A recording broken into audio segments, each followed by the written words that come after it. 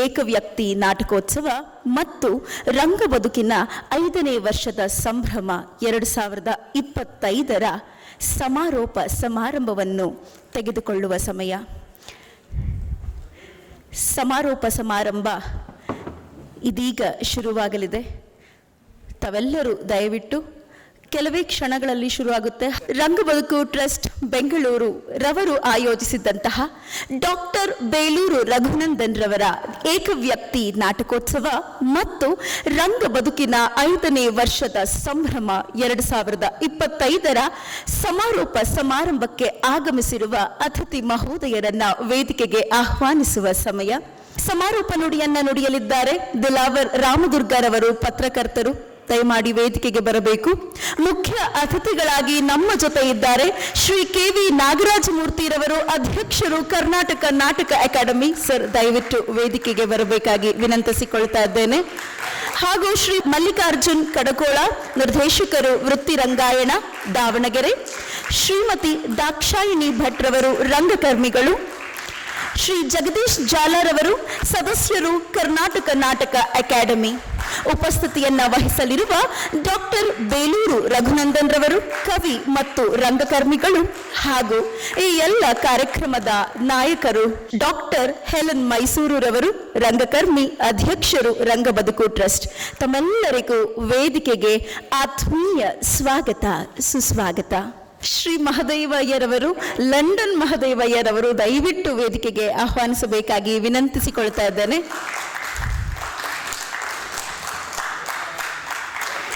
ಬೇಲೂರು ರಘುನಂದನ್ ರವರ ನಾಟಕೋತ್ಸವದ ಸಮಾರೋಪ ಸಮಾರಂಭಕ್ಕೆ ಮಗದೊಮ್ಮೆ ತಮ್ಮೆಲ್ಲರಿಗೂ ಆತ್ಮೀಯ ಸ್ವಾಗತ. ನಾನು ನಿರೂಪಕಿಯಾಗಿ ಡಾಕ್ಟರ್ ಲೀಲಾವತಿ ಎನ್, ಸಹಾಯಕ ಪ್ರಾಧ್ಯಾಪಕಿ, ಸರ್ಕಾರಿ ಪ್ರಥಮ ದರ್ಜೆ ಕಾಲೇಜು, ವಿಜಯನಗರ. ರಂಗಬದುಕು ಟ್ರಸ್ಟ್ನ ಕುರಿತಾಗಿ ಹೇಳೋದು ನಿಜಕ್ಕೂ ನಮ್ಮ ಜವಾಬ್ದಾರಿ. 2017ರಲ್ಲಿ ರಿಜಿಸ್ಟರ್ ಆದಂತಹ ಸಂಸ್ಥೆ ರಂಗಬದುಕು ಟ್ರಸ್ಟ್. 2017ರಲ್ಲಿ ಔಪಚಾರಿಕ ನೆಲೆಯಲ್ಲಿ ರಿಜಿಸ್ಟರ್ ಆದರೂ ಸಹ ಅದಕ್ಕೂ ಮೊದಲೇ ಹಲವಾರು ವರ್ಷಗಳ ಕಾಲ ರಂಗ ಸೇವೆಯನ್ನ ನೀಡುತ್ತಾ ಬಂದಿರುವಂತಹ ರಂಗ ಬದುಕು ಎಲ್ಲರಂತಲ್ಲ ಅವ್ವ, ಮತ್ತೊಬ್ಬರಾದೆ, ಹಡೆದವ್ವ ಬರದ ಹಣೆಬರಹ, ಈ ರೀತಿಯ ಸಾಮಾಜಿಕ ನಾಟಕಗಳು, ಕುರುಕ್ಷೇತ್ರ, ಮಹಾಭಾರತ, ರಾಮಾಯಣಗಳಂತಹ ಪೌರಾಣಿಕ ನಾಟಕಗಳು, ಕಿತ್ತೂರು ರಾಣಿ ಚೆನ್ನಮ್ಮ, ಭಗತ್ ಸಿಂಗ್, ವೀರ ಸಾವರ್ಕರ್, ಗಾಂಧೀಜಿ, ಇತರೆ ಹಲವಾರು ಐತಿಹಾಸಿಕ ನಾಟಕಗಳು, ಜೊತೆಗೆ ಅಕ್ಕಮಹಾದೇವಿ, ಬಸವಣ್ಣ ಹಾಗೂ ಇತರ ಶರಣರ ನಾಟಕಗಳನ್ನ ನೀಡಿದ ಕೊಡುಗೆ ಮತ್ತು ಹೆಮ್ಮೆ ರಂಗಬದುಕಿನದ್ದು. ರಂಗಬದುಕು ಟ್ರಸ್ಟ್ನ ಮುಖೇನ ರಂಗವನ್ನೇ ನಂಬಿದ ಹಲವರ ಬದುಕನ್ನ ಹಸನುಗೊಳಿಸುತ್ತಿರುವಂತಹ ರಂಗಬದುಕಿನ ನಾಯಕಿ ಡಾಕ್ಟರ್ ಹೆಲನ್ ಮೈಸೂರುರವರು. 111 ಪಾತ್ರಗಳನ್ನ ಒಳಗೊಂಡಂತಹ ಜನಕ ಜಾತೆ ಜಾನಕಿ SLN ಶಾಸ್ತ್ರಿರವರ ನಿರ್ದೇಶನದಲ್ಲಿ ಮೂಡಿ ಬಂದಿತ್ತು. ಮತ್ತೊಮ್ಮೆ ಹೇಳ್ತಾ ಇದ್ದೀನಿ, 111 ಪಾತ್ರಗಳನ್ನ ಒಳಗೊಂಡಂತಹ ಏಕವ್ಯಕ್ತಿ ನಾಟಕ ಜನಕ ಜಾತೆ ಜಾನಕಿ ರಂಗದ ಮೇಲೆ ಸತತ 3 ಗಂಟೆಗಳ ಕಾಲ ಮಾಡುವ ಮೂಲಕ ಜನಮನ್ನಣೆಯನ್ನ ಪಡೆದಂತಹ, ಗಿನ್ನಿಸ್ ದಾಖಲೆಯನ್ನ ಮೆರೆದಂತಹ, ಇಂಡಿಯಾ ಬುಕ್ ಆಫ್ ರೆಕಾರ್ಡ್ಸ್ ಹಾಗೂ ಏಷ್ಯಾ ಬುಕ್ ಆಫ್ ರೆಕಾರ್ಡ್ಸ್ ನಲ್ಲಿ ಸಾಧನೆಯನ್ನ ಮೆರೆದಂತಹ ಡಾಕ್ಟರ್ ಹೆಲನ್ ಮೈಸೂರುರವರು, ನಿಜಕ್ಕೂ ಅವರ ಸಾಧನೆ ಶ್ಲಾಘನೀಯ. ಅವರ ಮಾರ್ಗದರ್ಶನದಲ್ಲಿ ರಂಗಬದುಕು ಮತ್ತು ಇನ್ನಷ್ಟು ನಾಟಕಗಳನ್ನ ಹೊರತಂದಿದೆ. ಅದರಲ್ಲಿ ಕೆಲವೊಂದು ನನ್ನೊಳಗಿನ ನಾನು, ದಶಾನನ, 24 ಕಲಾವಿದರನ್ನ ಒಳಗೊಂಡಿದ್ದಂತಹ 17 ಸೆಕೆಂಡ್ನಲ್ಲಿ ಮಾಡಿದಂತಹ ನಾಟಕ ಹಾಗೂ ನವರಸಗಳ ನಾಟಕ, ಇವೆಲ್ಲವೂ ಗಿನ್ನಿಸ್ ಬುಕ್ ಆಫ್ ರೆಕಾರ್ಡ್ಸ್ ಹಾಗೂ ಏಷ್ಯಾ ಬುಕ್ ಆಫ್ ರೆಕಾರ್ಡ್ಸ್ ನಲ್ಲಿ ದಾಖಲಾಗಿರುವುದು ಹೆಮ್ಮೆಯ ವಿಚಾರ. ಇಂತಹ ಹೆಮ್ಮೆಯ ಸಂಸ್ಥೆ ರಂಗಬದುಕು ಟ್ರಸ್ಟ್ ಬೆಂಗಳೂರು ರವರು ಆಯೋಜಿಸಿರುವಂತಹ ಡಾಕ್ಟರ್ ಬೇಲೂರು ರಘುನಂದನ್ ರವರ ಏಕವ್ಯಕ್ತಿ ನಾಟಕೋತ್ಸವ. ಅದೊಂದು ಪ್ರಶ್ನೆ ಇತ್ತು, ಯಾಕೆ ಡಾಕ್ಟರ್ ಬೇಲೂರು ರಘುನಂದನ್ ರವರ ನಾಟಕೋತ್ಸವವೇ ಆಗಬೇಕು? ಅದು ವಾರ್ಷಿಕೋತ್ಸವದ ಸಮಯದಲ್ಲಿ ಯಾಕೆ ಬೇಲೂರು ರಘುನಂದನ್ ರವರ ನಾಟಕವೇ ಆಗಬೇಕು ಅಂತ. ಅದಕ್ಕೆ ಉತ್ತರ ಇಲ್ಲಿದೆ. ಡಾಕ್ಟರ್ ಬೇಲೂರು ರಘುನಂದನ್ ರವರು ಹಾಸನ ಜಿಲ್ಲೆಯ ಬೇಲೂರಿನವರಾದ ಬೇಲೂರು ರಘುನಂದನ್ ಕರ್ನಾಟಕದ ಪ್ರಸಿದ್ಧ ಕವಿ, ನಾಟಕಕಾರ ಮತ್ತು ರಂಗ ನಿರ್ದೇಶಕರು. ಕರ್ನಾಟಕ ಸರ್ಕಾರದ ಕಾಲೇಜು ಶಿಕ್ಷಣ ಇಲಾಖೆಯಲ್ಲಿ ಸಹ ಪ್ರಾಧ್ಯಾಪಕರಾಗಿ ಸೇವೆ ಸಲ್ಲಿಸುತ್ತಿರುವ ಇವರು ಉತ್ತಮ ಅಧ್ಯಾಪಕ ಮತ್ತು ಸಂಶೋಧಕರೂ ಕೂಡ. 2017ರಲ್ಲಿ ಕರ್ನಾಟಕ ಸರ್ಕಾರವು ಕರ್ನಾಟಕ ನಾಟಕ ಅಕಾಡೆಮಿಗೆ ಇವರನ್ನು ಸದಸ್ಯರನ್ನಾಗಿ ನೇಮಕ ಮಾಡಿ ಗೌರವಿಸಿದೆ. 2019ನೇ ಸಾಲಿನ ಬೇಲೂರು ತಾಲೂಕು ಕನ್ನಡ ಸಾಹಿತ್ಯ ಸಮ್ಮೇಳನದ ಸರ್ವಾಧ್ಯಕ್ಷತೆಯ ಗೌರವ ಇವರಿಗೆ ಲಭಿಸಿದೆ.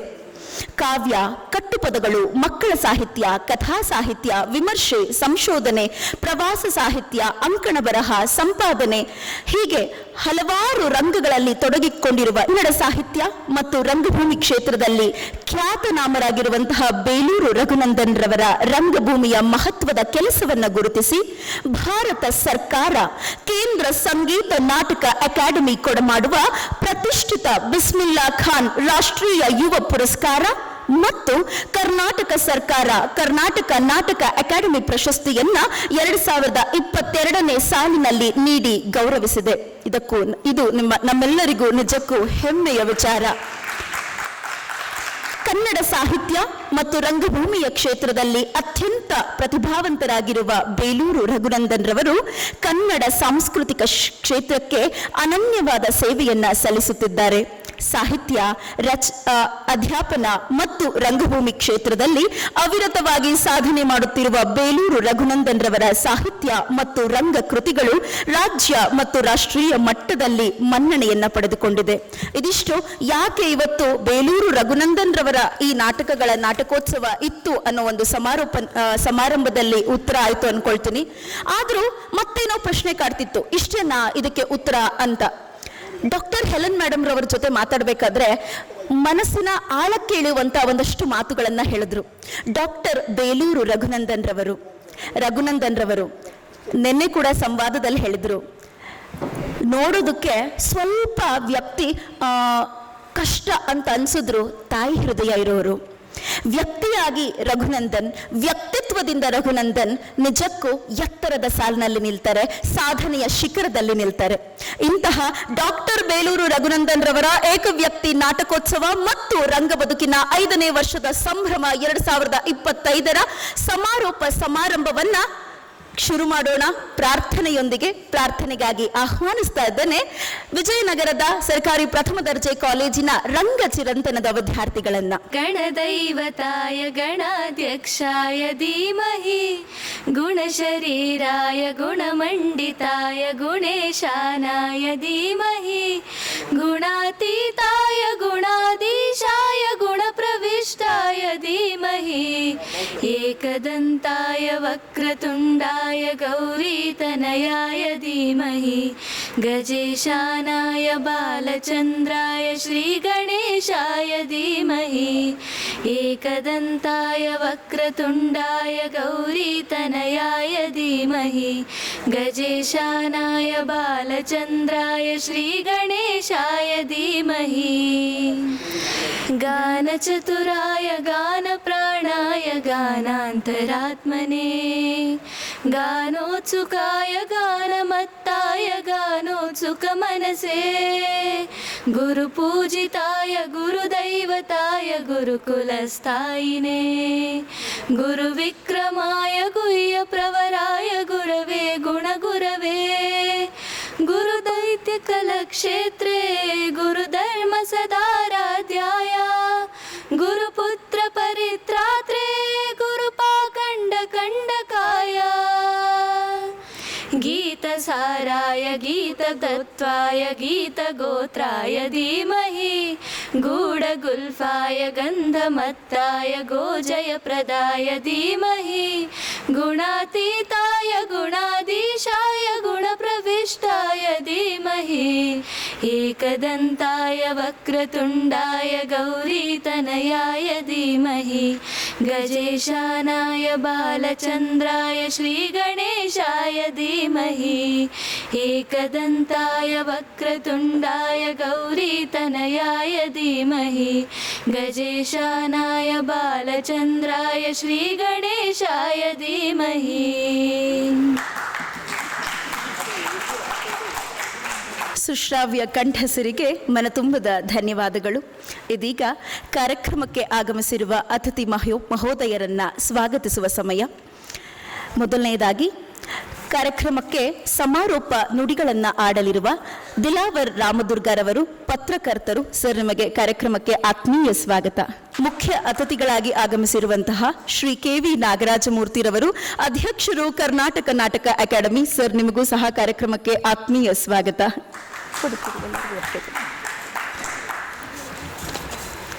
ಮುಂದುವರೆದು ನಮ್ಮೊಡನೆ ಇರುವಂತಹ ಶ್ರೀ ಜಗದೀಶ್ ಜಾಲರವರು, ಸದಸ್ಯರು, ಕರ್ನಾಟಕ ನಾಟಕ ಅಕಾಡೆಮಿ. ಸರ್, ತಮಗೂ ಸಹ ಕಾರ್ಯಕ್ರಮಕ್ಕೆ ಆತ್ಮೀಯ ಸ್ವಾಗತ.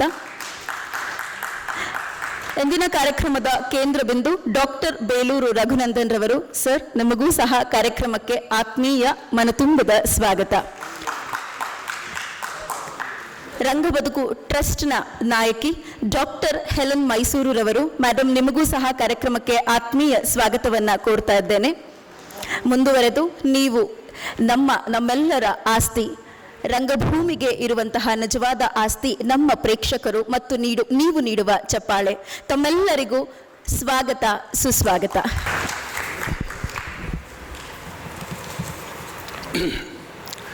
ಎಲ್ಲರಿಗೂ ನಮಸ್ಕಾರ. ರಂಗಬದುಕು ಟ್ರಸ್ಟ್ ನಮ್ಮ ಹೆಲೆನ್ ಮೈಸೂರವರು ತಮ್ಮ ಸಂಸ್ಥೆಯ 5ನೇ ವರ್ಷದ ಆಚರಣೆಯ ಸಂದರ್ಭ, ಇದರ ನಿಮಿತ್ತ ನಾಡಿನ ಹೆಸರಾಂತ ನಾಟಕಕಾರ, ರಂಗ ನಿರ್ದೇಶಕ ಡಾಕ್ಟರ್ ಬೇಲೂರು ರಘುನಂದನ್ ಅವರ ಏಕವ್ಯಕ್ತಿ ಪ್ರಯೋಗಗಳ ಒಂದು ಉತ್ಸವವನ್ನು ಆಯೋಜಿಸಿದ್ದಾರೆ. ಈ ಉತ್ಸವ ಅತ್ಯಂತ ಯಶಸ್ವಿಯಾಗಿ ನಡೆದಿದೆ ಅಂತ ನಾನು ಭಾವಿಸ್ತೇನೆ. ಕಳೆದ 3 ದಿನಗಳಿಂದ ನಾನು ಕೂಡ ಈ ಉತ್ಸವವನ್ನು ಗಮನಿಸ್ತಾ ಬಂದಿದ್ದೇನೆ ಮತ್ತು ಇದರಲ್ಲಿ ಪಾಲ್ಗೊಳ್ತಾ ಬಂದಿದ್ದೇನೆ. ಏಕವ್ಯಕ್ತಿ ನಾಟಕಗಳು ಬಹುಶಃ ಬೇಲೂರು ರಘುನಂದನ್ ಅವರು ಬರೆದಷ್ಟು ಇನ್ಯಾರು ಬರೆದಿಲ್ಲ ಅಂದ್ಕೊಂಡಿದ್ದೇನೆ, ಅಥವಾ ನಿರ್ದೇಶನ ಮಾಡಿದ್ದು ಅವರೇ ಜಾಸ್ತಿ ಅಂದ್ಕೊಂಡಿದ್ದೇನೆ. ಈ ಉತ್ಸವದಲ್ಲಿ ಪ್ರದರ್ಶನಗೊಂಡಂಥ ಸುಮಾರು 5 ಏಕವ್ಯಕ್ತಿ ಪ್ರಯೋಗಗಳನ್ನು ನಾನು ಭಾಗಶಃ ನೋಡಿದ್ದೇನೆ.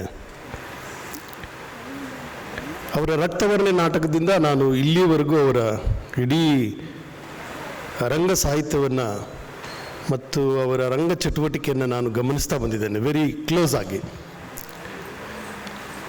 ರಂಗಭೂಮಿ ಜೊತೆ ನನಗೂ ಕೂಡ 1990ರಿಂದ ನಂಟು. ಸಮುದಾಯದ ಜೊತೆ, ಇಪ್ಟಾದ ಜೊತೆ ಹಲವಾರು ನಾಟಕಗಳಲ್ಲಿ ನಾನು ನಟನಾಗಿ, ಬೆಳಕು ವಿನ್ಯಾಸಕಾರನಾಗಿ, ರಂಗ ವಿನ್ಯಾಸಕಾರನಾಗಿ, ನಿರ್ದೇಶಕನಾಗಿಯೂ ಕೂಡ ಕೆಲಸ ಮಾಡಿದ್ದೇನೆ. ಆವಾಗಿಂದ ನಾನು ರಂಗಭೂಮಿಯನ್ನು ಅಬ್ಸರ್ವ್ ಮಾಡ್ತಾ ಬಂದಿದ್ದೇನೆ. ಓದಿದ್ದು ನಾನು ಸೈನ್ಸ್ ಆದರೂ ಕೂಡ ಮಾಧ್ಯಮದ ವಿದ್ಯಾರ್ಥಿ, ಕಮ್ಯುನಿಕೇಷನ್ನ ಓದಿದಂಥವನು. ಆರಂಭದಲ್ಲಿ ನಾವು ಡಾಕ್ಟರ್ ಗಿರೀಶ್ ಕಾರ್ನಾಡ್, ಚಂಪಾ, ಬೇಂದ್ರೆ, ಚಂದ್ರಶೇಖರ್ ಕಂಬಾರ್, ಈ ಥರದ ನಾಟಕಕಾರರ ನಾಟಕಗಳನ್ನು ನೋಡ್ತಾ ಬೆಳೆದವರು. ವಿಶೇಷವಾಗಿ ಧಾರವಾಡದಲ್ಲಿ ನಾನು ಚಂಪಾ ಅವರ ಅಬ್ಸರ್ಡ್ ಪ್ಲೇ, ಅಸಂಗತ ನಾಟಕಗಳಿದೆಯಲ್ಲ, ಬಹುಶಃ ಕನ್ನಡ ನಾಡು ಕಂಡ ಭಾಳ ತುಂಬ ಪ್ರಬುದ್ಧ ಮತ್ತು ತುಂಬ ಪ್ರತಿಭಾವಂತ ನಾಟಕಕಾರ ಅಂದರೆ ಚಂಪಾ. ಬಹಳತನಕ್ಕೆ ಅವರು ಕೇವಲ ಕವಿಯಾಗಿ ಕನ್ನಡ ಹೋರಾಟಗಾರರಿಗೆ ಪರಿಚಯ ಆಗಿರ್ಬೋದು, ಬಟ್ ಚಂಪಾ ಅದ್ಭುತ ಅಸಂಗತ ನಾಟಕಕಾರರು, ಅಬ್ಸರ್ಡ್ ಪ್ಲೇ. ಅವರ ಬಹುತೇಕ ನಾಟಕಗಳಿಗೆ ನಾನು ರಂಗ ವಿನ್ಯಾಸ ಮಾಡಿದ್ದೇನೆ ಧಾರವಾಡದಲ್ಲಿ. ಕಾರ್ನಾಡ್ರವರ ನಾಟಕಗಳನ್ನು ನಾವು ನೋಡ್ತಾ ಬೆಳೆದವರು. ಸೊ ಹಾಗೆ ಅವ್ರನ್ನ ಅಬ್ಸರ್ವ್ ಮಾಡ್ತಾ ಮಾಡ್ತಾ ಮಾಡ್ತಾ ಈಗ ನಾನು ತುಂಬ ತೀವ್ರವಾಗಿ ಒಂದಿಷ್ಟು ನಾಟಕಕಾರರನ್ನ ತುಂಬ ಆಸ್ಥೆಯಿಂದ ನಾನು ಫಾಲೋ ಮಾಡ್ತೇನೆ. ಅದರಲ್ಲಿ ಡಾಕ್ಟರ್ DS ಚೌಗ್ಲೆ ಇರ್ಬೋದು, KY ನಾರಾಯಣ ಸ್ವಾಮಿ ಇರ್ಬೋದು, ರಾಜಪ್ಪ ದಳವಾಯಿ ಇರ್ಬೋದು, ಮತ್ತು ಬೇಲೂರು ರಘುನಂದನ್.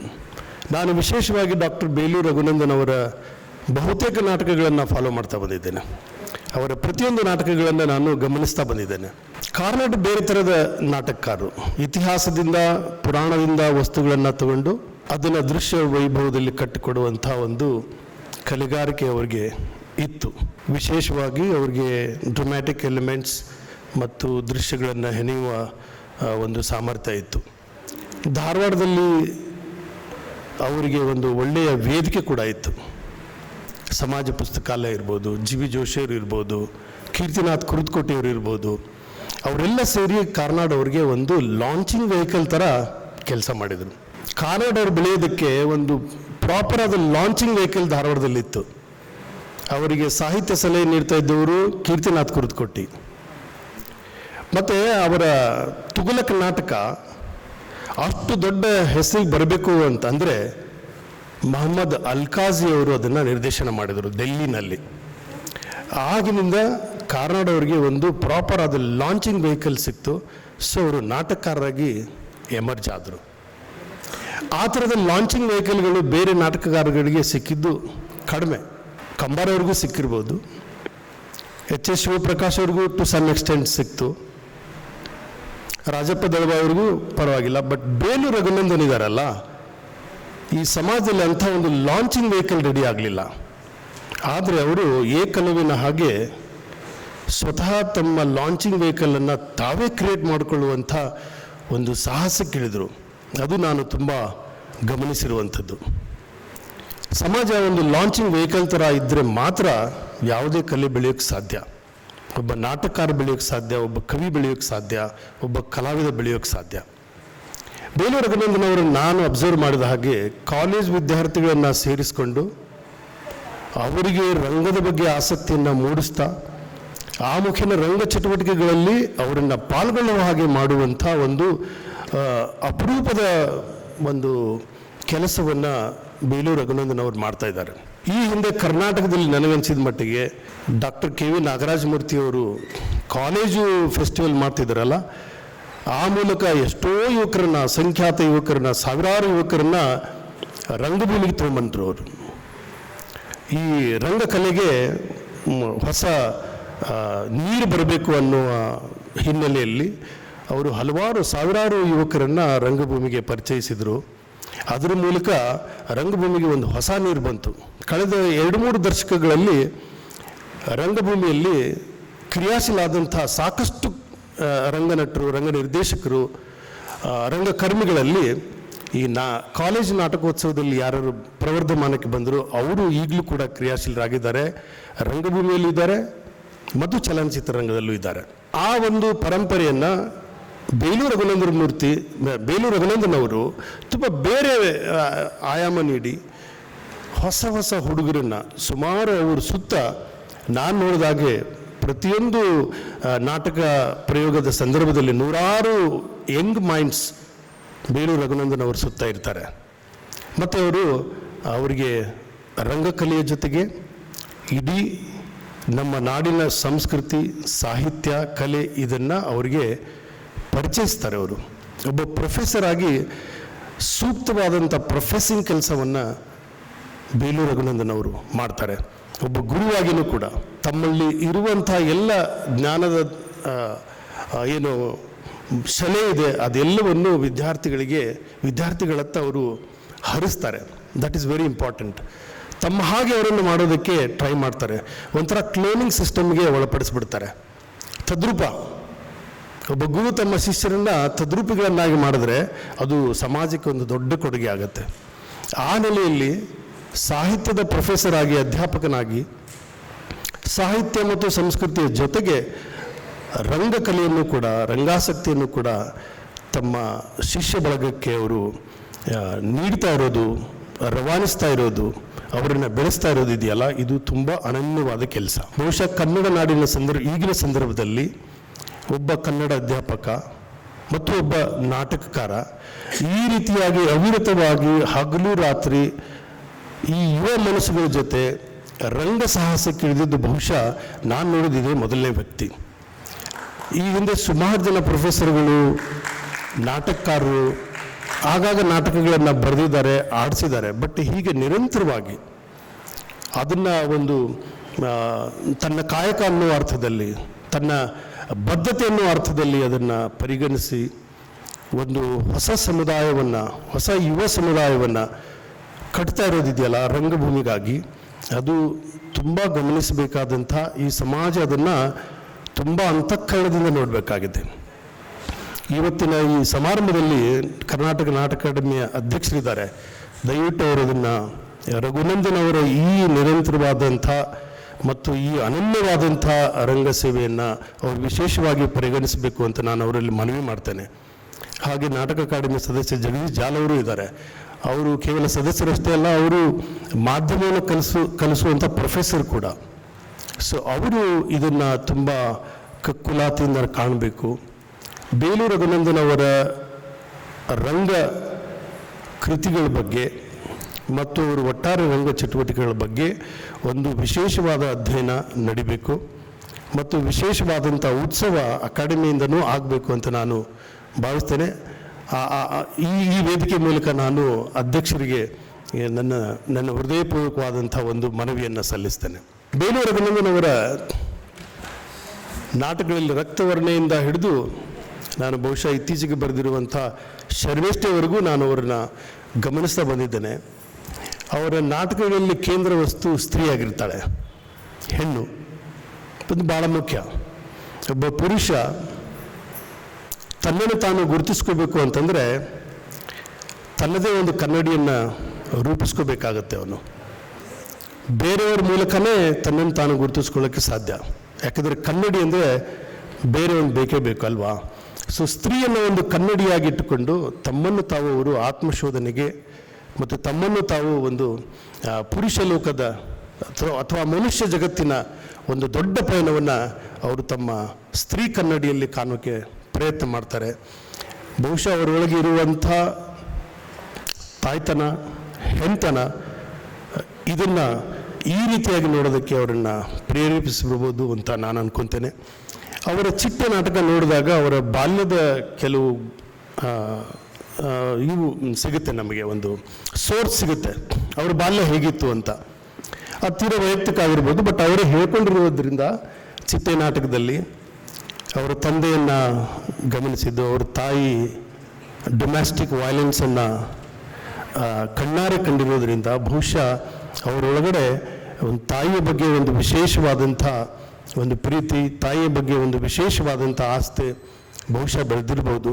ಈ ಕಾರಣಕ್ಕಾಗಿ ಅವರಲ್ಲಿ ಒಂದು ತಾಯ್ತನದ ಮತ್ತು ಹೆಣ್ತನದ ಮೌಲ್ಯದ ಬಗ್ಗೆ ಹೆಚ್ಚು ಅವರನ್ನು ಆವರಿಸ್ಕೊಂಡಿದೆ ಅಂತ ನಾನು ಭಾವಿಸ್ತೇನೆ. ಯಾಕಂದರೆ ಬಾಲ್ಯದಲ್ಲಿ ಯಾರ ಬಾಲ್ಯ ಹೇಗಿರುತ್ತೆ, ತಂದೆ ತಾಯಿ, ಇದು ಭಾಳ ಮುಖ್ಯ ಆಗಿರುತ್ತೆ, ತುಂಬ ಮುಖ್ಯ. ಡೊಮೆಸ್ಟಿಕ್ ವೈಲೆನ್ಸ್ ಒಬ್ಬ ಮಗುವಿನ ಮೇಲೆ ಹೇಗೆ ಪರಿಣಾಮ ಬೀರುತ್ತೆ ಅನ್ನೋದನ್ನು ನಾವು ಭಾಳ ಗಂಭೀರವಾಗಿ ಪರಿಗಣಿಸಬೇಕು ಸಮಾಜ. ಬೇಲೂರು ರಘುನಂದನ್ ಅವರು ಆ ಡೊಮೆಸ್ಟಿಕ್ ವೈಲೆನ್ಸನ್ನು ನೋಡಿದ್ರಿಂದಾಗಿ ಅವರು ಹೆಣ್ಣಿನ ಬಗ್ಗೆ ಹೆಚ್ಚು ಯೋಚನೆ ಮಾಡ್ತಾರೆ. ಈ ಸಮಾಜ ಹೆಣ್ಣಿನ ಬಗ್ಗೆ ಹೆಚ್ಚು ಯೋಚನೆ ಮಾಡಬೇಕು, ಆಗಲೇ ಈ ಸ್ವಾಸ್ಥ್ಯವಾದಂಥ ಒಂದು ಬದುಕನ್ನು, ಸಮಾಜವನ್ನು ಕಟ್ಟೋಕ್ಕೆ ಸಾಧ್ಯ ಅನ್ನೋ ಅರಿವು ಅವರಿಗೆ ಮೂಡಿದ್ರಿಂದ ಇವತ್ತು ರಕ್ತವರ್ಣೆಯಿಂದ ಹಿಡಿದು ಶರ್ಮಿಷ್ಠೆಯವರೆಗೆ ಅವರ ಇಡೀ ನಾಟಕ ಸಾಹಿತ್ಯದ ಒಂದು ಜರ್ನಿ ಏನಿದೆ, ಆ ಜರ್ನಿಯಲ್ಲಿ ಹೆಣ್ಣೇ ಹೆಚ್ಚು ಪ್ರಧಾನವಾಗಿ ಕಾಣಿಸುತ್ತೆ. ಮತ್ತು ಅವ್ರ ರಂಗ ವಿನ್ಯಾಸದಲ್ಲಿ ನಾನು ಗಮನಿಸಿದ ಹಾಗೆ ಬಟ್ಟೆಯನ್ನು ಜಾಸ್ತಿ ಬಳಸ್ತಾರೆ. ಅದು ಕೂಡ ಅವರ ಬದುಕಿನ ಒಂದು ಭಾಗವಾಗಿದೆ ಅಂತ ನಾನು ಭಾವಿಸ್ತೇನೆ. ಇಲ್ಲಿವರೆಗೂ ಹೆಣ್ಣನ್ನು ಕೇಂದ್ರವಾಗಿ ಇಟ್ಕೊಂಡು ಸುಮಾರು ಜನ ನಾಟಕಗಳನ್ನು ಬರೆದಿದ್ದಾರೆ. ಆದರೆ ನಿರಂತರವಾಗಿ ಸುಮಾರು 10 ಪ್ಲೇಗಳನ್ನು ನಾನು ಹೇಳ್ಬೋದು ಅನಿಸುತ್ತೆ ಇವರು ನಾಟಕಗಳಲ್ಲಿ. 1-2 ನಾಟಕಗಳನ್ನು ಸುಮಾರು ಜನ ಬರೆದಿದ್ದಾರೆ. ಉದಾಹರಣೆಗೆ ಭೀಷ್ಮ ಸಹಾನಿಯವರು ಬರೆದಿದ್ದಾರೆ ಮಾಧವಿ ನಾಟಕ. ಅದು ಯಯಾತಿ, ವಿಶ್ವಾಮಿತ್ರ, ಗಾಲವ ಈ ಪಾತ್ರಗಳನ್ನು ಇಟ್ಕೊಂಡು ಒಂದು ಹೆಣ್ಣು ಕೌಮಾರ್ಯವನ್ನು ಮತ್ತೆ ಮತ್ತೆ ಪಡೆಯುವಂಥ ಒಂದು ವರವನ್ನು ಪಡೆದಿರುವಂಥ ಒಂದು ಹೆಣ್ಣಿನ ಚಿತ್ರಣವನ್ನು ಭೀಷ್ಮ ಸಹಾನಿಯವರು ಕ್ರಿಯೇಟ್ ಮಾಡಿದ್ದಾರೆ. ಅದರಲ್ಲಿ ಮಾಧವಿ ಕೌಮಾರ್ಯವನ್ನು ಮತ್ತೆ ಯಾವಾಗ ಬಯಸ್ತಾಳೋ ಅವಾಗ ಪಡೆಯುವಂಥ ಒಂದು ಅವಕಾಶ ಇರುತ್ತೆ ಅವಳಿಗೆ. ಗಾಲವ ತನ್ನ ಗುರು ವಿಶ್ವಾಮಿತ್ರನಿಗೋಸ್ಕರ 800 ಅಶ್ವಮೇಧ ಕುದುರೆಗಳನ್ನು ಅರೇಂಜ್ ಮಾಡಬೇಕಾಗಿರುತ್ತೆ. ಆಗ ಅವನು ಯಯಾತಿ ಮಹಾರಾಜರ ಕಡೆ ಹೋದಾಗ ಯಯಾತಿ ಮಹಾರಾಜ ದಾನದಲ್ಲಿ ತುಂಬ ಹೆಸರಾಗಿರ್ತಾನೆ. ಅವನು ಮಾಧವಿಯನ್ನು ಕೊಡ್ತಾನೆ, ಇದು ನನ್ನ ಮಗಳು, ಇವಳು ಯಾವಾಗ ಬೇಕಾವಾಗ ಕೌಮಾರ್ಯವನ್ನು ಪಡ್ಕೋಬಹುದು, ಇವಳು ಹೊಟ್ಟೆಯಲ್ಲಿ ಹುಟ್ಟುವ ಮಗು ಚಕ್ರವರ್ತಿ ಆಗ್ತಾನೆ. ಸೊ ಇಲ್ಲಿ ಸುತ್ತಮುತ್ತ ರಾಜರಿಗೆ ಸಂತಾನ ಇಲ್ಲ ಚಕ್ರವರ್ತಿ ಆಗುವಂಥ, ಬಟ್ ಅವರಲ್ಲೆಲ್ಲ ಅಶ್ವಮೇಧ ಕುದುರೆಗಳಿದ್ದಾವೆ 200-300. ಇವಳನ್ನ ಬಳಸ್ಕೊಂಡು ನೀವು ನಿಮ್ಮ ಗುರಿಯನ್ನು ಸಾಧಿಸ್ಬೋದು ಅಂತ. ಹಾಗೆ ಗಾಲವ ಏನು ಮಾಡ್ತಾನೆ, ಒಂದೊಂದು ರಾಜರ ಹತ್ರ ಹೋಗಿ ಮಾಧವಿಯನ್ನು ಅವರಿಗೆ ಅರ್ಪಿಸಿ ಮಾಧವಿ ಮೂಲಕ ಅವರಿಗೆ ಸಂತಾನ ಆಗ್ತಾ ಇರುತ್ತೆ, ಚಕ್ರಾಧಿಪತಿ ಆಗುವಂಥ ಸಂತಾನ. ಹಾಗೆ ಅದರ ಮೂಲಕ ಅಶ್ವಮೇಧ ಕುದುರೆಗಳನ್ನು ಸಂಗ್ರಹಿಸಿ ಅವನು ಗುರುದಕ್ಷಿಣೆಯಾಗಿ ಕೊಡಬೇಕು ಅಂತ ಒಂದು ದೊಡ್ಡ ಸಂಯಮರವನ್ನು ಏರ್ಪಡಿಸ್ತಾನೆ. ಆ ಸಂದರ್ಭದಲ್ಲಿ ಮಾಧವಿ ಅಲ್ಲಿಯವರೆಗೂ ಎಲ್ಲ ರಾಜರ ಬಳಿ ಹೋಗಿ ಹೋಗಿ ಹೋಗಿ ಅವಳು ವಯಸ್ಸಾಗಿಬಿಟ್ಟಿರುತ್ತೆ, ಅವಳು ಮುದುಕಿಯಾಗಿರ್ತಾಳೆ. ಸ್ವಯಂವರ ಸಂದರ್ಭದಲ್ಲಿ ಗಾಲವ ಹೇಳ್ತಾನೆ, ನಾನು ಇವತ್ತು ಗುರುದಕ್ಷಿಣೆಯಾಗಿ ನೀಡ್ತಾ ಇದ್ದೀನಿ, ಸುತ್ತಮುತ್ತಲಿನೆಲ್ಲ ರಾಜರು ಬಂದಿದ್ದಾರೆ, ಅವರೆಲ್ಲ ನನ್ನನ್ನು ನೋಡ್ತಾರೆ. ಸೊ ಈಗ ನೀನು ಮತ್ತೆ ಹೇಗೂ ಕೌಮಾರ್ಯವನ್ನು ಪಡ್ಕೋಬೋದಲ್ಲ, ತಿರ್ಗ ಕೌಮಾರ್ಯವನ್ನು ಪಡ್ಕೊಂಡು ಬಾ ನೀನು ಅಂತ ಹೇಳಿದಾಗ ಮಾಧವಿ ಅದನ್ನು ಧಿಕ್ಕರಿಸ್ತಾಳೆ. ನಾನಿರುವ ಸ್ಥಿತಿನಲ್ಲಿ ನೀನು ನನ್ನನ್ನು ಸ್ವೀಕರಿಸುವುದಾದರೆ ಮಾತ್ರ ನಾನು ನಿನ್ನ ಪ್ರೀತಿಯನ್ನು ಒಪ್ಕೊತೇನೆ, ಇಲ್ಲಾಂದರೆ ಸಾಧ್ಯ ಇಲ್ಲ ಅಂತ. ಬಟ್ ಗಾಲವ ಹಠ ಹಿಡಿದು ನಿಲ್ತಾನೆ, ನೀನು ಕೌಮಾರ್ಯ ಪಡ್ಕೊಳ್ಳೇಬೇಕು ಅಂತ. ಅವಳು ಧಿಕ್ಕರಿಸಿ ಮತ್ತೆ ಕಾಡಿಗೆ ಹೋಗ್ತಾಳೆ. ಹೀಗೆ ಹೆಣ್ಣು ಪುರುಷ ಅಹಂಕಾರವನ್ನು ಧಿಕ್ಕರಿಸುವಂಥ ಒಂದು ಸಬ್ಜೆಕ್ಟನ್ನು ಈ ಹಿಂದೆ ಭೀಷ್ಮ ಸಾಹನಿ ಅಂತವ್ರು ಬರೆದಿದ್ದಾರೆ. ಮತ್ತು ವಿಜಯ್ ತೆಂಡೂಲ್ಕರ್ ಅಂಥ ನಾಟಕಕಾರರು, ಘಾಸಿರಾಮ್ ಕೊತ್ವಾಲ್ ಬರೆದಂಥ ನಾಟಕಕಾರರು ಕಮಲ ಅನ್ನೋ ಒಂದು ನಾಟಕನ ಬರೀತಾರೆ. ಹೆಣ್ಣನ್ನು ಮಾರಾಟ ಮಾಡುವಂಥ ಒಂದು ಸಂಪ್ರದಾಯ ಬಿಹಾರಲ್ಲಿ ಇರೋದು, ಅದನ್ನು ನೋಡಿಬಿಟ್ಟು ಅವರು ಒಂದು ನಾಟಕ ಬರೀತಾರೆ. ಬಟ್ ಅದಷ್ಟು ಯಶಸ್ಸನ್ನು ಕಾಣಲ್ಲ. ಸೊ ಹೀಗೆ ಹೆಣ್ಣನ್ನು ಮುಖ್ಯವಾಗಿಟ್ಕೊಂಡು ನಾಟಕ ಬರಿತಾ ಅದರಲ್ಲಿ ಗೆಲುವು ಕಂಡವರು ಭಾಳ ಕಡಿಮೆ. ಅಂಥ ಒಂದು ಸಂದರ್ಭದಲ್ಲಿ ಬೇಲೂರು ರಘುನಂದನ್ ಅವರು ಸ್ತ್ರೀಯನ್ನೇ ಪ್ರಧಾನವಾಗಿಟ್ಕೊಂಡು ಕೇಂದ್ರ ವಸ್ತುವನ್ನಾಗಿಟ್ಕೊಂಡು ಹಲವಾರು ನಾಟಕಗಳ ರಚನೆಗಳನ್ನು ಮಾಡಿದ್ದಾರೆ. ಮತ್ತು ಪ್ರತಿಯೊಂದು ನಾಟಕ ಹೆಣ್ಣನ್ನು ಅತ್ಯಂತ ಹೃದಯವಾಗಿ, ಅತ್ಯಂತ ಸೊಗಸಾಗಿ, ಅತ್ಯಂತ ಮಾನವೀಯವಾಗಿ ಕಟ್ಟಿಕೊಡುತ್ತೆ.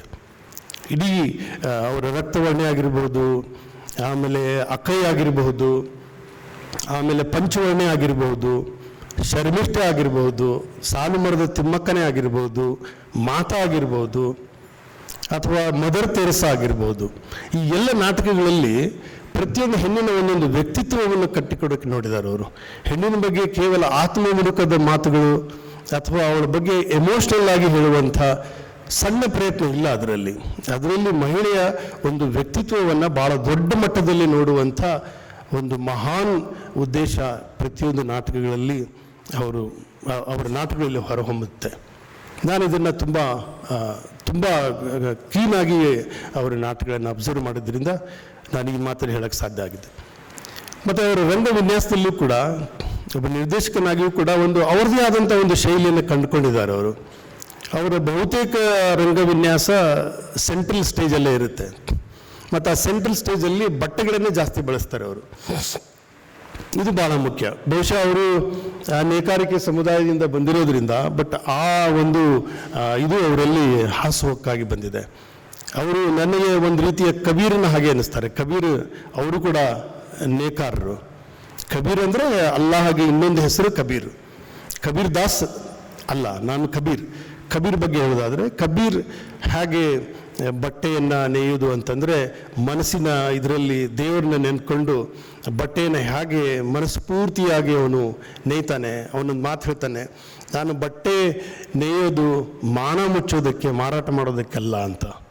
ಸೊ ಹೀಗೆ ಮಾನ ಮುಚ್ಚುವಂಥ ಬಟ್ಟೆಯನ್ನೇ ಒಂದು ಮೆಟಾಫರ್ ಆಗಿ ತಗೊಂಡು ಅದಕ್ಕೆ ಒಂದು ಘನತೆಯನ್ನು ಕಟ್ಟಿಕೊಡುವಂಥ ಕೆಲಸವನ್ನು ಬೇಲೂರು ರಘುನಂದನ್ ಅವರು ಬೇರೆ ಒಂದು ಅರ್ಥದಲ್ಲಿ ಮಾಡ್ತಾ ಇರ್ತಾರೆ. ಅವರು ಇಡೀ ರಂಗವಿನ್ಯಾಸದಲ್ಲಿ ಬಟ್ಟೆ ಹೆಚ್ಚು ಬಳಕೆ ಆಗುತ್ತೆ. ನಾನು ಗಮನಿಸಿದ ಹಾಗೆ ಕಲರ್ ಬಟ್ಟೆ ಹೆಚ್ಚು ಬಳಸ್ತಾರೆ ಅವರು. ಸೊ ಅದನ್ನು ಮಾನ ಮುಚ್ಚುವಂಥ ಒಂದು ಮೆಟಾಫರ್ ಆಗಿ ಅದನ್ನು ಅವರು ಬಳಸ್ತಾರೆ.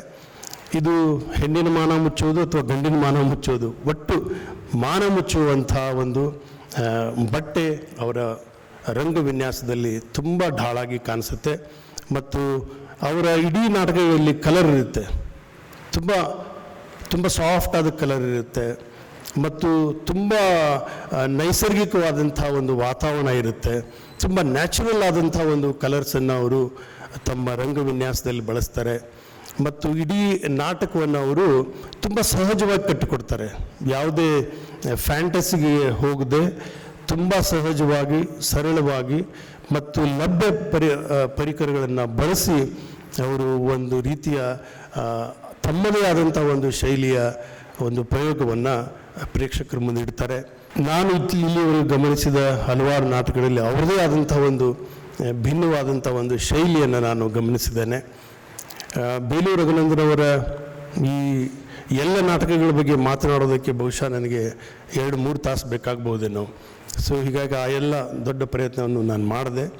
ಈ ನಾಟಕೋತ್ಸವದಲ್ಲಿ ಪ್ರಯೋಗಗೊಂಡಂಥ ಬಹುತೇಕ ನಾಟಕಗಳು ಹೆಣ್ಣಿನ ಒಂದು ವ್ಯಕ್ತಿತ್ವವನ್ನು ಬಹಳ ಸಮಂಜಸವಾಗಿ ಕಟ್ಟಿಕೊಟ್ಟಿವೆ. ಅದರಲ್ಲಿ ಭಾಗವಹಿಸಿದಂಥ ಪಾತ್ರವಹಿಸಿದಂಥ ನಟಿಯರು ಕೂಡ ಅವರು ಪ್ರತಿಯೊಂದು ನಾಟಕದಲ್ಲಿ ನಟಿಯರು ಹೊಸದಾಗೇ ಇರ್ತಾರೆ. ಜಾಸ್ತಿ ಹೊಸ ಪ್ರತಿಭೆಗಳನ್ನು ಅವರು ಪರಿಚಯ ಮಾಡಿಸ್ತಾ ಇರ್ತಾರೆ. ಪಂಚವರ್ಣೆ ನಾನು ನೋಡಿದೆ, ಪ್ರೊಫೆಸರು ಅವರು ಮಾಡಿದಂಥ ನಾಟಕ ಭಾಳ ಅದ್ಭುತವಾಗಿ ಅಭಿನಯಿಸಿದ್ದು. ಅಕ್ಕಯಲ್ಲಿ ನಮ್ಮ ನಯನಾ ಸೂಡ ಅದ್ಭುತವಾಗಿ ಅಭಿನಯ ನೀಡಿದ್ದು. ಮತ್ತು ಇವತ್ತು ಸಾಲು ಮರದ ಇದರಲ್ಲಿ ತಿಮ್ಮಕ್ಕ ಎಷ್ಟು ಸಹಜವಾಗಿ ಅಭಿನಯ ನೀಡಿದರು. ಹೀಗೆ ಹಲವಾರು ನಾಟಕಗಳಲ್ಲಿ, ಅವರ ಪ್ರತಿಯೊಂದು ನಾಟಕಗಳಲ್ಲಿ ಅವರು ನಟಿಯರನ್ನು ಕೂಡ ತಮ್ಮದೇ ಆದ ರೀತಿಯಲ್ಲಿ ತಯಾರು ಮಾಡ್ತಾರೆ.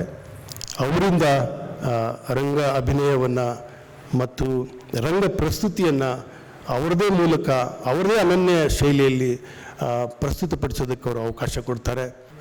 ರಂಗ ವಿನ್ಯಾಸದಲ್ಲಿ ಮತ್ತು ಬೆಳಕು ವಿನ್ಯಾಸದಲ್ಲಿ ಕೂಡ ಎಲ್ಲ ಕಾಲೇಜ್ ಹುಡುಗರನ್ನೇ ಅವ್ರನ್ನ ಬಳಸ್ಕೊಂಡು ಒಂದು ವಿಶೇಷವಾದಂಥ ಪ್ರಯೋಗಗಳನ್ನು ನೀಡ್ತಾರೆ. ಬಹುಶಃ ಕನ್ನಡ ನಾಡಿನಲ್ಲಿ ಅತ್ಯಂತ ಪ್ರಮುಖ ನಾಟಕಕಾರರಾಗಿ ಡಾಕ್ಟರ್ ಬೇಲೂರು ರಘುನಂದನ್ ಹೊರಹೊಮ್ಮುತ್ತಾ ಇದ್ದಾರೆ. ಅವರ ಈ ರಂಗಪಯಣ ಇನ್ನಷ್ಟು ಸಾಗಲಿ, ರಾಷ್ಟ್ರ ಮಟ್ಟದಲ್ಲಿ ಅಂತಾರಾಷ್ಟ್ರೀಯ ಮಟ್ಟದಲ್ಲಿ ಅವರೊಬ್ಬ ದೊಡ್ಡ ನಾಟಕಕಾರರಾಗಿ ಬೆಳೆಯಲಿ ಅಂತ ಹಾರೈಸ್ತಾ ನನಗೆ ಈ ಅವಕಾಶ ನೀಡಿದಂಥ ಎಲ್ಲರಿಗೂ ನಾನು ವಂದನೆಗಳನ್ನು ಸಲ್ಲಿಸ್ತೇನೆ. ದಿಲಾವರ್ ರಾಮದುರ್ಗರವರು ಆತ್ಮೀಯತೆಯ ಅಂಗಳದಲ್ಲಿ ನಿಂತು ಬೇಲೂರು ರಘುನಂದನ್ ರವರ ಸಾಧನೆಗಳು, ವ್ಯಕ್ತಿತ್ವ, ನಾಟಕಗಳಲ್ಲಿನ ವಿಶೇಷವಾದ ವಿನ್ಯಾಸದ ಕುರಿತಾದಂತಹ, ಜೊತೆಗೆ ಒಟ್ಟಾರೆ ತಮ್ಮ ಮನದಾಳದ ಅಭಿಮಾನದ ಮಾತುಗಳಾಡಿದಂತಹ ಹಾಗೂ ಕಾರ್ಯಕ್ರಮದ ಒಟ್ಟಾರೆ ಸಮಾರೋಪ ನುಡಿಗಳಿಗಾಗಿ ಧನ್ಯವಾದಗಳನ್ನು ಅರ್ಪಿಸ್ತಾ ಇದ್ದೇನೆ. ಇದೀಗ ಶ್ರೀ ಜಗದೀಶ್ ಜಾಲರ್ ಅವರು, ಸದಸ್ಯರು, ಕರ್ನಾಟಕ ನಾಟಕ ಅಕಾಡೆಮಿ, ದಯವಿಟ್ಟು ನಿಮ್ಮ ಮಾತುಗಳಿಗಾಗಿ ವೇದಿಕೆ. ಬಹುಶಃ ಸುದೀರ್ಘವಾಗಿ ಬೇಲೂರು ರಘುನಂದನ್ ಅವರ ನಾಟಕಗಳನ್ನು ಕುರಿತು ಮತ್ತು ಅವರ ಈ ರಂಗ ಪಯಣ ಏನಿದೆಯಲ್ಲ ಅದನ್ನು ಕುರಿತು ದಿಲಾವರ್ ರಾಮದುರ್ಗ ಅವರು ಬಹಳ ಸೊಗಸಾಗಿ ಮಾತಾಡಿದ್ದಾರೆ. ಅವ್ರು ಹೇಳಿದಾಗೆ ಇವರ ಒಟ್ಟು ನಾಟಕಗಳ ಬಗ್ಗೆ ಮಾತಾಡೋದಕ್ಕೆ ಇನ್ನೊಂದಷ್ಟು ಮೀಸಲಿರುವ ದಿನಗಳನ್ನು ಮುಂದೆ ಕಾಣೋಣ ಅಂತ ಹೇಳ್ತಾ, ಇಲ್ಲಿ ಆದಂಥ 5 ನಾಟಕಗಳಲ್ಲಿ ಅಕ್ಕೈ, ಇದು ಆದಿಶಕ್ತಿ ಮತ್ತು ಮಾತಾ, ಈ 3 ನಾಟಕಗಳು ನಮ್ಮ ಮುದ್ರಾಡಿಯಲ್ಲಿ ಪ್ರದರ್ಶನ ಆಗಿದೆ. ಸರ್ ಹೇಳಿದಾಗೆ ಒಂದು ಯುವ ಪಡೆಯನ್ನು ಕನ್ನಡ ರಂಗಭೂಮಿ ಹತ್ರ ಬರ್ಮಾಡ್ಕೊಳ್ತಾ ಇರುವಂತಹ ಮುಂಚೂಣಿಯಲ್ಲಿರುವ ಮೇಷ್ಟ್ರು ಬೇಲೂರು ರಘುನಂದನ್ ಅವರು, ಅವರಿಗೆ ಮೊದಲು ಕನ್ನಡ ರಂಗಭೂಮಿಯ ಪರವಾಗಿ ಅನಂತ ಧನ್ಯವಾದಗಳನ್ನು ಸಮರ್ಪಿಸ್ತಾ ಇದ್ದಾನೆ. ಯಾಕಂದರೆ ಕನ್ನಡ ರಂಗಭೂಮಿಗೆ ಈಗ ನೀವು ಇಲ್ಲೇ ನಿಮ್ಗೆ ಎಕ್ಸಾಂಪಲ್ ಅಂದರೆ ಆಡಿಯನ್ಸ್, ಪ್ರೇಕ್ಷಕರು ಕಡಿಮೆ ಆಗ್ತಾ ಇದ್ದಾರೆ. ಸೊ ಯುವ ಮನಸ್ಸುಗಳು ಏನಾದರೂ ಮಾಡಿದ್ರೆ ಅದು ಮುಂದೆ ನಿಲ್ಲಬಹುದು ಅನ್ನುವ ಒಂದು ದೊಡ್ಡ ಶಕ್ತಿಯನ್ನು ಇಟ್ಕೊಂಡಿದ್ದವರು CGK ಅವರು ಕೂಡ. ಆಗಲೇ ದಿಲಾವರ್ ಹೇಳಿದವರೆಗೆ ನಾವು ಕೂಡ ಭಾರತ ಯಾತ್ರಾ ಕೇಂದ್ರ ಮಾಡ್ತಾ ಇದ್ದಂತಹ ಅಂತರ ಕಾಲೇಜು ರಂಗ ಸ್ಪರ್ಧೆಗಳಿಂದ ಬಂದಂತಹ ಹುಡುಗರು, ಕಿರುತೆರೆ, ರಂಗಭೂಮಿ, ಸಿನಿಮಾ ಈ ಎಲ್ಲವಲ್ಲೂ ಈಗ ಪ್ರಚಲಿತವಾಗಿ ಯಾರಿದ್ದಾರಲ್ಲ, ತಮ್ಮನ್ನು ತಾವು ತೋರಿಸ್ಕೊಂಡಿದ್ದಾರಲ್ಲ, ಹೊಟ್ಟೆಪಾಡಿಗಾಗಿ, ಹವ್ಯಾಸಕ್ಕಾಗಿ ಎಲ್ಲರಿಗೂ ಪ್ಲಾಟ್ಫಾರ್ಮ್ ಭಾರತ ಯಾತ್ರಾ ಕೇಂದ್ರ ಮತ್ತು ಬೆಂಗಳೂರು ವಿಶ್ವವಿದ್ಯಾಲಯ ನಡೆಸ್ತಾ ಇದ್ದಂತಹ ಸಿಂಗನಲ್ಲೂರು ಪುಟ್ಟಸ್ವಾಮಯ್ಯ ಅಂತರ ಕಾಲೇಜು ಪರ್ಯಾಯ ಪಾರಿತೋಷಿಕ ಅಂತ ಏನು ಮಾಡ್ತಿದ್ರಲ್ಲ, 28 ವರ್ಷಗಳ ಕಾಲ ಅದನ್ನು ಮಾಡಿ, ತದನಂತರ ಉಮಾಶ್ರೀ ಮೇಡಮ್ ಅವರು ಅದನ್ನು ಸರ್ಕಾರದ ಪರವಾಗಿ 3 ವರ್ಷ ಮಾಡಿದ್ರು, ಮತ್ತೆ 2 ವರ್ಷ ಆಗಲಿಲ್ಲ, ಈಗ ಮತ್ತೆ ಮುಂದುವರಿಯುತ್ತೆ. ಸೊ ಯುವ ಮನಸ್ಸುಗಳನ್ನು ಸೆಳೆಯುವಲ್ಲಿ ಅದರ ಜೊತೆಗೆ ಇನ್ನೊಂದು ಸಣ್ಣ ನಾನು ಗಮನಿಸಿದ ಹಾಗೆ ಸಾಮಾನ್ಯವಾಗಿ ಹುಡುಗರನ್ನ ಕರ್ಕೊಂಡು ಬಂದ್ಬಿಡ್ತಾರೆ ಮೇಷ್ಟ್ರುಗಳೆಲ್ಲ. ಆದರೆ ರಘುನಂದನ್ ಸರ್ದು ಇನ್ನೊಂದು ಸ್ಪೆಷಲ್ ಏನಂದರೆ ಅವರು ಮೇಷ್ಟ್ರುಗಳನ್ನ ಕರ್ಕೊಂಡು ಬರ್ತಾರೆ. ಪಂಚವರ್ಣೆಯಲ್ಲಿ ಮೇಡಮ್ ಮಾಡಿದ್ರು, ಅವರು ಶಿಶಾರಿಪುರಂ ಶಿಕ್ಷಣ ದತ್ತಿಯಲ್ಲಿದ್ದರು, ಈಗ ಮಲ್ಲೇಶ್ವರಂ ಲೇಡೀಸ್ ಅಸೋಸಿಯೇಷನ್ ಇದ್ದಾರೆ. ವಾಣಿಜ್ಯದ ಬೋಧನೆ ಮಾಡುವ ಮೇಡಮನ್ನು ಸಹ ಅವರು ಪಂಚವರ್ಣೆಯ ನಾಟಕದ ಮೂಲಕ ರಂಗಕ್ಕೆ ಒಬ್ಬ ರಂಗ ನಟಿಯನ್ನು ಕೊಟ್ಟಿದ್ದಾರೆ. ಅದಕ್ಕಾಗಿ ಅವರಿಗೆ ಅಭಿನಂದನೆಗಳು. ಮತ್ತು ಜೊತೆಗೆ ಆದಿಶಕ್ತಿ ನಾಟಕ ಅವರು ಕೂಡ ಮೇಡಮ್ ಸಹಾಯಕ ಪ್ರಾಧ್ಯಾಪಕಿ, ಭಾಷೆಯನ್ನು ಹುಡುಗರಿಗೆ ಕಲಿಸುವಂತಹ ಮೇಡಮ್. ಸೊ ಹೀಗೆ ಹುಡುಗರ ಜೊತೆಯಲ್ಲಿ ಸಹ ಹುಡುಗರನ್ನ ಕರ್ಕೊಂಡವರ ಜೊತೆಯಲ್ಲಿ ಮೇಷ್ಟ್ರುಗಳನ್ನು ಕರ್ಕೊಂಡ್ಬರ್ತಾ ಇದ್ದಾರಲ್ಲ, ಇದು ಬಹಳ ಮುಖ್ಯವಾದ ಕೆಲಸ ಅಂತ ನಾನು ಗಮನಿಸಿದ್ದೇನೆ. ಬೇಲೂರು ರಘುನಂದನ್ ಅವರ ತಲೆಮಾರುಗಳು, ಅಂತಹ ಮನಸ್ಸುಗಳು ಇನ್ನಷ್ಟು ಕನ್ನಡ ರಂಗಭೂಮಿಯಲ್ಲಿ ಬೆಳೆಯಲಿ, ಇನ್ನಷ್ಟು ಕೊಡುಗೆಗಳನ್ನು ಕೊಡಲಿ. ಅವರ ಕರೋನಾ ಕಾಲದಲ್ಲಿ ಅವರು ಬಹಳ ಏಕವ್ಯಕ್ತಿ ಪ್ರದರ್ಶನಗಳನ್ನು ಬರೆದರು. ಅವರ ಮಗನೇ ಅಭಿನಯಿಸಿದಂತಹ ಚಿಟ್ಟೆ ಕೂಡ ಆ ಒಂದು ಸಣ್ಣ ಕಾಲಘಟ್ಟದಲ್ಲಿ ಬಹುಶಃ ಅದು ದಾಖಲಾಗಬಹುದು ಕನ್ನಡ ರಂಗಭೂಮಿಯಲ್ಲಿ.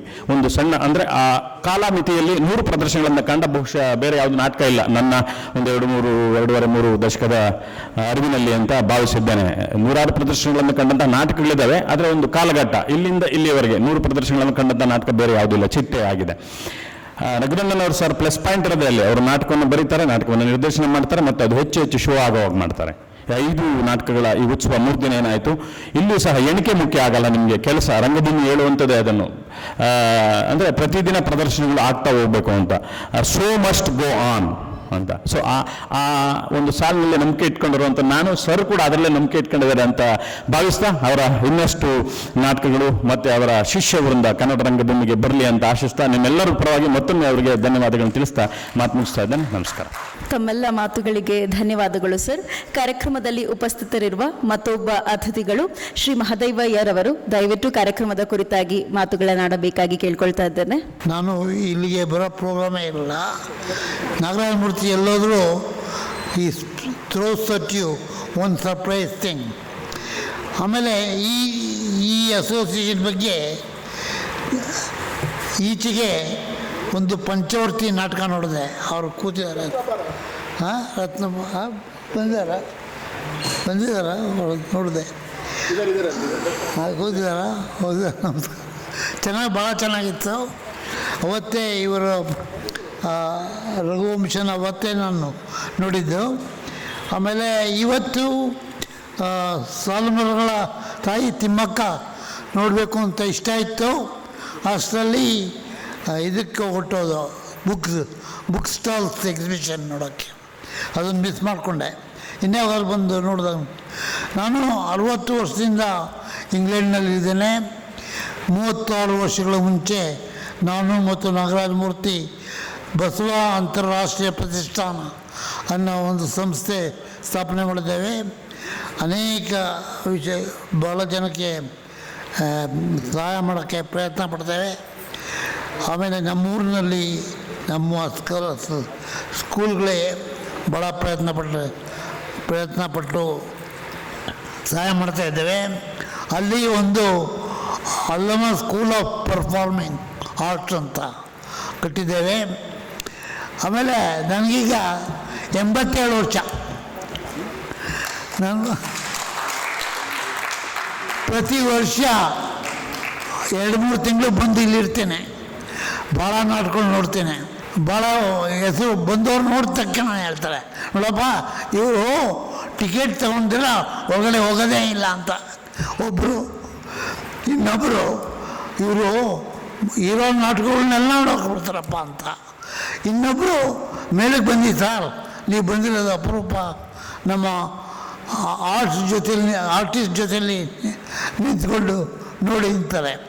ಮೊನ್ನೆ ನಾಗರಾಜ ಮೂರ್ತಿ ಮುಖಾಂತರ 1 ವಾರದ ನಾಟಕೋತ್ಸವ ನಡೆಯಿತು. ಅದನ್ನು ಭಾಳ ಚೆನ್ನಾಗಿ ನೋಡ್ತಾ ಇದ್ದೆ.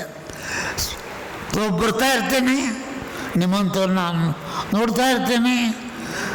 ಇದೇ ಥರ ಇರಿ, ನಾಟಕಗಳಿಗೆ ಹೆಚ್ಚು ಸಪೋರ್ಟ್ ಮಾಡಿ. Thank you very much. ತಮ್ಮೆಲ್ಲ ಹಿತನುಡಿಗಳಿಗೆ ಧನ್ಯವಾದಗಳು ಸರ್. ಈ ನಾಟಕೋತ್ಸವದಲ್ಲಿ 5 ನಾಟಕಗಳ ಪ್ರದರ್ಶನವನ್ನು ಹಮ್ಮಿಕೊಳ್ಳಲಾಗಿತ್ತು. ನಾಟಕೋತ್ಸವ ಕೇವಲ ನಾಟಕೋತ್ಸವವಾಗಿರಲಿಲ್ಲ, ಇದೊಂಥರ ಚಿಂತನ ಮಂಥನಕ್ಕೂ ಸಹ ನಮ್ಮನ್ನು ಎಡೆಮಾಡಿತ್ತು ಅಂತ ಹೇಳಿದ್ರು ತಪ್ಪಾಗೋದಿಲ್ಲ. ಈ ರೀತಿಯ ಚಿಂತನ ಮಂಥನಗಳನ್ನು ಇದೀಗ ನಮ್ಮ ಪ್ರೇಕ್ಷಕರಿಂದ ಕೇಳುವ ಸಮಯ. ಪ್ರೇಕ್ಷಕರ ಅಭಿಪ್ರಾಯದ ಹಂಚಿಕೆಗಾಗಿ ಬರಮಾಡಿಕೊಳ್ತಾ ಇದ್ದೇನೆ. ಪ್ರೇಕ್ಷಕರ ಗ್ಯಾಲರಿಯಿಂದ ಬರ್ತಾ ಇದ್ದಾರೆ ನಮ್ಮ ಜೊತೆ ಮಾತನಾಡೋದಕ್ಕೆ ವೀರೇಶ್ ಮುತ್ತಿನಮಠರವರು. ಪೂರ್ಣಮದಂ ಪೂರ್ಣಮಿದಂ ಪೂರ್ಣಾತ್ ಪೂರ್ಣಮುದಚ್ಯತೆ ಪೂರ್ಣಸ್ಯ ಪೂರ್ಣಮಾದಾಯ ಪೂರ್ಣಮೇವಶಿಷ್ಯತೆ. ಇದು ಇಂದಿನ ನಾಟಕೋತ್ಸವದ ಕೇಂದ್ರ ಬಿಂದುವಾದಂತಹ ಬೇಲೂರು ರಘುನಂದನ್ ಅವರಿಗೆ ಸೂಕ್ತವಾದ ಮಾತು. ಪೂರ್ಣದಿಂದ ಪೂರ್ಣವನ್ನು ತೆಗೆದಾಗ ಪೂರ್ಣವೇ ಉಳಿಯುತ್ತೆ. ಅವರು ಪೂರ್ಣ ಅಂದರೆ ವ್ಯಾಸ ಅಂದರೆ ಗುರು, ವ್ಯಾಸಪೀಠ ಅಂದರೆ ಗುರುಪೀಠ. ಅವರು ಸಂಪೂರ್ಣವಾಗಿ ತಮ್ಮನ್ನು ತಾವು ರಂಗಭೂಮಿಗೆ ಸಮರ್ಪಣೆ ಮಾಡಿಕೊಂಡಂತಹ ವ್ಯಕ್ತಿತ್ವ ಮತ್ತು ವ್ಯಕ್ತಿ.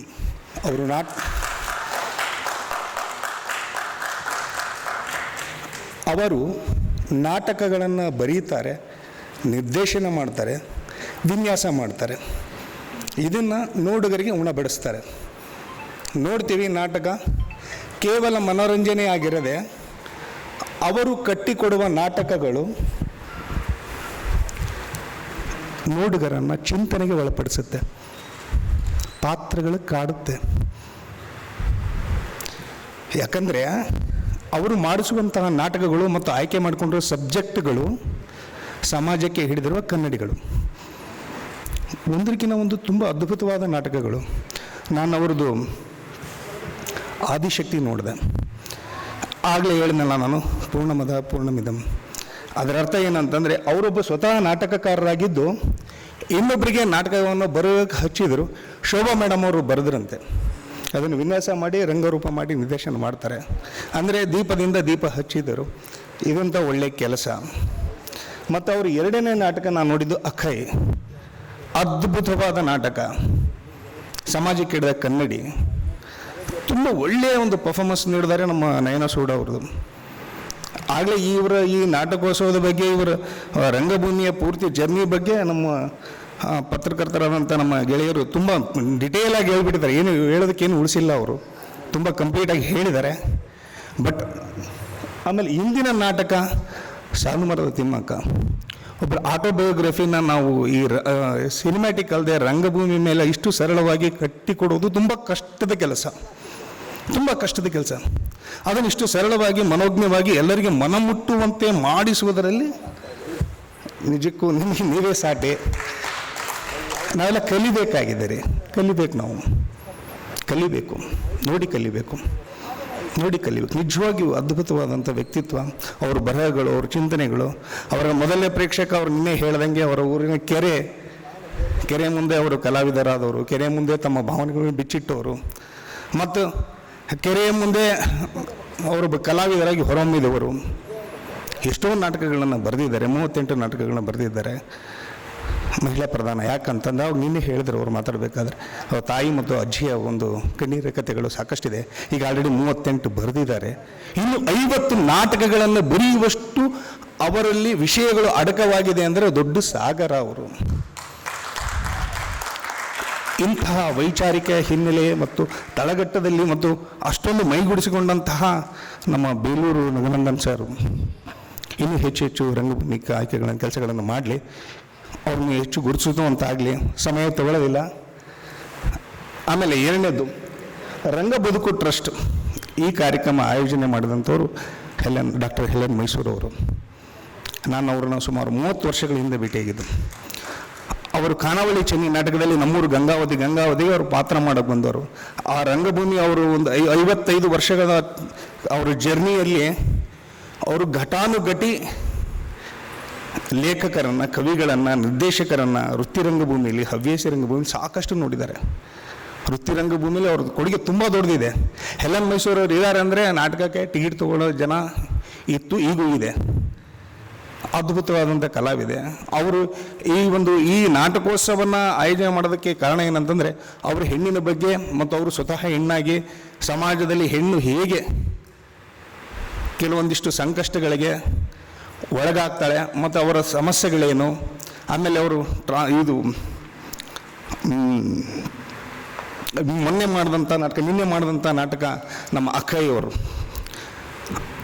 ಅಂಥವರ ಸಬ್ಜೆಕ್ಟನ್ನು ಇಟ್ಟುಕೊಂಡು ಫಸ್ಟ್ ರವೀಂದ್ರ ಕಲಾಕ್ಷೇತ್ರದಲ್ಲಿ ಅವ್ರನ್ನೆಲ್ಲ ಬರಮಾಡಿಕೊಂಡು ಅವ್ರಿಗೆ ಸಾಕಷ್ಟು ಟೀಕೆಗಳಾಗಿದೆ. ನೀವು ಕೂಡ ಅವರ ಅಂತ ಕೇಳಿದಾಗ ನೀವು ಹೇಗೆ ಅಂದ್ಕೊಂಡ್ರೆ ಹಾಗೆ, ನಾನು ಅವರಂದ್ರೆ ಅವರು, ಅವರಲ್ಲ ಅಂದ್ರೆ ಅವರಲ್ಲ ಅಂತ ಹೇಳಿ ದಿಟ್ಟವಾಗಿ ನಿಂತ್ಕೊಂಡು ಅವರಿಗೆ ವೇದಿಕೆ ಕಲ್ಪಿಸಿಕೊಟ್ಟು ಅವ್ರ ತಂಡದಿಂದ ಒಬ್ಬ ವ್ಯಕ್ತಿ, ಸ್ವಪ್ನ ಕೃಷ್ಣ ಅಂತ ಒಬ್ಬ ವ್ಯಕ್ತಿ ಹುಟ್ಟಿ ಈಗ ಅವರು ನಾಡಿನಾದ್ಯಂತ ಅವಿರತವಾಗಿ ಮತ್ತು ಯಶಸ್ವಿಯಾಗಿ ನಾಟಕೋತ್ಸವವನ್ನು ಮಾಡಿಸ್ತಾ ಇದ್ದಾರೆ. ಅವರು ಕೂಡ ಸಾಕಷ್ಟು ಎಂತೆಂಥರ ಜೊತೆ ಕೆಲಸ ಮಾಡಿದ್ದಾರೆ. ಹೆಲೆನ್ ಮೈಸೂರು ಅವರು, SLN ಸ್ವಾಮಿಯವ್ರ ಜೊತೆಗೆ, ನಮ್ಮ ರಘುನಂದನ್ ಸರ್ ಜೊತೆಗೆ ದೊಡ್ಡ ಮತ್ತು ವೃತ್ತಿ ರಂಗಭೂಮಿಲಿ, ಹವ್ಯಾಸಿ ರಂಗಭೂಮಿಲಿ. ಆಮೇಲೆ ಅವರು ಮಗು ಥರ ಅವ್ರ ಮನಸ್ಸು. ಅವ್ರು ಮಾತಾಡೋ ಮುಂದೆ ಕೆಲವೊಂದು ಸತಿ ಸಿಡುಕು ಅನಿಸುತ್ತೆ, ಬಟ್ ಆಗಲ್ಲ. ಅವರು ಒಳಗಡೆ ತುಂಬ ಸಾಫ್ಟ್ ವ್ಯಕ್ತಿತ್ವ ಹೆಲೆನ್ ಮೈಸೂರು ಅವ್ರದ್ದು. ಆಮೇಲೆ ಅವರು ಈ ಒಂದು ನಾಟಕೋತ್ಸವಕ್ಕೆ ಆಯ್ಕೆ ಮಾಡಿಕೊಂಡಿರೋಂಥ ವ್ಯಕ್ತಿ ಮತ್ತು ವ್ಯಕ್ತಿತ್ವ ಮತ್ತು ನಾಟಕೋತ್ಸವ ನಿಜವಾಗಿಯೂ ಅರ್ಥಪೂರ್ಣವಾದದ್ದು. ನಾನು ತುಂಬ ಒತ್ತಡದ ಪರಿಸ್ಥಿತಿಯಲ್ಲಿದ್ದೆ. ಆದರೂ 2 ದಿವಸಗಳಿಂದ ನಾನು ನಾಟಕ ನೋಡ್ತಾ ನನಗೆ ಎಷ್ಟೋ ಸಮಸ್ಯೆಗಳಿಗೆ, ಎಷ್ಟೋ ಗೊಂದಲಗಳಿಗೆ ಈ ನಾಟಕೋತ್ಸವ ಉತ್ತರ ಸಿಕ್ಕಿದೆ. ನಾನು ಕೂಡ ಒಬ್ಬ ನಟ, ನಿರ್ದೇಶಕ ಮತ್ತು ಬರಹಗಾರನಾಗಿ ನನ್ನ ಆಲೋಚನೆ ಮಾಡುವ ದಿಕ್ಕನ್ನು ಡಾಕ್ಟರ್ ಬೇಲೂರು ರಘುನಂದನ್ ಅವರ ನಾಟಕೋತ್ಸವ ಬದಲಾಯಿಸಿದೆ. ಈ ಬದಲಾವಣೆ ಇದನ್ನೇ ಹೇಳ್ತಾ ಇದ್ದೆ ನಾನು ಆಗಲೇ, ಏನಂದರೆ ಕಲಿಬೇಕು, ನೋಡಿ ಕಲಿಬೇಕು. ನಿಜವಾಗಿ ಹ್ಯಾಟ್ಸ್ ಆಫ್ ಸರ್. ಅವಕಾಶ ಮಾಡಿಕೊಟ್ಟಂಥ ಎಲ್ಲ ಮೈಸೂರವ್ರಿಗೂ ಮತ್ತು ನನ್ನನ್ನು ಸಹಿಸಿಕೊಂಡಂಥ ನಾಟಕ ಅಕಾಡೆಮಿ ಅಧ್ಯಕ್ಷರಿಗೂ ಧನ್ಯವಾದಗಳು. ತಮ್ಮೆಲ್ಲ ಮನತುಂಬದ ಅಭಿಮಾನದ ಮಾತುಗಳಿಗಾಗಿ ಧನ್ಯವಾದಗಳು ವೀರೇಶ್ ರವರಿಗೆ. ಇದೀಗ ಕಾರ್ಯಕ್ರಮದ ಕೇಂದ್ರ ಬಿಂದು ಡಾಕ್ಟರ್ ಬೇಲೂರು ರಘುನಂದನ್ ರವರು. ಅವರನ್ನು ಮಾತಿಗೆ ಕರೆಯೋದಕ್ಕಿಂತ ಮುಂಚೆ ಕೇವಲ 3 ತಿಂಗಳ ಹಿಂದೆಯಷ್ಟೇ ಕೇಂದ್ರ ಸಂಗೀತ ನಾಟಕ ಅಕಾಡೆಮಿ ಪ್ರಸ್ತುತ ಉಸ್ತಾದ್ ಬಿಸ್ಮಿಲ್ಲಾ ಖಾನ್ ಯುವ ಪುರಸ್ಕಾರವನ್ನ ಸ್ವೀಕರಿಸಿದ್ದಾರೆ. ಮತ್ತೊಮ್ಮೆ ಮಗದೊಮ್ಮೆ ಈ ವೇದಿಕೆಯ ಪರವಾಗಿ ಅವರಿಗೆ ಶುಭಾಶಯಗಳನ್ನು ಸಲ್ಲಿಸುತ್ತಾ ಕಾರ್ಯಕ್ರಮದ ಕೇಂದ್ರ ಬಿಂದು ನೀವು. ನಿಮಗಾಗಿ ನಿಮ್ಮವರಿಂದ ಆಯೋಜಿಸಿದಂತಹ ಈ ನಾಟಕೋತ್ಸವ ಹೇಗಿತ್ತು, ಹೇಗನಿಸ್ತು, ನಿಮ್ಮ ಮಾತುಗಳಿಗಾಗಿ. ಬಹುಶಃ ನಾನು ಮಾಡಿದ ರಘುನಂದನ್ಗೆ ಕೊಟ್ಟ ಪ್ರಶಸ್ತಿ ಅಂತ ನಾನು ಭಾವಿಸಲಾದನ್ನು, ಅದು ಕೇಂದ್ರ ಸಂಗೀತ ನಾಟಕ ಅಕಾಡೆಮಿ ಪ್ರಶಸ್ತಿ ಇರ್ಬೋದು ಅಥವಾ ಕರ್ನಾಟಕ ನಾಟಕ ಅಕಾಡೆಮಿ ಅಧ್ಯಕ್ಷರಾದಂತಹ ನಾಗರಾಜ ಮೂರ್ತಿ ಸರ್ ಅವರ ಸಾರಥ್ಯದಲ್ಲಿ ದೊರಕಿದಂತಹ ಕರ್ನಾಟಕ ನಾಟಕ ಅಕಾಡೆಮಿ ಪ್ರಶಸ್ತಿ ಇರ್ಬೋದು. ಹೆಸರು ರಘುನಂದನ್ ಇರ್ಬೋದು, ಆದರೆ ಅದು ಸಂಪೂರ್ಣವಾಗಿ ನಾನು ನಂಬೋದು ನನ್ನ ಬದುಕಿಗೆ ಅದನ್ನು ಕೊಟ್ಟಿದ್ದಾರೆ ಅಂತ ನಾನು ಅಂದ್ಕೊಳ್ತೀನಿ. ಅಂದರೆ ಈ ದಿಲವರ್ ಸರ್ ಮಾತಾಡ್ತಾ ಸಂಘರ್ಷ ಮತ್ತು ಬದುಕಿನ ಒಂದು ಚಲನೆ ಇದೆಯಲ್ಲ, ಅದು ತುಂಬ ಒಂಥರ ನಮ್ಮನ್ನು ನಾವೇ ಹುಡುಕೊಳ್ಳೋದಕ್ಕೆ ಇರೋ ಒಂದು ದೊಡ್ಡ ಪಾಸಿಬಿಲಿಟಿ, ಸಾಧ್ಯತೆ ಅಂತ ನಾನು ನಂಬ್ಕೊತೀನಿ. ಸೊ ಹಾಗಾಗಿ ಮೇಡಮ್ ಪ್ರಸ್ತಾಪ ಮಾಡಿದ್ದಕ್ಕೆ ಅದು ರಘುನಂದನ್ ಅಲ್ಲ ಅಂತ. ಮತ್ತು ಇನ್ನೊಂದು, ಇದು ಏಕವ್ಯಕ್ತಿ ನಾಟಕ. ಏಕವ್ಯಕ್ತಿ ಅಂದರೆ ಮತ್ತೆ ಈಗೇನು ಒಂದಂತ ಅಲ್ಲ, ಹಲವು ಅಂತಲೇ ಅಂದ್ಕೊಳ್ಳೋಣ. ಏಕ ವ್ಯಕ್ತಿ ಅಭಿನಯದ ಅಂತ ಅಂದ್ಕೊಳ್ಬೋದಾ ಅಂತ. ಏಕವ್ಯಕ್ತಿ ಅಭಿನಯದ ನಾಟಕೋತ್ಸವ ಅಂದರೆ ಜೊತೆಗೆ ಲೈಟು, ಟೆಕ್ನಿಷಿಯನ್ಸು ಎಲ್ಲರೂ ಇದ್ದಾರೆ, ಎಲ್ಲ ಕೆಲಸ ಮಾಡಿದ್ದಾರೆ. ಹಾಗಾಗಿ ಇದು ಕೂಡ ಬಹುವ್ಯಕ್ತಿಯ ನಾಟಕೋತ್ಸವವೇ. ನಾನು ಏನು ಹೇಳಿ, ನಾನು 3 ದಿವಸ ನಾಟಕಗಳು ಮಾತಾಡಿದೆ. ಪ್ರೇಕ್ಷಕರು ನೋಡಿದ್ದಾರೆ, ಸಹೃದಯರು ನೋಡಿದ್ದಾರೆ. ಹೆಲನ್ ಮೈಸೂರು ಮೇಡಮ್ ಅವರು ತುಂಬ ಆಸ್ಥೆಯಿಂದ ರಂಗಬದುಕಿನಿಂದ ನನ್ನ ರಂಗಬದುಕನ್ನು ತೋರ್ಸೋಕ್ಕೆ ಟ್ರೈ ಮಾಡಿದ್ದಾರೆ. ಅವ್ರ ರಂಗಬದುಕಿನಿಂದ ನನ್ನದೊಂದು ರಂಗಬದುಕು ಹಿಂಗಿದೆ ನೋಡಿ ಅಂತ. ಸೊ ಅವರಿಗೆ ನಾನು ಕೃತಜ್ಞನಾಗಿದ್ದೇನೆ. ಇನ್ನೊಂದು ಅರ್ಥದಲ್ಲಿ ಇದು ನನ್ನ ವಿದ್ಯಾರ್ಥಿಗಳ ಉತ್ಸವವೂ ಆಗಿದೆ. ರಘುನಂದನ್ ನಾಟಕೋತ್ಸವ ಅನ್ನೋದಕ್ಕಿಂತ ರಘುನಂದನ್ ವಿದ್ಯಾರ್ಥಿಗಳ ನಾಟಕೋತ್ಸವ ಅಂತಂದರೂ ಕೂಡ ಇದು ತಪ್ಪಿಲ್ಲ. ಯಾಕಂದರೆ ವಿದ್ಯಾರ್ಥಿಗಳು ಸಕ್ರಿಯವಾಗಿ, ನಟಿಯರು ಬೇರೆ ಆದರೂ, ಕಲಾವಿದೆಯರು ಬೇರೆ ಆದರೂ ಕೂಡ ಬ್ಯಾಕ್ ಸ್ಟೇಜಲ್ಲಿ ದುಡ್ದ ಎಲ್ಲ ಮಕ್ಕಳು ನನ್ನ ವಿದ್ಯಾರ್ಥಿಗಳು, ಪ್ರೇಕ್ಷಕರು ನನ್ನ ವಿದ್ಯಾರ್ಥಿಗಳು. ಸೊ ಇದೊಂದು ಕೂಡ ನನಗೆ ಮೆಚ್ಚುಗೆಯ ಮತ್ತು ಸಂಭ್ರಮದ ವಿಷಯ. 3 ದಿನ ನಾಟಕ ನೋಡಿದಿರಿ, ಕೆಲಸ ಮಾಡ್ತಾ ಹೋಗೋಣ. ಒಂದು ಉತ್ಸವ ಆಯಿತು ಅನ್ನೋದು ಇನ್ನಷ್ಟು ಕೆಲಸ ಮಾಡೋದಕ್ಕೆ ಒಂದು ಸಾಧ್ಯತೆ. ಇನ್ನು 2 ನಾಟಕ ಬರ್ತಾ ಇದೆ ಸದ್ಯದಲ್ಲೇ. 2 ನಾಟಕ ಶರ್ಮಿಷ್ಠೆ ಬಹುಶಃ ಏಪ್ರಿಲ್ನಲ್ಲಿ ಮುಂದೆ ಎಲ್ಲ ಪ್ರಯೋಗ ಆಗುತ್ತೆ. ಉಮಾಶ್ರೀ ಅವರು ಅದನ್ನು ಅಭಿನಯಿಸ್ತಾ ಇದ್ದಾರೆ. ಬಹುಶಃ ಜಂಬಿ ಅವರು ಅದನ್ನು ನಿರ್ದೇಶನ ಮಾಡ್ತಾ ಇದ್ದಾರೆ. ನನ್ನ ಸ್ಕ್ರಿಪ್ಟ್ ಒಂದು 8 ವರ್ಷ ಕೆಲಸ ಮಾಡಿದ್ದೀನಿ ಸರ್. ಆ ಸ್ಕ್ರಿಪ್ಟ್ಗೆ 8 ವರ್ಷಗಳು ಸತತವಾಗಿ ಒಂದು ಸ್ಕ್ರಿಪ್ಟನ್ನು ಇಟ್ಕೊಂಡು ಕೆಲಸ ಮಾಡಿದ್ದೀನಿ. ಬಹುಶಃ ಆ ನಾಟಕ ಮೇ ಬಿ ಏಪ್ರಿಲ್ ಅಂತ ನಾನು ಭಾವಿಸ್ತೀನಿ. ಹೀಗೆ ನಾಟಕನ ಬರೀತಿರ್ತೀನಿ, ನಾಟಕನ ಮಾಡಿಸ್ತಿರ್ತೀನಿ ಮತ್ತು ನಾನು ವಿದ್ಯಾರ್ಥಿಗಳ ಜೊತೆ ಇರೋದಕ್ಕೆ ಸದಾ ಇಷ್ಟಪಡ್ತೀನಿ. ಇಷ್ಟು ಕೆಲಸ ಮಾಡೋದಕ್ಕೆ ಕಾರಣ ಬೇರೆ ಇನ್ನೇನು ಇಲ್ಲ, ನನ್ನೊಳಗಿನ ಅಭದ್ರತೆ. ಆ ಅಭದ್ರತೆ ಇನ್ನೂ ತೀರಿಲ್ಲ. ನಾನು ಕೆಲಸ ಸಿಕ್ಕಿರ್ಬೋದು, ನನಗೆ ಒಳ್ಳೆ ಬಟ್ಟೆ ಇಕ್ಕೋತಾ ಇರ್ಬೋದು, ಈಗ ನಾನು ಸೆಂಟು ಹೊಡ್ಕೋತಾ ಇರ್ಬೋದು, ಒಳ್ಳೆ ದುಬಾರಿದು ಕನ್ನಡಕನೂ ಹಾಕೋತಾ ಇರ್ಬೋದು, ಮೊಬೈಲು 1000 ರೂಪಾಯಿದು ಇಟ್ಕೊಂಡಿರ್ಬೋದು. ನಾನು ಸುಭದ್ರನಾಗಿಲ್ಲ ಈಗ ಇನ್ನೂ. ಯಾಕಂದರೆ ನನಗೆ ಯಾವಾಗಲೂ ಕಾಡೋದು ನನ್ನ ಎದುರುಗಡೆ ಇರುವ ಅಥವಾ ನಾನು ನಡೆದು ಬಂದ ದಾರಿಯಲ್ಲಿ ಯಾರ್ಯಾರೆಲ್ಲ ಸಿಕ್ಕಿದ್ರಲ್ಲ ಅವ್ರ ಭದ್ರತೆ. ಹಂಗಂತ ಎಲ್ಲರ ಬದುಕಿಗೂ ನಾನೇನೋ ಅನ್ನ ಕೊಟ್ಟು ಬಟ್ಟೆ ಕೊಟ್ಟು ಇನ್ನೇನೋ ಮಾಡಿಬಿಡ್ತೀನಿ ಅಂತಲ್ಲ, ಅಥವಾ ನನ್ನ ಕೈಲಾಗುವ ಸಾಧ್ಯತೆಯನ್ನು ಇಟ್ಕೊಂಡು ವಿಚಾರವನ್ನಾದರೂ ಕೊಡ್ಬೋದಲ್ಲ. ಆ ದಾರಿಯಲ್ಲಿ ಅಭದ್ರತೆ ಅನ್ನೋದು ನನ್ನೊಳಗಡೆ ಇವತ್ತೂ ಕೂಡ ಹಸಿವು. ಚಿಟ್ಟೆ ನಾಟಕದ ಪ್ರಸ್ತಾಪ ಮಾಡಿದೆ. ಚಿಟ್ಟೆ ನಾಟಕದಲ್ಲಿ ಅದು ಕಾಡುವ ಹಸಿವಿದೆಯಲ್ಲ, ಊಟ ಮಾಡ್ತೀನಿ 3 ಹೊತ್ತಿಲ್ಲ ಅಂತಿಲ್ಲ, ಇವಾಗ ಊಟ ಇದೆ ನನ್ನ ಹತ್ರ, ಆದರೆ ಹಸಿವು ತೀರಿಲ್ಲ. ನನ್ನ ಹಸಿವು ಹಿಂಗಿಲ್ಲ ಇನ್ನೂ. ಬಟ್ಟೆ ಇಲ್ಲ, ಬಟ್ಟೆ ಈಗಿದೆ, ಆದರೆ ಹಸಿವು ತೀರಿಲ್ಲ. ಇದು ನನ್ನ ಕೈಲಿ ಬರೆಸ್ತಾ ಇದೆ, ನಾಟಕಗಳನ್ನ ಮಾಡಿಸ್ತಾ ಇದೆ. ಇಷ್ಟು ಹೇಳ್ತಾ ಒಂಥರ ಆತ್ಮಕಥಾನಕವಾಗಿ ಆಗ್ಬಿಡ್ತೀವಿ ಅಂದರೆ ಹೇಳ್ತಾ ಕೂತ್ಕೊಂಡ್ರೆ. ನನ್ನ ಜೊತೆ ಕೆಲಸ ಮಾಡಿದ ಎಲ್ಲ ಕಲಾವಿದರಿಗೂ, ಇಲ್ಲೇ ಎದುರುಗಡೆ ಇದ್ದಾರೆ, ಮೀರಾ ಮೇಡಮ್ ಇದ್ದಾರೆ, ಲೀಲಾವತಿ ಇದ್ದಾರೆ, ನಯನಾ ಸೂಡಾ ಇದ್ದಾರೆ, ಅರುಣ್ ಕುಮಾರ್ ಇದ್ದಾರೆ. ತುಂಬ ಒಂಥರ ಒನ್ ಮ್ಯಾನ್ ಅಥವಾ ಒನ್ ವುಮನ್ ಶೋ ಮಾಡೋದೆ ಅದೊಂದು ಹೋರಾಟ. ಒಬ್ಬರ ಹತ್ರನೇ ಎಲ್ಲವನ್ನೂ ಮಾಡಿಸೋದ್ಬೇಕಲ್ಲ. ಅದು ಆ ಒಂದು ಹೋರಾಟಕ್ಕೆ, ಪ್ರತಿರೋಧಕ್ಕೆ ದಾರಿಯಾದಂಥ, ಜೊತೆಯಾದಂಥ ಎಲ್ಲ ರಂಗ ಸಂಗಾತಿಗಳು ನಿಮಗೆ, ಮತ್ತು ಟೆಕ್ನಿಕಲಿ ದುಡಿದಂಥ ರವಿಶಂಕರ್ ಅಂತೂ ಕಳೆದ 10 ವರ್ಷದಿಂದ ನನ್ನ ಜೊತೆ ಟೆಕ್ನಿಕಲಿ ಕೆಲಸನೇ ಮಾಡ್ತಿದ್ದಾನೆ. ರವಿಶಂಕರ್ ಇರ್ಬೋದು, ಮೇಕಪ್ ಆರ್ಟಿಸ್ಟು ಅಭಿಷೇಕ್ ಇರ್ಬೋದು, ಅವರು ಕೂಡ ನನ್ನ ವಿದ್ಯಾರ್ಥಿಗಳೇ. ಅವರೇನು ಹೊರಗಡೆಯಿಂದ ಬರಲ್ಲ, ಅವರು ಕೂಡ 10ನೇ ವರ್ಷ ವಿಜಯನಗರ ಕಾಲೇಜಲ್ಲಿ ವಿದ್ಯಾರ್ಥಿಗಳಾಗಿದ್ದು, ಈಗ ಅವರು ಟೆಕ್ನಿಕಲಿ ನನ್ನ ತಂಡ ಅಲ್ಲ, ಬೇರೆ ಬೇರೆ ತಂಡಗಳಲ್ಲೂ ಹೋಗಿ ಒಂದು ತುಂಬ ಕೆಲಸ ಮಾಡ್ತಿದ್ದಾರೆ. ಸೊ ಇವರೆಲ್ಲ ಜೊತೆ ಇದ್ದಾರೆ. ನಾನು ಮಕ್ಕಳಿಂದ ಆದವನು, ಅಂದರೆ ನನ್ನ ವಿದ್ಯಾರ್ಥಿಗಳಿಂದ ಆದವನು. ಅವರು ನಾಟಕ ಏನೋ ಬರೀಬೋದು, ಮಾಡೋರಿಲ್ಲ ಅಂದರೆ ಏನು ಮಾಡೋದು. ಹಾಗಾಗಿ ವಿದ್ಯಾರ್ಥಿಗಳು ನನಗೆ ತುಂಬ ಒಂದು ರೀತಿಯ ಕೇಂದ್ರ ಶಕ್ತಿಯಾಗಿ ನಿಂತಿದ್ದಾರೆ. ಅವ್ರಿಗೆಲ್ರಿಗೂ ಶುಭಾಶಯ ಹೇಳಿ, ನನ್ನ ಕುಟುಂಬಕ್ಕೂ ಕೂಡ ಕೃತಜ್ಞತೆ ಹೇಳಿ, ಕೊನೆಯ ಮಾತು ಅಂತ ಭಾವಿಸ್ಬೇಡಿ.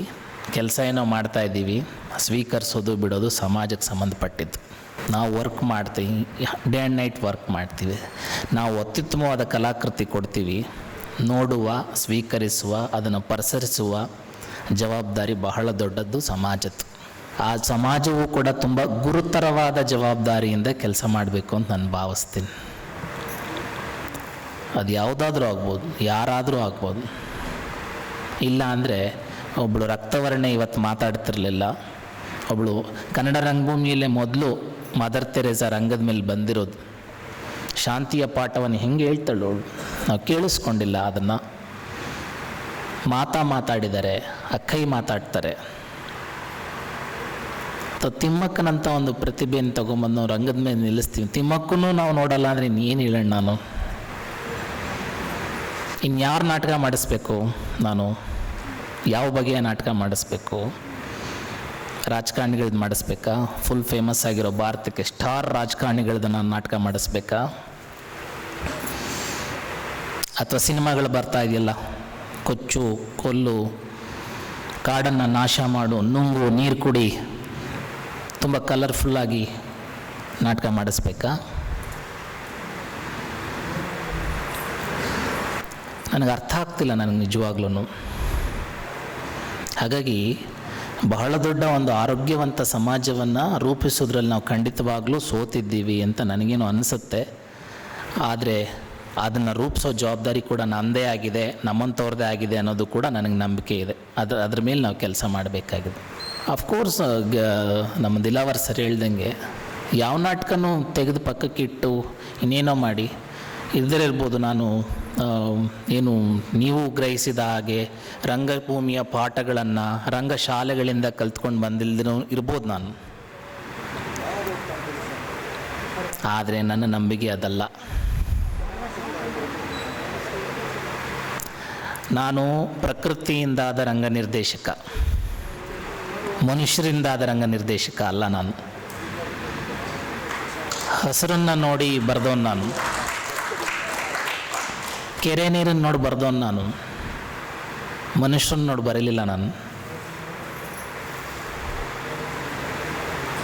ನನ್ನ ಜೊತೆ ಮಾತಾಡಿದ್ದು ಒಂದು ಹುಳ, ಒಂದು ಏಡಿ, ಒಂದು ಮೀನು, ಒಂದು ನಾಯಿ. ಇದನ್ನು ಕೇಳಿಸ್ಕೊಳ್ಳೋದನ್ನ ಈ ವಸ್ತುಸ್ಥಿತಿನೇ ಹಂಗಾಗಿದೆ. ಪ್ರಕೃತಿಯನ್ನೇ ನುಂಗಾಗ್ತಾ ಇರುವಂಥ ನಾವು ಒಂದು ಸಂದರ್ಭದಲ್ಲಿ ಪ್ರಕೃತಿ ಮಾತನ್ನೆಲ್ಲಿ ಕೇಳಿಸ್ಕೊಳ್ಳೋಕ್ಕೆ ಸಾಧ್ಯ ಆಗುತ್ತೆ ನಾವು. ಹಾಗಾಗಿ ಇರುವ ಕೆಲವರೇ ಇರಬಹುದು, ಆದರೆ ಕೆಲವರಲ್ಲಿ ಹಲವರನ್ನು ನಾನು ನೋಡಿದ್ದೀನಿ, ಹಲವನ್ನು ನೋಡಿದ್ದೀನಿ. ಇದೆಲ್ಲ ನಾನು ಏನೂ ಅಂದ್ಕೊಳ್ಳೋದೇ ಇಲ್ಲ. ಎಂತೆಂಥ ಪೆಟ್ಟುಗಳನ್ನು ತಿಂದುಬಿಟ್ಟಿದ್ದೀನಿ. ಹಾಗಾಗಿ ಇದನ್ನೇನು ಮಹಾ ದೊಡ್ಡದು ಅಂತ ನಾನು ಭಾವಿಸಲ್ಲ. ಆಮೇಲೆ ನನ್ನ ಹೋರಾಟ ಏನಿದ್ರು ರಂಗದ ಮೇಲೆ, ಫೇಸ್ಬುಕ್ನಲ್ಲಿ ಅಲ್ಲ. ನಾ ಏನೇ ಮಾತಾಡಿದ್ರೆ ಇಲ್ಲಿ ನನ್ನ ನಟನಟಿಯರು, ನನ್ನ ಸ್ಕ್ರಿಪ್ಟು, ನನ್ನ ಬೆಳಕು, ನನ್ನ ಬಟ್ಟೆ ಮಾತಾಡುತ್ತೆ. ರಘುನಂದನ್ನೇ ಮಾತಾಡಬೇಕು ಅಂತೇನಿಲ್ಲ. ಸೊ ಹಾಗಾಗಿ ಇಷ್ಟನ್ನು ಹೇಳ್ತಾ ಇದು ಯಾಕೆ ಇಷ್ಟು ಮಾತಾಡಿದೆ ಅಂತಂದರೆ ಬಹುಶಃ ಇದು ಈ ಇನ್ನೊಂದು 10 ನಾಟಕಕ್ಕೆ ನನಗೆ ಶಕ್ತಿ. ಅಭದ್ರತೆಗಳ ನಡುವಿಂದ ಎದ್ದು ಬಂದಂಥ ಒಂದು ಸೃಜನಶೀಲತೆ ಇದೆಯಲ್ಲ, ಅದನ್ನು ಕಾಪಾಡಿಕೊಳ್ಳುವ ಜವಾಬ್ದಾರಿ ಸಮಾಜದ್ದಾಗಿರುತ್ತೆ, ಅದು ನಮ್ಮದು ಆಗಿರುತ್ತೆ ಅಂತ ಹೇಳ್ತಾ ಚಿಟ್ಟೆ ಬಗ್ಗೆ ಒಂದು ಮಾತನ್ನು ಹೇಳಿ ನನ್ನ ಮಾತನ್ನು ಮುಗಿಸ್ತೀನಿ. ಎಲ್ಲ ನಾಟಕನೂ ಎದೆಗೆ ಹಚ್ಕೊಂಡೆ, ಮೈಗೆ ಹಚ್ಕೊಂಡೆ, ಮನ್ಸಿಗೆ ಹಚ್ಕೊಂಡೆ, ಜೀವಕ್ಕೆ ಹಚ್ಕೊಂಡೆ ಮಾಡಿರ್ತೀವಿ, ಬರೆದಿರ್ತೀವಿ ಕೂತ್ಕೊಂಡು. ರಕ್ತವರ್ಣೆ ಬರೀಬೇಕಾದ್ರೆ ಒಂದು ಘಟನೆ ನೆನಪಾಗುತ್ತೆ ನನಗೆ. ಬಹುಶಃ ಒಂದು 11 ವರ್ಷ 12 ದಾಕ್ಷಾಯಣಿ ಭಟ್ರು ಅದನ್ನು ನಿರ್ದೇಶನ ಮಾಡಿದರು. ಅದು ಕೊನೆ ಸೀನ್ ಬರೆದಿಲ್ಲ, ಭರವಸೆಗಳು ಮಾತ್ರ ನನಗೆ ನೀನು ನಿನಗೆ ನಾನು ಅನ್ನುತ್ತಿರಬೇಕು, ಕೊನೆ ಡೈಲಾಗು. ಲಾಸ್ಟ್ ಸೀನ್ ಬರೀತಾ ಇದ್ದೀನಿ, ತುಂಬ ಒಂಥರ ಆನ್ಸೈಟಿ. ಈ ಕವಿಗಳು ಕಲಾವಿದರು ಸ್ವಲ್ಪ ಬೇರೆ ಇನ್ನೊಂದು ಧರಿಸ್ಬಿಡ್ತಾರಲ್ಲ, ಹಂಗೆ ನನಗೊಂದು ಭಯ ಶುರುವಾಯ್ತು, ಸತ್ತೋಗ್ಬಿಡ್ತೀನಿ ನಾನೀಗ ಅಂತ. ಈ ಸೀನ್ ಬರೀದಲ್ಲೇ ಸತ್ತೋಗ್ತೀನಿ ಅಂತ ಭಯ ನನಗೆ. ಈ ಸೀನ್ ಬರೀದಿದ್ರೆ ನಾನೀಗ ಸತ್ತೋಗ್ಬಿಡ್ತೀನಪ್ಪ, ಇದು ಮುಗಿಸ್ಬೇಕು ನಾನು ಅಂತ. ಆದರೆ ನನ್ನ ಎದುರುಗಡೆ ಇದ್ದಂಥ ಒಂದು ಬುದ್ಧನ ಮೂರ್ತಿ ಅವಾಗ ಎಷ್ಟು ಸಾಂತ್ವನ ಮಾಡಿಬಿಡ್ತು ನನ್ನ ಅಂತಂದರೆ ಅದು ನಾನು ನೆನಪು ಮಾಡಿಕೊಳ್ಳೇಬೇಕು. ಎರಡನೇದು, ಚಿಟ್ಟೆ ಆದಾಗ ತುಂಬ ಜನ ಸ್ನೇಹಿತರು ಮಗುವಿನ ಬಾಲ್ಯವನ್ನು ಹಾಳು ಮಾಡಿಬಿಟ್ರಿ, ಅವನ ಶಿಕ್ಷಣವನ್ನು ಹಾಳು ಮಾಡಿಬಿಟ್ರಿ, ರಂಗಭೂಮಿಗೆ ಕರ್ಕೊಬಂದು ಅವನ್ನ ಇದು ಮಾಡೋದು. ಕೆಲವರು ಬಂಧುಗಳು ನಾಟಕ ಬಣ್ಣ ಹಚ್ಚಿಸ್ಬಿಟ್ಟ ಮಗನಿಗೆ. ನಂದೊಂದು ಪ್ರಶ್ನೆ ಇದೆ ಸ್ನೇಹಿತರೆ, ರೆಗ್ಯುಲರ್ ಬೆಳಗ್ಗೆ 10 ಗಂಟೆಯಿಂದ 5 ಗಂಟೆವರೆಗೂ ಶಾಲೆಯಲ್ಲಿ ಇರ್ತಾರಲ್ಲ ಮಕ್ಕಳು, ಅವ್ರಿಗೆ ಶೋಷಣೆ ಆಗ್ತಾ ಇಲ್ವ? ಅವ್ರ ಇಷ್ಟದ ಪ್ರಕಾರವಾದ ಪಾಠಗಳು ನಡೀತಾ ಇದೆಯಾ? ಅವ್ರಿಗೆ ಬೇಕಾದನ್ನ ಹೇಳ್ಕೊಡ್ತಾ ಇದ್ದೀವ ನಾವು? ಬೇಕೋ ಬೇಡವೋ ಮಕ್ಕಳು ಹೋಗಲ್ವ? ಆಮೇಲೆ ಒಂದು ಮಗು ಕೈಲಿ ಒಂದು ಲೋಟ ನೀರು ಇಷ್ಟ ಇದ್ದರೆ ಮಾತ್ರ ತಂದು ಕೊಡ್ತಾವವು. ಇಷ್ಟ ಇಲ್ಲ ಅಂದರೆ ಒಂದು ಮಗು ಕೈಲಿ 113 ಪ್ರಯೋಗ ಮಾಡ್ಸೋಕ್ಕೆ ಸಾಧ್ಯ ಇದೆಯಾ? ಅವನು ಇಷ್ಟಪಡಲಿಲ್ಲ ಅಂದರೆ. ಇಡೀ ಭಾರತದಲ್ಲಿ ಒಬ್ಬನೇ ಬಾಲಕ ಅಭಿನಯಿಸಿದ ಮೊಟ್ಟ ಮೊದಲ ಕನ್ನಡ ಭಾಷೆಯ ನಾಟಕ ಚಿಟ್ಟೆ, 113 ಪ್ರಯೋಗ.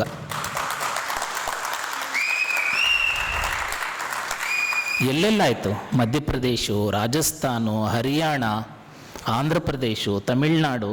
ಹುಚ್ಚಿತ್ತ ಜನಕ್ಕೆ ಈ ನಾಟಕ ನೋಡಬೇಕು ಅನ್ನೋದು, ತಲೆ ಕೆಟ್ಟಿತ್ತ ಅವ್ರಿಗೆ ಈ ನಾಟಕ ಕರೆಸ್ಕೋಬೇಕು ಅನ್ನೋದು. NST ಅಭಿಮಂಚಲ್ಲೂ ಆಯಿತು, ನ್ಯಾಷನಲ್ ಸ್ಕೂಲ್ ಆಫ್ ಡ್ರಾಮಾದಲ್ಲೂ ಆಯ್ತು ನಾಟಕ. ಅದು ಅವ್ರಿಗೇನು ತಲೆ ಕೆಟ್ಟಿತ್ತ ಈ ನಾಟಕ ಬೇಕು ಅಂತ? ಆ ಮಗು ಅಷ್ಟು ಆವಾಹಿಸ್ಕೊಂಡು ಅದನ್ನು ಮಾಡ್ತಾಯಿತ್ತು, ಪ್ರೀತಿಸ್ತಾ ಇತ್ತು ರಂಗಭೂಮಿನ. ನಾನು ನನ್ನ ಹೆಂಡತಿ ತುಂಬ ಜವಾಬ್ದಾರಿಯುತವಾದಂಥ ಪೇರೆಂಟ್ಸ್ ಅವನಿಗೆ. ನಾವು ಅಕ್ಷರವನ್ನೇ ಸಾಧನೆಯ ದೊಡ್ಡ ಸಾಧ್ಯತೆ ಅಂತ ನಾವೇನು ನಂಬ್ಕೊಂಡಿಲ್ಲ. ಅಂಥ ಮಗು ಇಷ್ಟು ಪ್ರಯೋಗಗಳನ್ನ ಮಾಡಿ 13 ರಾಜ್ಯಗಳಲ್ಲಿ ಪ್ರಯೋಗ ಆಗಿದೆ ಚಿಟ್ಟೆ ನಾಟಕ, 13 ರಾಜ್ಯ. ಇದು ಒಂದು ದೊಡ್ಡ ಹೋರಾಟ ಅಂತ ನಾನು ನಂಬಿದ್ದೀನಿ. ಅದಕ್ಕೆ ದುಡ್ದಂಥ ನನ್ನ ವಿದ್ಯಾರ್ಥಿಗಳು ಕೂಡ ಬಹಳ ಮುಖ್ಯರು. ಸೊ ಇಷ್ಟನ್ನು ಸಂದರ್ಭ ಬಂತು ಅಂತಲೇ ಹೇಳಿದ್ದು. ನೀವು ಏನಾದರೂ ಮಾತಾಡ್ಕೊಳ್ಳಿ, ನಾನು ಕಿವಿಗೊಟ್ಟು ಕೇಳಿಸ್ಕೊಳ್ಳಲ್ಲ, ಬೇಕಾದ ಮಾತಾಡಿ. ನಾನು ಕೇಳಿಸ್ಕೊಳ್ಳೋದು ನನ್ನ ಅಂತರಂಗದ ಮಾತನ್ನು ಮಾತ್ರ. ನನ್ನ ಮನಸ್ಸು ಏನು ಹೇಳುತ್ತೆ ಸರಿ ಅಂತ ರಘುನಂದನಿಗೆ ಅನ್ಸುತ್ತಾ ಮಾಡ್ತಾನೆ. ರೀ ಕೈ ಮಾಡಿಬಿಟ್ರಲ್ಲ ಲೆಫ್ಟು, ಮಾತಾ ಮಾಡಿಬಿಟ್ರಲ್ಲ ರೈಟು, ನೀವೇನಾದರೂ ಹೇಳಿ, ನನಗನ್ಸಿದೆ ಅದು ಇಂಪಾರ್ಟೆಂಟ್ ಅಂತ. ನನಗನ್ಸಿದ್ದನ್ನು ನನ್ನ ಅಂತರಂಗದ ಮಾತಿಗೆ ಅನುಗುಣವಾಗಿ ನಾನು ನಾಟಕ ಮಾಡ್ತೀನಿ, ಪದ್ಯ ಬರಿತೀನಿ, ಮತ್ತೊಂದು ಮಾಡ್ತೀನಿ, ಮತ್ತೊಂದು ಮಾಡ್ತೀನಿ. ಇಷ್ಟು ಹೇಳಿ ಹಂಗಂತೆ ನನ್ನನ್ನು ಸಮಾಜ ಕೈ ಬಿಟ್ಟಿದೆ ಅಂತ ನಾನು ಬ್ಲೇಮ್ ಮಾಡೋಕ್ಕೆ ನಿಂತಿಲ್ಲ. ನನ್ನನ್ನು ತುಂಬ ಚೆನ್ನಾಗಿ ನೋಡಿಕೊಂಡಿದೆ ಈ ಸಮಾಜ. ಇಷ್ಟು ಜನ ಪ್ರೀತಿ ಕೊಟ್ಟಿದ್ದಾರೆ, ಹೊರಗಡೆನೂ ಕೊಡ್ತಾರೆ, ಅನೇಕ ಮಹಿಳೆಯರು ಪ್ರೀತಿ ಕೊಡ್ತಾರೆ, ತಾಯಂದಿರು ಪ್ರೀತಿ ಕೊಡ್ತಾರೆ. ಇಲ್ಲಿ ನೋಡಿ, ಗಿರೀಶು, ಚಂದ್ರು ಸರ್ರು ಎಲ್ಲರೂ ಇದ್ದಾರೆಲ್ಲ ಪ್ರೀತಿ ಕೊಡೋರನ್ನೇ. ಜಾಲ ಅವರಿದ್ದಾರೆ. ಎಲ್ಲಿ ಸಿಗುತ್ತೋ ಪ್ರೀತಿ, ಅದನ್ನು ಮತ್ತಷ್ಟು ದುಪ್ಪಟ್ಟು ಮಾಡೋಣ. ಹಾಗಾಗಿ ಈ ರಂಗಪ್ರೀತಿ ಬಹಳ ದೊಡ್ಡದು ಅಂತ ನಾನು ನಂಬುತ್ತಾ, ನಾವೆಲ್ಲರೂ ಸೇರಿ ಮತ್ತು ಯುವಕರನ್ನು ಒಂದಷ್ಟು ರಂಗಭೂಮಿ ಕಡೆಗೆ ತೊಗೊಂಬರೋದಕ್ಕೆ ಪ್ರಯತ್ನಗಳನ್ನು ನಾನಂತೂ ಮಾಡೋಕ್ಕೆ ಸಿದ್ಧ ಇದ್ದೀನಿ. ಅಧ್ಯಕ್ಷರಿಗೆ ನಿವೇದನೆ ಕೂಡ ಮಾಡ್ತೀನಿ. ನೀವು ಈ ದೃಷ್ಟಿಯಲ್ಲಿ ಏನಾದರೂ ಕೆಲಸ ಮಾಡು ಅಂತ ಹೇಳಿದ್ರೆ ನಾನು ತಲೆಗೆ ಹಚ್ಕೊಂಡು ಮಾಡ್ತೀನಿ ಕೆಲಸ. ಮಕ್ಕಳನ್ನ ಇಟ್ಕೊಂಡು ಏನಾದ್ರು ಒಂಚೂರು ಮಾಡಪ್ಪ, ನೀನು ವಿದ್ಯಾರ್ಥಿಗಳನ್ನ ಇಟ್ಕೊಂಡು ಮಾಡಪ್ಪ ಅಂದರೆ ನಾನು ಮಾಡೋದಕ್ಕೆ ಸಿದ್ಧ ನಿಂತೇನೆ ಅಂತ ಹೇಳ್ತಾ, ನನ್ನನ್ನು ಪ್ರೀತಿಸುವವರಿಗೆ, ನನ್ನನ್ನು ಪ್ರೀತಿಸದವರಿಗೆ, ನನ್ನ ಬಗ್ಗೆ ಒಳ್ಳೆ ಭಾವನೆ ಇರೋರಿಗೆ, ನನ್ನ ಬಗ್ಗೆ ತಕರಾರುಗಳಿರೋರಿಗೆ ಎಲ್ಲರನ್ನೂ ಪ್ರೀತಿಸ್ತಾ ನಾನು. ಎಲ್ಲರೂ ಬೇಕು ನನಗೆ. ಅವ್ರ ತಕರಾರಿದ್ದವ್ರು ಇದ್ದರಿಂದೇ ನಮಗೆ ಭಾಳ ಇಂಪಾರ್ಟೆಂಟ್. ಅವ್ರನ್ನ ರೆಸ್ಪೆಕ್ಟ್ ಮಾಡ್ತೀನಿ ನಾನು. ಯಾಕಂದರೆ ಫಸ್ಟ್ ನಾನು ಎದುರು ನೋಡೋದು ನನ್ನ ಲಿಮಿಟೇಷನ್ಸ್ನ, ನನ್ನ ಮಿತಿಯನ್ನು. ಅದನ್ನು ಸೂಚಿಸುವಂಥ ಗೆಳೆಯರಿಗೆ, ಸಂಗಾತಿಗಳಿಗೆ ನಮಸ್ಕಾರ ತಿಳಿಸ್ತಾ, ಹೆಲನ್ ಮೈಸೂರು ಮೇಡಮ್ ಅವ್ರಿಗೆ ನಾನು ಏನಿಲ್ಲ, ಅವ್ರ ಕೃತಜ್ಞತೆಯೇ ಇನ್ನೊಂದು ಒಳ್ಳೆ ನಾಟಕ ಮಾಡೋದ್ರ ಮೂಲಕನೇ, ನಾನು ಮಾಡಿಕೊಡೋದ್ರ ಮೂಲಕನೇ ಅವ್ರಿಗೆ ಥ್ಯಾಂಕ್ಸ್ ಹೇಳೋದಕ್ಕೆ ಸಾಧ್ಯ. ಒಂದೊಳ್ಳೆ ನಾಟಕ ಮಾಡಿಕೊಡ್ತೀನಿ ಅವ್ರಿಗೆ. ನೋಡಿರಿ, ನನಗಿದು ಅಷ್ಟೇ, ಏನು ಮಹಿಳಾ ಜಗತ್ತು, ಒಬ್ಬರು ಮಹಿಳೆ ನನ್ನ ನಾಟಕೋತ್ಸವ ಮಾಡಿದ್ದಾರೆ ಇವತ್ತು. ಒಬ್ಬರು ಒಂಟಿ ಮಹಿಳೆ, ಒಬ್ಬರೇ ಓಡಾಡಿಕೊಂಡು ಮಾಡಿದ್ದಾರೆ. ಒಬ್ಬರು ಮಹಿಳೆ ನನ್ನ ನಾಟಕೋತ್ಸವ ಮಾಡಿದ್ದಾರೆ ಇವತ್ತು. ಒಬ್ಬರು ಒಂಟಿ ಮಹಿಳೆ, ಒಬ್ಬರೇ ಓಡಾಡಿಕೊಂಡು ಮಾಡಿದ್ದಾರೆ. ಒಬ್ಬರು ಮಹಿಳೆ ನನ್ನ ನಾಟಕೋತ್ಸವ ಮಾಡಿದ್ದಾರೆ ಇವತ್ತು. ಒಬ್ಬರು ಒಂಟಿ ಮಹಿಳೆ, ಒಬ್ಬರೇ ಓಡಾಡಿಕೊಂಡು ಮಾಡಿದ್ದಾರೆ. ಒಬ್ಬರು ಮಹಿಳೆ ನನ್ನ ನಾಟಕೋತ್ಸವ ಮಾಡಿದ್ದಾರೆ ಇವತ್ತು. ಒಬ್ಬರು ಒಂಟಿ ಮಹಿಳೆ, ಒಬ್ಬರೇ ಓಡಾಡಿಕೊಂಡು ಮಾಡಿದ್ದಾರೆ. ಮತ್ತು ಹಿಂದೆ GPO ಚಂದ್ರು ಸರ್ ಒಂದು ನಾಟಕೋತ್ಸವ ಮಾಡಿದರು. ಉತ್ಸವ ಅನ್ನೋದು, ಇದು ಉತ್ಸವ ಅನ್ನೋದು ಇದು ಮಾನವೀಯತೆಯ ಮೆರವಣಿಗೆ. ಇದು ಫೆಸ್ಟಿವಲ್ ಅನ್ನೋ ಅಷ್ಟೇ ಅಲ್ಲ, ಪ್ರತಿದಿನ ನಾವು ಮಾಡೋದು ಹಬ್ಬ ಅಲ್ಲ, ಮಾನವೀಯತೆಯ ಮೆರವಣಿಗೆಯನ್ನು ಮಾಡಿದ್ದೇವೆ. ಈ ಮಾನವೀಯತೆ ಮೆರವಣಿಗೆಗೆ ಸಾಧ್ಯವಾದ ಎಲ್ಲ ರಂಗಬಂಧುಗಳಿಗೆ ನಾನು ಕೃತಜ್ಞತೆಗಳನ್ನ ಸಲ್ಲಿಸಿ, ಎಲ್ಲ ನನ್ನ ಜೊತೆ ಕೆಲಸ ಮಾಡಿದಂಥ 38 ನಾಟಕ, ಅಷ್ಟು ನಾಟಕದಲ್ಲಿ ಕೆಲಸ ಮಾಡಿದಂಥ ಕಲಾವಿದರುಗಳು ಮತ್ತು 500ಕ್ಕೂ ಹೆಚ್ಚು ರಂಗಗೀತೆಗಳು, ಅದನ್ನೆಲ್ಲ ಸಂಗೀತ ಸಂಯೋಜನೆ ಮಾಡಿದ ಸಂಗೀತ ನಿರ್ದೇಶಕರು ಮತ್ತು ಗಾಯಕರು, ರಂಗ ಗಾಯಕರು, ಲೈಟ್ ಮತ್ತು ಮೇಕಪ್ ಮಾಡಿದಂಥ ಟೆಕ್ನಿಷಿಯನ್ಸು, ಬಂದಂಥ ಸಾವಿರಾರು ಜನ ಪ್ರೇಕ್ಷಕರು, ಇದುವರೆಗೂ ಇವತ್ತು ಕಡಿಮೆ ಇರ್ಬೋದು ಬಂದಿರುವಂಥ ಬೇರೆ ಬೇರೆ ಪ್ರೇಕ್ಷಕರು ಎಲ್ಲ, ನನ್ನ ಪೋಸ್ಟರ್ ಡಿಸೈನ್ ಮಾಡಿಕೊಡೋ ಪುರುಷಿಯಿಂದ ಮೊದಲ್ಕೊಂಡು ಅವರೆಲ್ಲರಿಗೂ ಕೃತಜ್ಞತೆ. ಕೇಳಿದ ತಕ್ಷಣ ಮಾಡಿಕೊಡ್ತಾರೆ ಎಲ್ಲ. ಮತ್ತು ಸಂಘಟಕರು, ಆರ್ಗನೈಸರ್ಸು ತುಂಬ ಬೇರೆ ಚಿಟ್ಟೆಗಂತೂ ದೊಡ್ಡ ನಮಸ್ಕಾರ ನನ್ನ ಸಂಘಟಕರಿಗೆ. ಸರ್ ಈಗಲೂ ಮಾಡಿಸಿದ್ರೆ 50 ಶೋ ಆಗುತ್ತೆ ಸರ್ ಅದು ಚಿಟ್ಟೆ. ನಾನೊಂದು 50 ಶೋ ಕ್ಯಾನ್ಸಲ್ ಮಾಡಿದ್ದೀನಿ, ಆಗಲ್ಲ ಅಂತ. ಜಾಲ ಸರ್ ಎಕ್ಸಾಂಪಲ್, ಅವರು ಮುದ್ರಾಡಿಲಿ ಚಿಟ್ಟೆ ಮಾಡಿ ಸರ್ ಆಗಲ್ಲ ಸರ್, ಚಿಟ್ಟೆ ಮಾಡಲ್ಲ, ಬೇರೆ ತೊಗೊಂಬರ್ತೀನಿ, ಅದ್ರ ಬದಲು ಆಗೋಗಿದೆ ಸರ್ 100 ಶೋ ಅಂತ. ಅಷ್ಟು ಆ ನಾಟಕವನ್ನು ಆತ್ಕೊಂಡಂಥ ಕನ್ನಡದ ಮನಸ್ಸಿಗೆ ನಾನು ನಿಜವಾಗ್ಲೂ ಕೃತಜ್ಞತೆಗಳನ್ನ ಸಲ್ಲಿಸ್ತೀನಿ. ಅವ್ರಿಗೆಲ್ರಿಗೂ ನಾನು ಸಂಘಟಕರನ್ನ ಆಯೋಜಿಸಿದ್ದಕ್ಕೆ ನಾನು ಕೃತಜ್ಞತೆಗಳನ್ನ ಸಲ್ಲಿಸ್ತೀನಿ. ಪತ್ರಿಕೆಯವರಿಗೆ ಮತ್ತೊಬ್ಬರಿಗೆ ಮಗದೊಬ್ಬರಿಗೆ ಎಲ್ಲರಿಗೂ ಕೂಡ ಧನ್ಯವಾದ ಹೇಳಿ ನನ್ನ ಮಾತನ್ನು ಮುಗಿಸ್ತೀನಿ. ಮುಖ್ಯವಾಗಿ ನನ್ನ ಕುಟುಂಬ ವರ್ಗಕ್ಕೆ ನನ್ನನ್ನು ಸಹಿಸ್ಕೊತಾ ಇದ್ದಾರೆ, ತುಂಬ ಪಾಪ ಅವರು ತುಂಬ ಸಹಿಸ್ಕೊತಾ ಇದ್ದಾರೆ. ಬಹುತೇಕ ನನ್ನ ದಿನದ 20 ಗಂಟೆ ಅಥವಾ 18-19 ಗಂಟೆ ನಾನು ಪೂರ್ತಿ ನನ್ನ ವಿದ್ಯಾರ್ಥಿ, ಕಾಲೇಜು, ನಾಟಕದ ಜೊತೆ ಇರ್ತೀನಿ. ಉಳಿದ 7-8 ಗಂಟೆ 5-6 ಗಂಟೆ ಮಾತ್ರ ಮನೇಲಿರ್ತೀನಿ. ಆದರೂ ಇಷ್ಟೆಲ್ಲ ಸಹಿಸ್ಕೊಂಡು ನನ್ನ ರಂಗ ಕಾಯಕಕ್ಕೆ ಬಿಟ್ಟಿರುವಂಥ ನನ್ನ ಕುಟುಂಬಕ್ಕೆ, ಇದು ಮತ್ತು ಶೋಷಣೆ ಅನ್ಬೇಡಿ, ಫ್ಯಾಮಿಲಿಗೆ ಟೈಮ್ ಕೊಡ್ತಲ್ಲ ನೀವು ಅಂತ ಶೋಷಣೆ ಅನ್ಬೇಡಿ ನೀವು ಅದನ್ನು. ನನ್ನ ಮನಸ್ಸು ಮಿಡಿಯುವುದು ಎಲ್ಲಿ, ಅದಕ್ಕೆ ಅವರು ಪ್ರೋತ್ಸಾಹದಾಯಕವಾಗಿದ್ದಾರೆ. ಅವ್ರಿಗೂ ಕೂಡ ನಾನು ಕೃತಜ್ಞತೆಗಳನ್ನ ಸಲ್ಲಿಸಿ ನನ್ನ ಮಾತನ್ನು ಮುಗಿಸ್ತೀನಿ. ನಮಸ್ಕಾರ. ಸಾರ್ಥಕ ರಂಗ ಬದುಕಿನ ಸಾರ್ಥಕ ನುಡಿಗಳಿಗೆ ಹೃತ್ಪೂರ್ವಕ ಧನ್ಯವಾದಗಳು ಸರ್. ಶಿವಸ್ವರೂಪಿಯಾಗಿ ಕ್ಷಕಿರಣವನ್ನು ಬೀರುತ್ತಾ ಕರ್ಮ ಬೆಸಗತಕ್ಕುತ್ತಿರುವ ನೀವು, ಗುರುತರ ಜವಾಬ್ದಾರಿಯಿಂದ ರಂಗಭೂಮಿಗೆ ನೀವು ನೀಡುತ್ತಿರುವ ಕೊಡುಗೆ, ರಂಗಭೂಮಿಯ ಮೇಲಿರುವ ನಿಮ್ಮ ಪೂಜ್ಯ ಭಾವ, ಪ್ರೀತಿ, ಸಾಧನೆಗಳು ಇನ್ನಷ್ಟು ಮುಗಿಲೆತ್ತರಕ್ಕೆ ಸಾಗಲಿ ಎಂದು ಮತ್ತೊಮ್ಮೆ ಹಾರೈಸ್ತಾ ಇದ್ದೇವೆ. ಇದೀಗ ನಮ್ಮ ಜೊತೆ ಇದ್ದಾರೆ ರಂಗಭೂಮಿಯ ಅಗ್ರಗಣ್ಯರು, ರಂಗ ಕನಸುಗಳನ್ನು ಹೊತ್ತಂತಹ ಅದೆಷ್ಟೋ ಪ್ರತಿಭಾವಂತ ನಟರಿಗೆ ನೀಡುತ್ತಿರುವಂತಹ ಪೋಷಕರು, ಕರ್ನಾಟಕ ನಾಟಕ ಅಕಾಡೆಮಿಯ ಅಧ್ಯಕ್ಷರು ಶ್ರೀ KV ನಾಗರಾಜಮೂರ್ತಿರವರು. ಸರ್, ನಿಮ್ಮ ನುಡಿಗಳಿಗಾಗಿ ವೇದಿಕೆ. ಆತ್ಮೀಯರೇ, ಈಗಾಗಲೇ ನಾವು 4 ಜನ ಇಲ್ಲಿ ಸ್ಟೇಜ್ ಮೇಲೆ ಕೂತ್ಕೊಂಡು 40 ಜನ ಪ್ರೇಕ್ಷಕರಿಗೆ 4,000 ಜನ ಕೇಳ್ಬೋದಷ್ಟು ವಿಚಾರಗಳನ್ನು ಹೇಳಿದ್ದೀವಿ. ನಿಜ ಹೇಳಬೇಕು ಅಂದರೆ ಇವತ್ತೆಲ್ಲರೂ ಕೂಡ ಭಾಳ ಚೆನ್ನಾಗಿ ಮಾತಾಡಿದ್ದಾರೆ. ವಿಶೇಷವಾಗಿ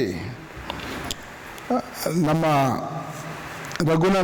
ಬೇಲೂರು ರಘುನಂದನ್ ಅವರ ವಿಚಾರಗಳನ್ನು ಕುರಿತಂತೆ ಎಷ್ಟು ಚೆನ್ನಾಗಿ ನಮ್ಮ ದಿಲಾವರ್ ಅವರು ಅವರ ನಾಟಕಗಳ ಬಗ್ಗೆ ವಿಮರ್ಶೆ ಮಾಡುವ, ನಿಜವಾಗ್ಲೂ ಕೂಡ ಅವ್ರ ನಾಟಕದ ಒಳನೋಟಗಳನ್ನು ನಮ್ಮ ಮುಂದೆ ಬಿಚ್ಚಿಟ್ಟಿದ್ದಾರೆ. ಅದೇ ರೀತಿಯಾಗಿ ವೀರೇಶ್ ಮಾತಾಡಿದ್ದಾರೆ, ಜಗದೀಶ್ ಜಾಲ ಅವರು ಮಾತನಾಡಿದ್ದಾರೆ, ಮಾದೇವಯ್ಯ ಅವರು ನಾಟಕಗಳು ನೋಡಿದ್ದಾರೆ ನಮ್ಮ ಈ ಉತ್ಸವದಲ್ಲಿ. ಬೇರೆ ರಘುನಂದನ ಅವರು ಅವರ ನಾಟಕಗಳನ್ನು ಕುರಿತಂತೆ ಮತ್ತು ಇವತ್ತಿನ ಪರಿಸ್ಥಿತಿಯನ್ನು ಕುರಿತಂತೆ ಅವರು ಮಾತನಾಡಿದ್ದಾರೆ.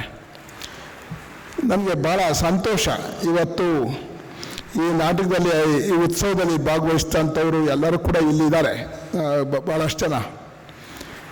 ನನಗೆ ಒಂದೇನಂತ ಅನಿಸಿದ್ದು ಅಂದರೆ, ಎಲನ್ ನಿಮ್ಗೆ ನಾನು ಹೇಳ್ತಾ ಇರೋದು, ಇಷ್ಟು ಒಳ್ಳೆಯ ನಾಟಕೋತ್ಸವವನ್ನು ಆಯೋಜಿಸಿದ್ದೀರಿ, ತುಂಬ ಒಳ್ಳೆಯ ನಾಟಕೋತ್ಸವ.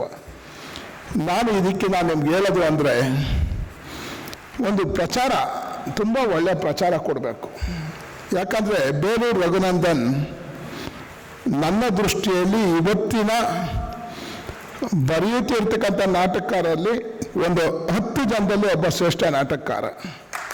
10 ಜನ ಯಾರ್ಯಾರು ಬರೀತಾ ಇದ್ರೆ ಶ್ರೇಷ್ಠ ನಾಟಕಕಾರರು ಅಂದರೆ, ಬರೆಯುತ್ತಿರುವ ಯುವ ಪೀಳಿಗೆಯ 10 ಜನ ನಾಟಕರಲ್ಲಿ ಶ್ರೇಷ್ಠ ನಾಟಕಕಾರ ಸನ್ಮಾನ್ಯ ರಘುನಂದನ್ ಅವರು.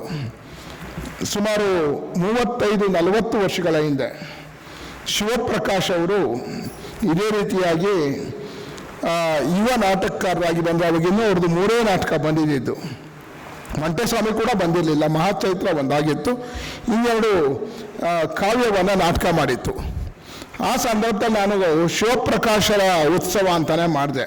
ಅವರ ನಾಟಕಗಳು, ಕಾವ್ಯ, ಅಷ್ಟಕಾಲೇ ಅವರು ಭಾಳ ದೊಡ್ಡ ಕವಿಯಾಗಿದ್ದರು. 7 ದಿನಗಳ ಕಾಲ ಈ ಕಲಾಕ್ಷೇತ್ರದಲ್ಲಿ ಮಾಡಿದೆ. 7 ದಿನ ಹೌಸ್ಫುಲ್ ಶೋಸ್ ಆಗಿತ್ತು. ಇವತ್ತು ಶಿವಪ್ರಕಾಶ್ ಈ ದೇಶದ ಬಹು ಮುಖ್ಯ ಕವಿಯಾಗಿ ನಾಟಕಕಾರರಾಗಿದ್ದಾರೆ. ಅವ್ರ ಬಗ್ಗೆನೇ ಸಂಶೋಧನೆಗಳಾಗಿದ್ದಾವೆ, PhDಗಳಾಗಿದ್ದಾವೆ. ಮುಂದೊಂದು ದಿನ ಖಂಡಿತವಾಗಲೂ ಈ ದೇಶದ ಒಬ್ಬ ಕಾರ್ನಾಡೋ, ಒಬ್ಬ ಶಿವಪ್ರಕಾಶೋ, ಒಬ್ಬ ಲಂಕೇಶೋ ಆಗುವಂತಹ ಎಲ್ಲ ಗುಣಗಳನ್ನು ಹೊಂದಿರುವಂತಹ ಯುವ ನಾಟಕಕಾರ ಅಂದರೆ ಅದು ಬೇಲೂರು ರಘುನಂದನ್ ಅವರು. ಬೇಲೂರು ರಘುನಂದನ್ ಯಾಕೆ ಅಂದರೆ, ಬೇಲೂರು ರಘುನಂದನ್ ಅವ್ರಿಗೆ ಒಂದು ದೊಡ್ಡ ಶಕ್ತಿ ಇದೆ. ನಾನು ಅವರ ನಾಟಕವನ್ನು ನೋಡಿದ್ದೀನಿ, ರಕ್ತವರ್ಣದಲ್ಲಂತೂ. ಅದು ನನ್ನ ಮನೆ ಹತ್ರನೇ ಮಾಡಿಸಿದಾಗ ದಾಕ್ಷಾಯಿಣಿ ಭಾಳ ಚೆನ್ನಾಗಿ ಮಾಡಿಸಿದ್ಲು ನಾಟಕನ. ನನಗೆ ಅವಾಗ ಅನಿಸಿದ್ದು, ಇವತ್ತು ನಾನು ಮೊದಲಿಂದನೂ ಕೂಡ ಒಂದು ಸತ್ಯ ನಿಮ್ಮ ಹತ್ರ ಹೇಳಬೇಕು ಅಂದರೆ, ಏಕವ್ಯಕ್ತಿ ಪ್ರದರ್ಶನಗಳ ವಿರೋಧಿ ನಾನು. ರಂಗಭೂಮಿಯಲ್ಲಿ ಏಕವ್ಯಕ್ತಿ ಪ್ರದರ್ಶನಗಳು ಒಂದು ಸಾಮುದಾಯಿಕ ಕಲೆಯನ್ನು ನಾಶ ಮಾಡ್ತವೆ ಅಂತಲೇ ನಾನು ಭಾವಿಸ್ಕೊಂಡಿರ್ತಕ್ಕಂಥದ್ದು. ಆದರೆ ಅನಿವಾರ್ಯ ಪ್ರಸಂಗಗಳಲ್ಲಿ ಏಕವ್ಯಕ್ತಿ ಪ್ರದರ್ಶನಗಳು ಬೇಕಾಗ್ತವೆ. ನಾನು ಅದನ್ನು ನಿರಾಕರಿಸ್ತಲೇ ಒಪ್ಕೊಳ್ತಾನೂ ಕೂಡ. ಒಂದೇನಂತ ಅಂದರೆ, ನಿಮಗಿರೋ ಶಕ್ತಿಗೆ ನಾನು ಯಾಕೆ ಮಾತನ್ನು ಹೇಳ್ತಾ ಇದ್ದೀನಿ ಅಂದರೆ, ಒಬ್ಬ ಕಾರ್ನಾಡ್ ಆಗಲಿ, ಕಂಬಾರ ಆಗಲಿ, ಶಿವಪ್ರಕಾಶ್ ಆಗಲಿ, ಅವರೆಲ್ಲರೂ ಕೂಡ ಮೊದಲು ಕೇಂದ್ರೀಕರಿಸಿದ್ದು ತಮಗೆ ಇರ್ತಕ್ಕಂಥ ಶಕ್ತಿಯ ಮೂಲಕ ತುಂಬ ಒಳ್ಳೆಯ ಸಮುದಾಯವನ್ನು ಬಿಂಬಿಸುವಂಥ ನಾಟಕಗಳನ್ನು ಅವರು ಮಾಡಿಸಿದ್ರು. ಒಂದು ಜನಪದವನ್ನು ತಮ್ಮ ಶಕ್ತಿಯನ್ನಾಗಿ ಬಳಸ್ಕೊಂಡ್ರು, ಪುರಾಣವನ್ನು ಶಕ್ತಿಯಾಗಿ ಬಳಸ್ಕೊಂಡ್ರು. ಇವನ್ನೆಲ್ಲವನ್ನು ಬಳಸ್ಕೊಂಡು ಇಡೀ ಒಂದು ಕಲರ್ಫುಲ್ ಲೋಕವನ್ನು ಕಟ್ಕೊಡಕ್ಕೆ ಹೋದರು. ನೀವು ನೋಡಿ, ಕಂಬಾರ ನಾಟಕಗಳಲ್ಲಿ ಕರಿಮಾಯಿ ಆಗಿರಲಿ, ಜೋಕುಮಾರ್ ಸ್ವಾಮಿ ಆಗಿರಲಿ, ಹಳ್ಳಿಯ ವಿಚಾರ ಒಂದು ಬೇರೆ ಬೇರೆ ಬೇರೆ ಬೇರೆ ಅಲಂಕಾರಿಕವಾಗಿಯೇ ಕಟ್ಕೊಂಡು ಹೋಗ್ತಾರೆ. ಒಂದು ಫ್ಯೂಡಲ್ ವಿರುದ್ಧ ಚರ್ಚೆ ಮಾಡ್ತಾನೆ, ಪ್ರತಿಭಟಿಸ್ತಾನೆ, ಅದನ್ನು ಜನಗಳಿಗೆ ಆಕರ್ಷವಾಗುವಂತೆ ಮಾಡ್ತಾ ಹೋಗ್ತಾರೆ. ಆ ಗುಣ ನಿಮ್ಮಲ್ಲಿ ಇದೆ. ಹಾಗಾಗಿ ನಾನು ನಿಮ್ಗೆ ಹೇಳೋದು, ದಯಮಾಡಿ ನೀವು ಮುಂದಿನ ದಿನಗಳಲ್ಲಿ ಜಾಸ್ತಿ ಇದಕ್ಕೆ ಒತ್ತು ಕೊಡಬೇಕು. ನೀವು ಒಳ್ಳೆಯ ಇನ್ನೂ ಕೂಡ ನಿಮಗೆ ದೊಡ್ಡ ಶಕ್ತಿ ಇದೆ, ಆ ನಾಟಕವನ್ನು ಮಾಡಬೇಕು. ಇವತ್ತು ಈ ಬಗ್ಗೆ ಚರ್ಚೆ ಜಾಸ್ತಿ ಆಗಬೇಕಾಗಿತ್ತು. ನನಗೆ ವೀರೇಶು ಇವರೆಲ್ಲ ಹೇಳಿದ್ದು ಸತ್ಯ ಕೂಡ. ಯಾಕೆ ಅಂದರೆ, ಕೇವಲ ಇಷ್ಟೇ ದಿನಕ್ಕಲ್ಲ ಈ ಉತ್ಸವ ಆಗಬೇಕಾಗಿದ್ದು, ಇದು ತುಂಬ ಚರ್ಚೆ ಆಗಬೇಕಾಗಿತ್ತು. ಇದಕ್ಕೆ ಇನ್ನಷ್ಟು ನನಗೆ ನಿಜವಾಗ್ಲೂ ಹೆಲನ್ನು ನನಗೊಂದು ನಾವು ಉತ್ಸವದಲ್ಲಿ ಬ್ಯುಸಿಯಾಗಿದೆ ಕಲಾಗ್ರಾಮದಲ್ಲಿ. ಹೆಲನ್ ಬಂದ್ಬಿಟ್ಟು ನನಗೆ ಈ ಥರ ಮಾಡ್ತಾ ಇದ್ದೀನಿ ಅಂತ ಹೇಳಿದರೆ ಖಂಡಿತವಾಗ್ಲೂ ಇದಕ್ಕೆ ಬೇರೆ ರೂಪನ ನಾನು ಹೇಳ್ತಿದ್ದೆ. ಇದಕ್ಕೆ ಬೇರೆ ಒಂದು ಇದನ್ನೇ ಸೃಷ್ಟಿ ಮಾಡಬೇಕು. ಯಾಕಂದರೆ ಈ ಉತ್ಸವ ಒಂದು ಸರ್ತಿ ಮಾಡ್ತಿರಲ್ಲ, ತಿರ್ಗಾ ನೀವು ಮಾಡೋಕ್ಕಾಗಲ್ಲ. ತಿರ್ಗಾ ನೀವು ಮಾಡಬೇಕಾದ್ರೆ ಭಾಳ ಕಷ್ಟ. ಅದಕ್ಕೆ ರಿಪೀಟೇಷನ್ನು ಮತ್ತೆ ಬರುತ್ತೆ. ನಾವು ಮಾಡಬೇಕಂತ ಸಂದರ್ಭದಲ್ಲಿ ಇವತ್ತು ನೋಡಿ, ನಿಮಗೆ ಪತ್ರಿಕೆಗಳು ಚಾನಲ್ಗಳು ಯಾವುದು ಬೆಂಬಲ ಕೊಡಲ್ಲ ರಂಗಭೂಮಿನವ್ರಿಗೆ. ಇವತ್ತು ನಮ್ಗಿರ್ತಕ್ಕಂಥ ಶಕ್ತಿ ಅಂತ ಅಂದರೆ ಸೋಷಿಯಲ್ ಮೀಡಿಯಾ ಮತ್ತು ನಮ್ಮ ರಂಗಭೂಮಿಯಿಂದ ಬಾಯಿಂದ ಬಾಯಿಗೆ ಮಾಡ್ತಕ್ಕಂಥ ಪ್ರಚಾರಗಳು. ಹಾಗಾಗಿ ನಾನು ನಿಮ್ಮಲ್ಲಿ ವಿನಂತಿ ಮಾಡ್ಕೊಳ್ಳೋದೇನೆಂದರೆ, ನೀವು ಯಾವುದನ್ನು ಮಾಡ್ತಿರೋ ಕನಿಷ್ಠ ಒಂದು 20 ದಿನ, 1 ತಿಂಗಳು ಮೊದಲು ಶುರು ಮಾಡಿಬಿಡ್ಬೇಕು ನಾವು ಪ್ರಚಾರನ. ಅದು ಏನಾಗುತ್ತೋ ಮುಂದೆ ನೋಡೋಣ. ಪ್ರಚಾರ ಬೇರೆ ಬೇರೆ ಥರದ ಮೀಡಿಯಾಗಳನ್ನ ಉಪಯೋಗಿಸ್ಕೊಂಡು ನಾವು ಪ್ರಚಾರಗಳು ಮಾಡ್ತಾ ಹೋದರೆ ಖಂಡಿತವಾಗ್ಲೂ ಕೂಡ ಜನ ಬರ್ತಾರೆ. ನಾವು ರಂಗಭೂಮಿಗೆ ಜನ ಬರಲ್ಲ, ಕಷ್ಟ, ಅವೆಲ್ಲ ಸುಳ್ಳು. ನಾವು ಸರಿಯಾದ ಪ್ರಚಾರ ಕೊಟ್ಟರೆ, ಒಳ್ಳೆ ನಾಟಕಗಳನ್ನ ಪ್ರದರ್ಶನ ಮಾಡಿಸಿದ್ರೆ ಖಂಡಿತವಾಗ್ಲೂ ಜನ ಬರ್ತಾರೆ. ನಾವು ರಂಗಭೂಮಿಗೆ ಜನ ಬರಲ್ಲ, ಕಷ್ಟ, ಅವೆಲ್ಲ ಸುಳ್ಳು. ನಾವು ಸರಿಯಾದ ಪ್ರಚಾರ ಕೊಟ್ಟರೆ, ಒಳ್ಳೆ ನಾಟಕಗಳನ್ನ ಪ್ರದರ್ಶನ ಮಾಡಿಸಿದ್ರೆ ಖಂಡಿತವಾಗ್ಲೂ ಜನ ಬರ್ತಾರೆ. ನಾವು ರಂಗಭೂಮಿಗೆ ಜನ ಬರಲ್ಲ, ಕಷ್ಟ, ಅವೆಲ್ಲ ಸುಳ್ಳು. ನಾವು ಸರಿಯಾದ ಪ್ರಚಾರ ಕೊಟ್ಟರೆ, ಒಳ್ಳೆ ನಾಟಕಗಳನ್ನ ಪ್ರದರ್ಶನ ಮಾಡಿಸಿದ್ರೆ ಖಂಡಿತವಾಗ್ಲೂ ಜನ ಬರ್ತಾರೆ. ನಾವು ರಂಗಭೂಮಿಗೆ ಜನ ಬರಲ್ಲ, ಕಷ್ಟ, ಅವೆಲ್ಲ ಸುಳ್ಳು. ನಾವು ಸರಿಯಾದ ಪ್ರಚಾರ ಕೊಟ್ಟರೆ, ಒಳ್ಳೆ ನಾಟಕಗಳನ್ನ ಪ್ರದರ್ಶನ ಮಾಡಿಸಿದ್ರೆ ಖಂಡಿತವಾಗ್ಲೂ ಜನ ಬರ್ತಾರೆ. ಇವತ್ತು ರಾಜ್ಗುರು ಹೊಸಕೋಟೆ, ಆಮೇಲೆ ನಮ್ಮ ರೂಪಾಂತರ ಚಂದ್ರು, ಇವರೆಲ್ಲರೂ ನಾಟಕಗಳು ಮಾಡಿದಾಗ ಅವರು 10 ದಿವಸ 5 ದಿವಸಕ್ಕೆ ಅವರ ತಂಡದ ನಾಟಕಗಳು ಮಾಡಿ ನೋಡಿ. ಅವನು ರಾಜ್ಗುರು ಒಂದು ಶುರು ಮಾಡ್ತಾನೆ, ಉತ್ಸವ ಶುರು ಮಾಡ್ತಾನೆ. ಶುರು ಮಾಡೋಕ್ಕೆ 1 ತಿಂಗಳು ಮೊದಲು ಆಗ್ತಾನೆ. ಯಾವುದೋ ಒಂದು ನಾಟಕದ ದೃಶ್ಯ ಹಾಕಿ ಬರ್ತಿದ್ದ ನಿನ್ನ ಹತ್ರ ಶಂಕರ್ ನಾಗ್ ಅಂತಾನೋ ಇನ್ನೇನೋ ಮತ್ತೊಂದು ಜನಗಳಲ್ಲಿ ಉತ್ಸಾಹವನ್ನು ಕೆರಳಿಸುವಂಥ ಯಾಕಂದ್ರೆ ಇವತ್ತು ನಮಗೆ ಬೇರೆ ಮಾಧ್ಯಮಗಳ ಸಹಾಯ ಇಲ್ಲ. ಹಾಗಾಗಿ ಈ ಥರದ ಒಂದು ಹೊಸ ತಂತ್ರಗಳನ್ನು ಹುಡುಕಬೇಕು. ಆ ತಂತ್ರಗಾರಿಕೆಯಲ್ಲಿ ನಿಜವಾಗ್ಲೂ ಕೂಡ ರಾಜ್ಗುರು ಹೊಸಕೋಟೆ ಭಾಳ ಸಕ್ಸಸ್ ಆಗಿದ್ದಾರೆ. ನಾನು ಮೊನ್ನೆ ಸಂಪೂರ್ಣ ನಮ್ಮ ರಂಗಪರಿಚಯ ಒಂದು ಭಾಗದ ಉಸ್ತುವಾರಿನ ಸಂಪೂರ್ಣ ರಾಜ್ಗುರು ಹೊಸಕೋಟೆ ನಾಯನೇ ಮಾಡೋದು. ದೊಡ್ಡ ಒಂದು ಎಷ್ಟು ಚೆನ್ನಾಗಿ ಗುಂಪು ಕ್ರಿಯೇಟ್ ಮಾಡಿಬಿಟ್ರು ಅವರು. ನಾನು ಆ ಥರದ ಇದನ್ನು ಉಪಯೋಗಿಸ್ಕೊಳ್ಬೇಕು. ಎಲ್ಲ ಇದು ನೀವು ಗುಬ್ಬಿ ವೀರಣ್ಣ ರಂಗಮಂದಿರದಲ್ಲಿ ಕಂಪ್ನಿ ನಾಟಕ ಮಾಡ್ದಂಗೆ ಮಾಡೋಕ್ಕಾಗಲ್ಲ. ಇವೆಲ್ಲವೂ ಕೂಡ ರಘುನಂದನ್ ನಿಮ್ಮ ಒಳ್ಳೆಯತನಕ್ಕೆ ಒಪ್ಕೊಂಡ್ಬಿಟ್ಟಿದ್ದಾರೆ ಈ ಉತ್ಸವ ಮಾಡೋದಕ್ಕೆ. ಮಾಡಿದಾಗ ನಾವು ಅದನ್ನು ಪೂರ್ಣವಾಗಿ ರಘುನಂದನ್ ತಾವು ಚರ್ಚೆ ಮಾಡಬೇಕು. ಇದನ್ನು ಯಾರ ಥರ ಚರ್ಚೆ ಮಾಡಿ ಇದೊಂದು ದೊಡ್ಡ ಉತ್ಸವವನ್ನು, ಇದು ಅದ್ಭುತವಾದಂಥ ಉತ್ಸವ ಆಗಬೇಕಾಗಿತ್ತು. ಇದು ಪತ್ರಿಕೆಗಳಲ್ಲಿ ಒಂದು ನೋಡ್ರಿ, ಯಾವನೋ ಅಶೋಕ ಹೋಟ್ಲಲ್ಲಿ ಕೂತ್ಕೊಂಡು ಯಾವುದೋ 4 ಪುಸ್ತಕ ಸಂಯೋಜನೆ ಚರ್ಚೆ ಮಾಡೋದು ವಿಶ್ವದಲ್ಲೇ ಏನೋ ಒಂದು ದೊಡ್ಡ ಪ್ರಳಯ ಆಯಿತು ಅನ್ನೋ ಥರಲ್ಲಿ ಚರ್ಚೆ ಮಾಡ್ತಾರೆ. ಆದರೆ ಇಡೀ ಕನ್ನಡ ರಂಗಭೂಮಿಗೆ ಒಂದು ಹೊಸತನವನ್ನು ತಂದು ಕೊಡ್ತಾ ಇರ್ತಕ್ಕಂಥ ರಘುನಂದನ್ ನಾಟಕಗಳ ಬಗ್ಗೆ ಚರ್ಚೆ ಆದಾಗ ಅಟ್ಲೀಸ್ಟ್ ನಮ್ಮ ಪತ್ರಿಕೆಗಳು ದೂರ ಬರೀಬೇಕು. ಅಂತಹ ವಾತಾವರಣವನ್ನು ನಾವು ಸೃಷ್ಟಿ ಮಾಡಬೇಕು. ಅದನ್ನು ನಾವು ಮಾಡೋಣ. ಅದೇ ಮುಂದಿನ ದಿನಗಳಲ್ಲಿ ನಾನು ರಘುನಂದನ್ ಅವ್ರ ಜೊತೆ ಚರ್ಚೆ ಮಾಡಿ ಒಂದು ಅದಕ್ಕೊಂದು ವೇದಿಕೆಯನ್ನು ಕಲ್ಪಿಸೋಣ. ಇಷ್ಟು ಹೇಳ್ತಾ, ಇವತ್ತು ಹೆಲನ್ ತುಂಬ ಒಳ್ಳೆ ಕೆಲಸ ಮಾಡ್ತಿದ್ದಾರೆ. ನಿಜವಾಗ್ಲೂ ಕೂಡ ಹೆಲನ್ ಆ ಲೈಂಗಿಕ ಅಲ್ಪಸಂಖ್ಯಾತರ ನಾಟಕಗಳು ಮಾಡಿಸೋದಾಗಿರಲಿ, ಬಹುಶಃ ನನಗೆ ರಘುನಂದನ್ ನಾಟಕ ಮಾಡ್ಸೋಕ್ಕೂ ಕೂಡ ಅದು ಕಾರಣ ಇರ್ಬೋದು. ಯಾಕಂದರೆ ಅಲ್ಲಿ ಮಾತಾ ಆಗಿರ್ಬೋದು, ಅಕ್ಕಯ್ಯ ಆಗಿರ್ಬೋದು, ಇವೆಲ್ಲವೂ ಕೂಡ ಲೈಂಗಿಕ ಅಲ್ಪಸಂಖ್ಯಾತರ ಬಗ್ಗೆ ಇರ್ತಕ್ಕಂಥವು. ಅದ್ರ ಬಗ್ಗೆ ಹೆಲನ್ ತುಂಬ ಒಳ್ಳೆ ಕೆಲಸ ಮಾಡಿದೆ. ಯಾಕಂದರೆ ನಾವೆಲ್ಲ ಬಾಯಿ ಮಾತಿನಲ್ಲಿ ಹೇಳ್ತೀವಿ, ಲೈಂಗಿಕ ಅಲ್ಪಸಂಖ್ಯಾತರನ್ನ ಮುಖ್ಯವಾಹಿನಿಗೆ ತರಬೇಕು, ಪ್ರಧಾನವಾಗಿ ನಮ್ಮದಲ್ಲಿ ನಮ್ಮ ಸಮಾಜದ ಸೇರಿಸ್ಕೋಬೇಕು ಅಂತ ಬಾಯಿನಲ್ಲಿ ಹೇಳ್ತೀವಿ, ವಿನಃ ಯಾರೂ ಮಾಡೋದಿಲ್ಲ. ಆದರೆ ಆ ಕೆಲಸವನ್ನು ಬಹಳ ನಿಷ್ಠೆಯಿಂದ ಹೆಲನ್ ಮಾಡ್ತಾ ಬಂದಿದ್ದಾರೆ. ಪಾಪ ನಾಟಕ ಅಂದರೆ ಇಲ್ಲಿಂದ ಹೈದರಾಬಾದ್ಗೆ ಯಾವುದೋ ಒಂದು ಬಸ್ ಹತ್ಕೊಂಡು ಹೋಗ್ಬೇಕಾದ್ರೆ ನಾಟಕ ಮಾಡ್ತಾರೆ, ಲಾರಿ ಎತ್ಕೊಂಡು ಹೋಗಿ ನಾಟಕ ಮಾಡ್ತಾರೆ, ಅಭಿನಯಿಸಿ ಆ ಕಂಪ್ನಿಗಳನ್ನ ಉದ್ಧಾರ ಮಾಡೋ ಕೆಲಸವನ್ನು ಹೆಲನ್ ಮಾಡ್ತಾ ಬಂದಿದ್ದಾರೆ. ನಾನು ಇವತ್ತು ನಿಜವಾಗ್ಲೂ ಕೂಡ ಬೇರೆ ಕಡೆ ಯಾವುದೋ ಒಂದು ಇದಕ್ಕೆ ಹೋಗ್ಬೇಕಾಗಿತ್ತು. ಆದರೆ ಈ ಕಾರ್ಯಕ್ರಮ ಬರ್ತೀನಿ ಅಂತ ಯಾಕೆ ಒಪ್ಕೊಂಡೆ ಅಂದರೆ, ಒಂದು ಕಾರಣ ರಘುನಂದನ್, 2 ಹೆಲನ್ ತುಂಬ ಬದ್ಧತೆಯಿಂದ ರಂಗಭೂಮಿಯಲ್ಲಿ ಕೆಲಸ ಮಾಡ್ತಿರ್ತಕ್ಕಂಥವ್ರು. ಮೊನ್ನೆ ಗುಬ್ಬಿ ವೀರಣ್ಣ ಪ್ರಶಸ್ತಿ ಯಾವುದೋ ಕಾರಣದಿಂದ ಯಾರಿಗೋ ಹೋದಾಗ ಆ ಮೀಟಿಂಗ್ನಲ್ಲಿ ಕಣ್ಣೀರಿಟ್ರು. ನಾನು ನಿಜವಾಗ್ಲೂ ನಾನು ಏನಕ್ಕೋಸ್ಕರ ಬಂದಿದ್ನೋ, ಯಾರಿಗೋಸ್ಕರ ಈ ಪ್ರಶಸ್ತಿ ಇದೆಯೋ ಆ ಪ್ರಶಸ್ತಿ ಅವ್ರಿಗೆ ಸಿಕ್ಕಲಿಲ್ಲ ಅಂತ ಮೀಟಿಂಗಲ್ಲಿ ಕಣ್ಣೀರಿಟ್ರು. ಅಂದರೆ ರಂಗಭೂಮಿಯ ಬಗ್ಗೆ ಅಷ್ಟರ ಮಟ್ಟಿಗೆ ತನ್ನ ಆತ್ಮಸಾಕ್ಷಿಯನ್ನು ಪ್ರದರ್ಶನ ಮಾಡೋದಿದೆಯಲ್ಲ, ಆತ್ಮಸಾಕ್ಷಿಯನ್ನು ತೋರಿಸೋ ಅದು ಭಾಳ ದೊಡ್ಡ ಕೆಲಸ. ಆ ಕೆಲಸವನ್ನು ಹೆಲನ್ ಮಾಡ್ತಾ ಬಂದಿದ್ದಾರೆ. ನನಗೆ ಭಾಳ ಸಂತೋಷ. ಈ ನಾಟಕೋತ್ಸವ ತುಂಬ ಚೆನ್ನಾಗಿರುವಂಥ ವಸ್ತು ವಿನ್ಯಾಸವನ್ನು ಒಳಗೊಂಡು ನಾವುಗಳು ಮಾಡೋದು ಮುಖ್ಯ ಅಲ್ಲ. ಇವಾಗಡೆ ನಾನು ಅಂದ್ಕೊಂಡಿರ್ತಕ್ಕಂಥದ್ದು ರಘುನಂದನ್ ಅಂತವ್ರಿಗೆ ಇವತ್ತು ಒಂದು ಶಕ್ತಿ ಇದೆ. ಯಾಕಂದರೆ ಮುಕುಂದರಾಜು ಕೂಡ ಅದೇ ಕೆಲಸ ಮಾಡ್ತಿದ್ದ. ನಿಮಗೆ ನೀವು ಯಾವುದೋ ಒಂದು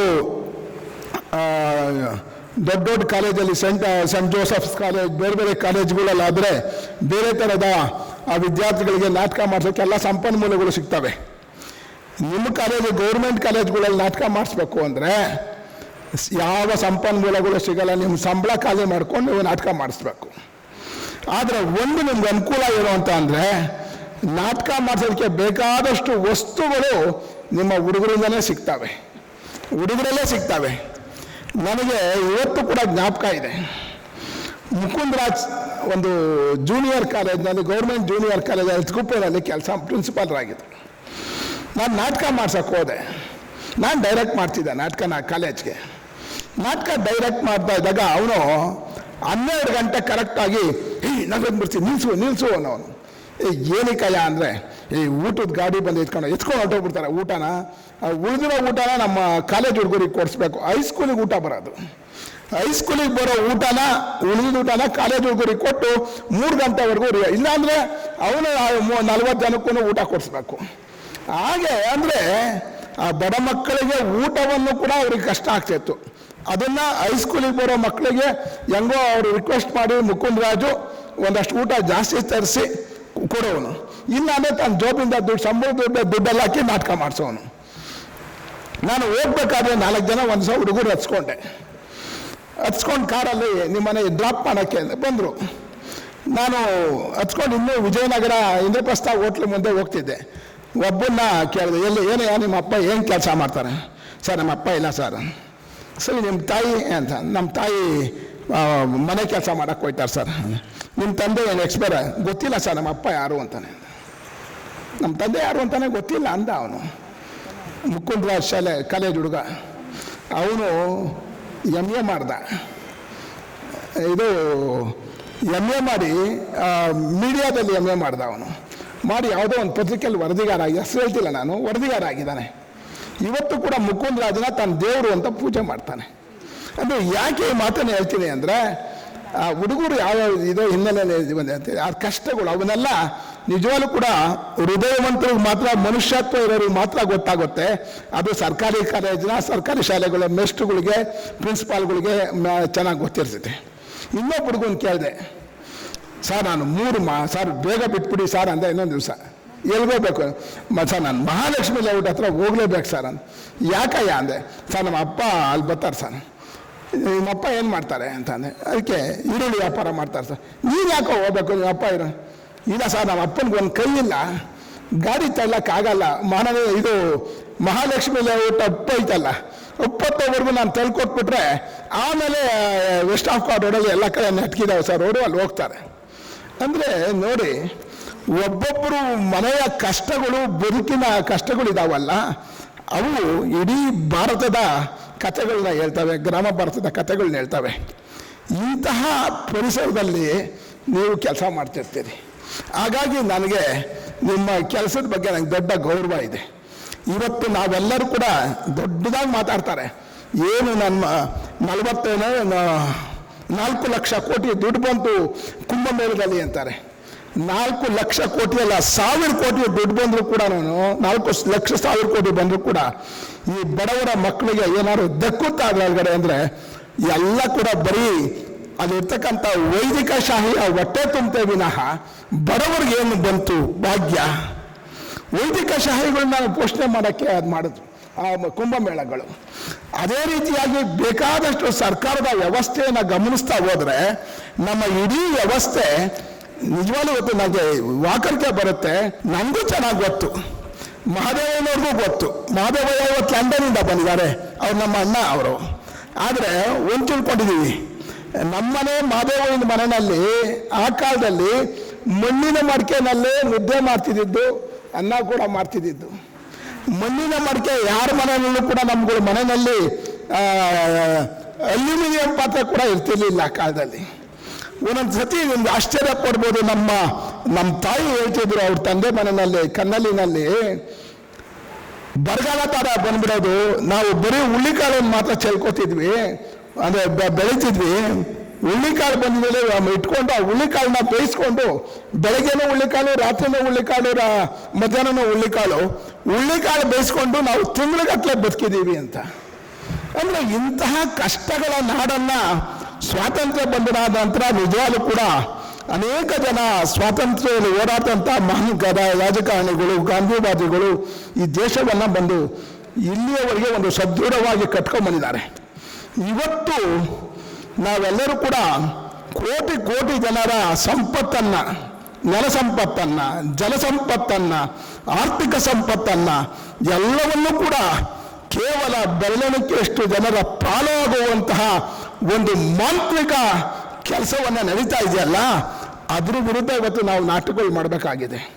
ಈ ಬಡವರ ಪರವಾದಂತಹ ನಿಲುವನ್ನು ಪ್ರತಿಪಾದಿಸಿ ಇವತ್ತು ಸಾಲು ಮಾಡಿದ ತಿಮ್ಮಕ್ಕನ ಬಗ್ಗೆ ನಾಟಕ ಮಾಡಿದ್ರಿ. ನಿಜವಾಗ್ಲೂ ಅಂತಹ ನಾಟಕಗಳು ಬರಬೇಕು. ಒಬ್ಬ ಸಾಲು ಮರದ ತಿಮ್ಮಕ್ಕ ಒಂದು ಊರಿನ ವ್ಯವಸ್ಥೆಯನ್ನು ಬದಲಿಗೆ ಸಾಧ್ಯ ಆಗೋದಾದರೆ ನಮ್ಮಲ್ಲಿ ಅನೇಕ ಜನ ಸಾಲು ಮರದ ತಿಮ್ಮಕ್ಕಳನ್ನ ಸೃಷ್ಟಿ ಮಾಡ್ಬೋದು. ಕೇವಲ ಒಂದು ಉದಾಹರಣೆ ಅಷ್ಟೇ ಸಾಲು ಮರದ ತಿಮ್ಮಕ್ಕ. ಬೇರೆ ಬೇರೆ ಕ್ಷೇತ್ರಗಳಲ್ಲಿ ಕೂಡ ನಮಗೆ ಸಾಲು ಮರದ ತಿಮ್ಮಕ್ಕಗಳು ಬೇಕಾಗಿದ್ದಾರೆ. ಆರ್ಥಿಕ ಕ್ಷೇತ್ರದಲ್ಲಿ ಸಾಮಾನ್ಯ ತಿಮ್ಮಕ್ಕ ಬೇಕಾಗಿದ್ದಾರೆ, ವೈಜ್ಞಾನಿಕ ಕ್ಷೇತ್ರದಲ್ಲಿ ಸಾಲು ಮರದ ತಿಮ್ಮಕ್ಕ ಬೇಕಾಗಿದ್ದಾರೆ. ನಾವು ಆಕಾಶಕ್ಕೆ ರಾಕೆಟ್ ಹಾರಿಸೋದು ಒಂದೇ ದೊಡ್ಡ ವಿಚಾರ ಅಲ್ಲ. ನಮ್ಮ ಮಕ್ಕಳನ್ನ ಆಕಾಶದ ತರಕ್ಕೆ ಬೆಳೆಸೋದು ಕೂಡ ಇದೆಯಲ್ಲ, ಅದು ಕೂಡ ನನಗೆ ಕವಿ ಶಿವರುದ್ರಪ್ಪನವರು ಕುವೆಂಪುರವರ ಒಂದು ಕವನವನ್ನು ನಾವೊಂದು ಎಕ್ಸಿಬಿಷನ್ ಮಾಡಿದ್ವಿ. ಶಶಿಧರ್ ಅಡಪ ಒಂದು ಫೋಟೋ ತೆಗೆದಿದ್ರು. ಓಪನ್ ಏರ್ ಥಿಯೇಟ್ರ್ನಲ್ಲಿ ಕೊನೆ ಮೆಟ್ಲಿದೆಯಲ್ಲ, ಕೊನೆ ಮೆಟ್ಲಲ್ಲಿ ಒಬ್ಬ ಹಳ್ಳಿ ಹುಡುಗ ಕೂತ್ಕೊಂಡು ಒಂದು ಐಸ್ ಕ್ಯಾಂಡಿ ತಿಂತಾ ಇದ್ದ. ಆ ಫೋಟೋ ತೆಗೆದಾಗ ಶಿವರುದ್ರಪ್ಪನವರು ಅವ್ರ ಕವನದ ಸಾಲು ಬರೀಲಿಲ್ಲ. ಅವರು ಬರೆದಿದ್ದು ಕುವೆಂಪುರವರ ಸಾಲು, ನಾನೇರದ ಎತ್ತರಕ್ಕೆ ನೀ ಏರಬಲ್ಲಯ್ಯ ಅಂತ ಆ ಫೋಟೋಗೆ ಒಂದು ಶೀರ್ಷಿಕೆಯನ್ನು ಬರೆದ್ರು. ಆ ಥರ ನಾವು ಆ ಮಕ್ಕಳ ಮನಸ್ಸಿನಲ್ಲಿ ಬರಬೇಕು. ನಾನು ಏರೋ ಮಟ್ಟಕ್ಕೆ ನೀವೆಲ್ಲ ಏರ್ತೀರಾ ಅಂತ ಈ ಸಾಹುಕಾರರುಗಳಿಗೆ ಚಾಲೆಂಜ್ ಮಾಡುವಂತಹ ಒಂದು ಸಮಾಜವನ್ನು ನಿರ್ಮಾಣ ಮಾಡುವಂಥ ನಾವು ರಂಗಭೂಮಿಯನ್ನು ಕಟ್ಟೋಣ ಅಂತ ಹೇಳ್ತಾ ಎಲನ್ಗೆ, ರಘುಗೆ ನಮಸ್ಕರಿಸ್ತಾ ನಾನು ಮಾತು ಮುಗಿಸ್ತೀನಿ. ಧನ್ಯವಾದಗಳು. ರಂಗಭೂಮಿಯ ಕುರಿತಾದ ತಮ್ಮೆಲ್ಲ ಸ್ಫೂರ್ತಿದಾಯಕ ಮಾತುಗಳಿಗೆ ಹಾಗೂ ಡಾಕ್ಟರ್ ಬೇಲೂರು ರಘುನಂದನ್ ರವರ ಕುರಿತಾದ, ಜೊತೆಗೆ ಹೆಲನ್ ಮೇಡಮ್ ರವರ ಕುರಿತಾದ ನಿಮ್ಮೆಲ್ಲ ಪ್ರೀತಿಯ ಹಿತನುಡಿಗಳಿಗೆ ಹೃತ್ಪೂರ್ವಕ ಧನ್ಯವಾದಗಳು ಸರ್. ಪ್ರಚಾರದ ಕೊರತೆ ಇದೆ ಅಂತ ಹೇಳಿದರು ಸಾರು, ಹಾಗಾಗಿ ನಿಜವಾಗ್ಲೂ ಕೊರತೆ ಇದೆ. ಸಾರು ಫೆಸ್ಟಿವಲಲ್ಲಿ ಇರೋದ್ರಿಂದ ನಾನು ಅವರನ್ನು ಭೇಟಿ ಮಾಡೋದಕ್ಕೆ ಆಗಲಿಲ್ಲ. ನಿಜವಾಗ್ಲೂ ಹಾಗೆ ನೋಡೋಕ್ಕೆ ಹೋದರೆ ಪ್ರಚಾರದ ಅವಶ್ಯಕತೆ ನನಗಿದೆ. ಸಾರು ಒಂದು 8 ದಿವಸ ಫೆಸ್ಟಿವಲ್ ಮಾಡಿದ್ರು, ಅಂತಾರಾಷ್ಟ್ರೀಯ ಫೆಸ್ಟಿವಲ್, ಹೊರದೇಶದಿಂದ ಇನ್ವಿಟೇಷನ್ ಆಗಿದ್ದು ಒಂದು ದಿವಸ, ಎರಡು ದಿವಸದ ಹಿಂದೆ ಅಷ್ಟೇ, ಒಂದೇ ದಿವಸ ಅಷ್ಟಕ್ಕೆ ನಿಂತ್ಕೊಳ್ಳೋಕ್ಕೆ ಜಾಗ ಇಲ್ಲ. ಅಷ್ಟೊಂದು ಕಲಾಗ್ರಾಮದಲ್ಲಿ ಅಷ್ಟೊಂದು ಜನಗಳು, ಒಂದು ಹಬ್ಬನೇ ಅನ್ಬಹುದು, ಮಲ್ಲತ್ತಹಳ್ಳಿಯ ಹಬ್ಬ, ಕಲಾಗ್ರಾಮದ ಹಬ್ಬ ಅಂತ ಅಂದ್ಕೊಳ್ಬಹುದು. ಆ ರೀತಿ ಜನ ಸೇರಿತ್ತು. ಯಾಕೆಂದರೆ ಅಲ್ಲಿ ನಾಗರಾಜ ಮೂರ್ತಿಯವರಿದ್ದರು. ಅದೇ ಜಾಗದಲ್ಲಿ ಬೇರೆಯವರು ಇದ್ದರೆ ಅಷ್ಟು ಜನ ಸೇರ್ತಿದ್ರೋ ಇಲ್ವೋ ನನಗೆ ಗೊತ್ತಿಲ್ಲ, ಅದು ಸಾಧ್ಯವೂ ಆಗ್ತಾ ಇರಲಿಲ್ಲ. ಅವರು ನೆಪ ಮಾತ್ರಕ್ಕೆ ಒಂದು ನಾಟಕ ಅಕಾಡೆಮಿ ಅಧ್ಯಕ್ಷರು, ಯಾವಾಗಿದ್ರೂ ಅಧ್ಯಕ್ಷರೇ ಅವರು ನನಗೆ ತಿಳಿದ ಮಟ್ಟಿಗೆ. ಮತ್ತು ನಮ್ಮ ವೃತ್ತಿ ರಂಗಭೂಮಿಯವರಿಗೆ ಹಾಗೂ ಪೌರಾಣಿಕ ರಂಗಭೂಮಿಯವರಿಗೆ ಈ ಸಲ ಪ್ರಶಸ್ತಿಯನ್ನು ಅವರು ಕೊಟ್ಟಿದ್ದು ನೋಡಿದ್ರೆ ಹೇಗೆ ಹುಡುಕಿದ್ರು, ಹೇಗೆ ಚರ್ಚೆ ಮಾಡಿದ್ರು ಅಂದರೆ ಒಂದು ನಿಮಿಷನೂ ಅವ್ರು ಮಲಗೋದೇ ಇಲ್ಲ ಅಂತ ಅನಿಸ್ಬಿಡ್ತು ನಮಗೆ. ಅಷ್ಟೊಂದು ರೀತಿಯಿಂದ ನೂರಾರು ಎಷ್ಟೊಂದು ಪ್ರಶಸ್ತಿಗಳು ಅವರು ನಮ್ಮ ಜನಗಳಿಗೆ, ನಮ್ಮ ರಂಗಭೂಮಿಗೆ ಮೀಸಲಾಗಿಟ್ಟಿದ್ದು. ಅಂದರೆ ಅದರೊಳಗೆ ನನಗೆ ನಮ್ಮ ಗುರುಗಳು ಬಂದ್ಬಿಟ್ರು. ಅದನ್ನ ನನಗೆ ಅದ್ಭುತ ಅಂತ ಅನಿಸ್ಬಿಡ್ತು. ಯಾವತ್ತೂ ಪ್ರಶಸ್ತಿಗೆ ಓಡಾಡದವರಲ್ಲ, ಬೇಡದವರು ಅಲ್ಲ, ಅಂಥವ್ರನ್ನ ಗುರುತಿಸಿ ಸರ್ ನಮಗೆ ಇದು ಮಾಡಿದ್ರು. ಯಾಕಂದರೆ ಪ್ರಶಸ್ತಿಗೆ ಬಡದಾಡ್ತಾ ಇರ್ತಾರೆ, ನಮಗೊಂದು ಕೊಡಿಸಿ ಅಂತ. ಆ ಲೆಕ್ಕದಲ್ಲಿ ಇಲ್ಲವೇ ಇಲ್ಲ ಅವರು. ಹಾಗೆ ನಮ್ಮ ಉತ್ತರ ಕರ್ನಾಟಕದ ಕಲಾವಿದರಿಗೂ ಕೂಡ ಎಷ್ಟೊಂದು ಪ್ರಶಸ್ತಿಗಳು ಈ ಸಲ ಹೋಯಿತು ಅಂತಂದರೆ ನಿಜವಾಗ್ಲೂ ಗ್ರೇಟ್ ಸರ್. ಅದಕ್ಕೆ ನಾನು ನಿಮಗೆ ಹ್ಯಾಟ್ಸಪ್ ಅಂತ ಹೇಳ್ತೀನಿ. ಅದಕ್ಕೆ ನಾನು ಅದು ಒಳಗೆ ಅವ್ರು ಬೇರೆ ರೂಪ ಇದೆ, ಹೊರಗಿನ ರೂಪವೇ ಅವ್ರದ್ದು ಬೇರೆ, ನಾಗರಾಜ ಮೂರ್ತಿಗಳದು. ಹಾಗಾಗಿ ಅವ್ರನ್ನ ನಾನು ಬಾಸೆ ಅಂತ ಹೇಳ್ತೀನಿ, ನಮ್ಮ ಬಾಸ್ ಅಂತ ಹೇಳ್ತೀನಿ ನಾನು, ಹೆಮ್ಮೆಯಿಂದ ಹಾಗೂ ಪ್ರೀತಿಯಿಂದ ಕೂಡ. ಯಾವತ್ತು ಏನೇ ಆದರೂ ಅವ್ರು ಎಷ್ಟೇ ಸಿಟ್ಟು ಎಷ್ಟೇ ಟೆನ್ಷನ್ ಇದ್ದರೂ ನನ್ನ ಹತ್ರ ಮಾತ್ರ ಅವ್ರು ಅಷ್ಟೇ ಸಮಾಧಾನವಾಗಿ ಮಾತಾಡಿ ಕಳಿಸ್ತಾ ಇರ್ತಾರೆ. ನಾವು ಅವ್ರ ಮೂಡ್ ನೋಡ್ಕೊಂಡು ಅವ್ರ ಹತ್ರ ನಾವು ಭಾಗವಹಿಸ್ತಾ ಇರ್ತೀವಿ. ನಿಜವಾಗ್ಲೂ ಮುಂದಿನ ದಿನಗಳಲ್ಲಿ ನಾವು ನಾಟಕೋತ್ಸವನ ಒಂದು ರೀತಿ ಹಬ್ಬದ ರೀತಿಯಲ್ಲಿ ಮಾಡೋಣ ಅಂತ ನಾನು ಭರವಸೆ ಕೊಡ್ತೀನಿ. ಸರ್ ಒಂದು ಅಕಾಡೆಮಿಯ ಒಂದು ಸಹಾಯವನ್ನು ತೆಗೆದುಕೊಂಡು ದಯವಿಟ್ಟು ಬೇಜಾರಾಗಬೇಡಿ ರಘುನಂದನ್ ಸರ್, ಗುರುಗಳನ್ನ ಬೇಜಾರಾಗಬಾರ್ದು. ಇದು ಯಾಕೆ ಈ 3 ದಿವಸ ನಾನು ಈ 3 ದಿವಸ ಯಾಕೆ ಹಮ್ಮಿಕೊಂಡಿದ್ದೆ ಅಂದರೆ 26ನೇ ತಾರೀಕು ತೀರಿ ಹೋದ ನನ್ನ ಮಗನ ಹುಟ್ಟಿದ ಹಬ್ಬ. ಆ ದಿವಸ ನಾನು ಅವರಲ್ಲಿ ಮಗನನ್ನು ಕಾಣ್ತೀನೋ ಅಥವಾ ಗುರುವನ್ನು ಕಾಣ್ತೀನೋ ನನಗೆ ಗೊತ್ತಿಲ್ಲ. ಆ ದಿವಸ ನನಗೆ ಇವರ ಒಂದು ನಾಟಕೋತ್ಸವವೇ ಮಾಡಬೇಕು ಅಂತ ನಾನು ಸಂಕಲ್ಪ ಕೂಡ ನಾನು ಮಾಡಿಕೊಂಡಿದ್ದೆ. ಹಾಗಾಗಿ ಆ ರೀತಿಯಿಂದ ಒಂದು ಗಡಿಬಿಡಿಯಲ್ಲಿ ಆಯಿತು. ಹೌದು ತುಂಬ ಹೇಳಿದ್ದಾರೆ. ಹಾಗಾಗಿ ಮುಂದಿನ ದಿನಗಳಲ್ಲಿ ನಾವು ನಿಮಗೆ ಪ್ರೇಕ್ಷಕರನ್ನ ಗೂಡಿ ಹಾಕುವಂಥ ಕೆಲಸಗಳನ್ನು ಮೊದಲು ನಾವು ಮಾಡ್ತೀವಿ ಅಂತ ಹೇಳಿ ಭರವಸೆ ಕೊಡ್ತೀನಿ. ಸರ್ ಎಷ್ಟು ಪಾದರಸ ಇದ್ದ ಹಾಗೆ, ಒಂದು ನಿಮಿಷ ನಾನು ನಿಂತರೆ ಅಲ್ಲಿ ಏನೋ ಒಂದು ಬೇರೆ ಕೆಲಸ ಮಾಡ್ತಿದ್ನಲ್ಲ ಅನ್ನೋ ಒಂದು ಅಷ್ಟೊಂದು ಸ್ಪೀಡಲ್ಲಿ ಅವರು ಇರ್ತಾರೆ. ಅಂಥದ್ದು ಇವತ್ತು ನನಗೋಸ್ಕರ ಸಮಯ ಕೊಟ್ಟು ಇಲ್ಲಿ ಬಂದಿದ್ದಕ್ಕೆ ಸರ್ ತಮಗೆ ನಾನು ವಂದನೆಗಳನ್ನು ಅರ್ಪಿಸ್ತಾ ಇದ್ದೀನಿ. ಹಿರಿಯರಾದ ಮಹಾದೇವಪ್ಪನವರಿಗೆ ನಾನು ವಂದನೆಗಳನ್ನು ಅರ್ಪಿಸ್ತಾ ಇದ್ದೇನೆ. ಕಲಾ ಪೋಷಕರು ಅವರು ನನಗೆ ಮೊದಲನೇ ಟಿಕೆಟ್ ಅವರೇ ತಗೊಂಡಿದ್ದು. ನನಗೆ 26ನೇ ತಾರೀಕು ಶಿವರಾತ್ರಿ ದಿವಸ ಅವರಿಂದನೇ ಒಂದು 100 ರೂಪಾಯಿ ಕಾಣಿಕೆ ಬಂದಿದೆ ನಮಗೆ. ಹಾಗೂ ದಿಲಾವರ್ ಸರ್ ನಮ್ಮ ಉತ್ತರ ಕರ್ನಾಟಕದ ಅವರು ಅನ್ಸೋದೇ ಇಲ್ಲ ನಮಗೆ ಉತ್ತರ ಕರ್ನಾಟಕದವರು ಅಂತ ನಮಗೆ. ಆದ್ರೂ ಅವರು ನಮ್ಮವರು ಅನ್ನೋ ದೊಡ್ಡ ಅಭಿಮಾನ ಇದೆ. ಯಾಕಂದ್ರೆ ನಾನು ಇಲ್ಲಿ ಅವಳೇ ಆದರೂ ಬೆಳೆದಿದ್ದೆಲ್ಲ ನಾನು ಆ ಕಡೆನೆ. ಹಾಗಾಗಿ ಅದು ನಮ್ಮ ಉತ್ತರ ಕರ್ನಾಟಕ ಅಂತ ಹೇಳೋದಕ್ಕೆ ಇಷ್ಟಪಡ್ತೀನಿ. ಹಾಗಾಗಿ ಅವರಿಗೆ ನನ್ನ ವಂದನೆಗಳನ್ನು ಅರ್ಪಿಸ್ತಾ ಇದ್ದೀನಿ. ಜಗದೀಶ್ ಜಾಲ ಅವರು ಯಾವಾಗಲೂ ನಗ್ತಾ ಇರ್ತಾರೆ, ನಗ್ತಾನೆ ಮಾತಾಡ್ತಿರ್ತಾರೆ. ಹಾಗಾಗಿ ಅವರು ಕೂಡ ಇಂಥ ಒಂದು ಕಾಲೇಜು ಫಂಕ್ಷನ್ ಇಷ್ಟೆಲ್ಲ ಬ್ಯುಸಿ ಇದ್ರೂ ಕೂಡ ನನಗೋಸ್ಕರ ಸಮಯ ತಗೊಂಡು ಇಲ್ಲಿವರೆಗೂ ಇದ್ದೀರಾ ಸರ್. ತಮಗೂ ನಾನು ರಂಗ ಬದುಕಿಂದ ವಂದನೆಗಳನ್ನು ಅರ್ಪಿಸ್ತಾ ಇದ್ದೀನಿ. ಚಂದ್ರು ಸರ್ ಅಂತೂ ಮೊದಲಿನಿಂದ ಇಲ್ಲಿವರೆಗೂ ನಾನು ಯಾವಾಗ ಇದನ್ನು ಸಂಕಲ್ಪ ಮಾಡಿಕೊಂಡು ಅವಾಗಿನಿಂದ ನಮ್ಮ ಜೊತೆಯಲ್ಲಿದ್ದಾರೆ ಚಂದ್ರು ಸರ್ ಅವರು. ಅವ್ರಿಗೂ ಕೂಡ ನಾನು ವಂದನೆಗಳನ್ನು ಹೇಳೋದಕ್ಕೆ ಇಷ್ಟಪಡ್ತೇನೆ. ಹಾಗೂ ಮುತ್ತಿನ ಮಠ ಅವರು, ಈ ವೀರೇಶ್ ಅವರು ಒಳ್ಳೆಯ ನಾಟಕಕಾರರು, ಒಳ್ಳೆಯ ಕಲಾವಿದರು, ಒಳ್ಳೆಯ ಡ್ಯಾನ್ಸರು, ಒಳ್ಳೆಯ ರೈಟರು ಕೂಡ. ಅದೆಷ್ಟೋ ನಾಟಕಗಳನ್ನು ಬರೆದಿದ್ದಾರೆ. ಅವರ ನಾಟಕಗಳಲ್ಲಿ ಪಾತ್ರ ಕೂಡ ನಾನು ಮಾಡಿದ್ದೀನಿ ಬೆಂಗಳೂರು ಬಂದ ಮೇಲೆ. ಹಾಗಾಗಿ ಅವ್ರಿಗೂ ಕೂಡ ನಾನು ಥ್ಯಾಂಕ್ಸ್ ಹೇಳೋದಕ್ಕೆ. ಅಮ್ಮ ದೊಡ್ಡ ಶಕ್ತಿ ರಘು ಸರ್ ಅವರ ತಾಯಿಯವರು ನನ್ನ ಎಲ್ಲ ನಾಟಕೋತ್ಸವಕ್ಕೆ ಬಂದಿದ್ದಾರೆ. ಅವರಿಗೆ ನಾನು ಅನಂತ ಪ್ರಣಾಮಗಳನ್ನು ನಾನು ಹೇಳೋದಕ್ಕೆ ಇಷ್ಟಪಡ್ತೇನೆ. ಅವರ ಹಿಂದೆ ಶಕ್ತಿಯಾಗಿ ನಿಂತಿರುವ ಬೇಲೂರು ಸರ್ ಶಕ್ತಿ ಯಾವುದಪ್ಪ ಅಂದರೆ ಜನಶಕ್ತಿಗಿಂತ ಅವರಿಗೆ ಮಹಿಳಾ ಶಕ್ತಿ ದೊಡ್ಡದಿದೆ ಸರ್. ಅವರೊಂದು ಗುರಿ ಇಟ್ಕೊಂಡಿದ್ದಾರೆ. ನಮ್ಮ ಮಹಿಳೆಯರು, ನಮ್ಮ ಮಹಿಳಾ ದಂಡೆ ಅವರ ಹಿಂದಿದೆ. ಮುಂದಿನ ದಿನಗಳಲ್ಲಿ ಅದನ್ನು ತೋರಿಸ್ತೀವಿ ಕೂಡ. ನಾವು ಸಿದ್ಧ ಮಾಡಿ ಎಷ್ಟು ಪುರುಷರು ಎಲ್ಲಿದ್ದಾರೆ ಅಂತ ಹುಡುಕಬೇಕು. ಇದೇ ಕಲಾಕ್ಷೇತ್ರದಲ್ಲಿ ನಾನು ಇವತ್ತು ಮಾತು ಕೊಡ್ತೀನಿ. ಅಷ್ಟು ಸ್ತ್ರೀಯರನ್ನು ನಾನು ಸೇರಿಸುವಂಥ ನಿಟ್ಟಿನಲ್ಲಿ ಕೆಲಸ ಮಾಡ್ತೀನಿ. ಹಾಗಾಗಿ ಅವ್ರಿಗೂ ಧನ್ಯವಾದಗಳು. ಹಾಗೂ ಲಕ್ಷ್ಮೀ ಮೇಡಮ್, ಅವರ ಹಿಂದಿರುವ ಶಕ್ತಿ ಅಂದರೆ ಲಕ್ಷ್ಮೀ ಮೇಡಮ್ಮೇನೆ. ಅವ್ರಿಗೂ ಕೂಡ ನಾನು ಧನ್ಯವಾದಗಳನ್ನು ಹೇಳೋದಕ್ಕೆ ಇಷ್ಟಪಡ್ತೀನಿ. ನಮ್ಮ ಇಬ್ಬರ ಜೋಡಿ ಹೆಣ್ಣುಗರುಗಳು ಅಂತಾರಲ್ಲ, ಹಾಗೆ ಆ ರೀತಿಯಾಗಿದೆ. ಮತ್ತೆ ಇನ್ನು ನನ್ನ ಜೊತೆಯಲ್ಲಿ ನಿಂತಂತ ನಯನ ಸೂಡ ಹಾಗೂ ನಮ್ಮ ಕಲಾಕ್ಷೇತ್ರದ ಪ್ರೀತಿಯ ಹಕ್ಕಿಗಳು, ಪ್ರೀತಿಯ ಜೋಡಿ ಹಕ್ಕಿಗಳು ಅಂತ ಹೆಸರಿಟ್ಟಂತ ರಾಜಗುರು ಅವರಾಯಿತು, ನಯನ ಸೂಡ ಅವರಾಯಿತು. ಯಾಕೆಂದರೆ ಗುರುರಾಜ್ ಹೊಸಕೋಟೆಯವರ ನಾನು ಅವರು ಸಮಕಾಲೀನವರು ಅಂತ ಹೇಳಬಹುದು. ಅವರು ಸಮೀರ್ವಾಡಿ ಫ್ಯಾಕ್ಟ್ರಿಯಲ್ಲಿದ್ದರು, ಅಲ್ಲಿ ನಾವು ನಾಟಕಕ್ಕೆಲ್ಲ ಹೋಗ್ತಾ ಇದ್ವಿ. ಅವರ ಆರ್ಕೆಸ್ಟ್ರಾದಲ್ಲಿ ಕೂಡ ನಾನು ಡ್ಯಾನ್ಸ್ಗಳು ಮಾಡ್ತಿದ್ದೆ, ಹಾಡುಗಳನ್ನು ಹೇಳ್ತಾ ಇದ್ದೆ. ಹಾಗಾಗಿ ಅಪ್ಪಾಜಿಯವರಿಗೆ ಆಯಿತು. ಇವರೆಲ್ಲರೂ ನನ್ನ ಜೊತೆಯಲ್ಲಿ ಇದ್ದಿದ್ದರಿಂದ ಅವರೆಲ್ಲರಿಗೂ ನಾನು ವಂದನೆಗಳನ್ನು ಹೇಳ್ತೀನಿ.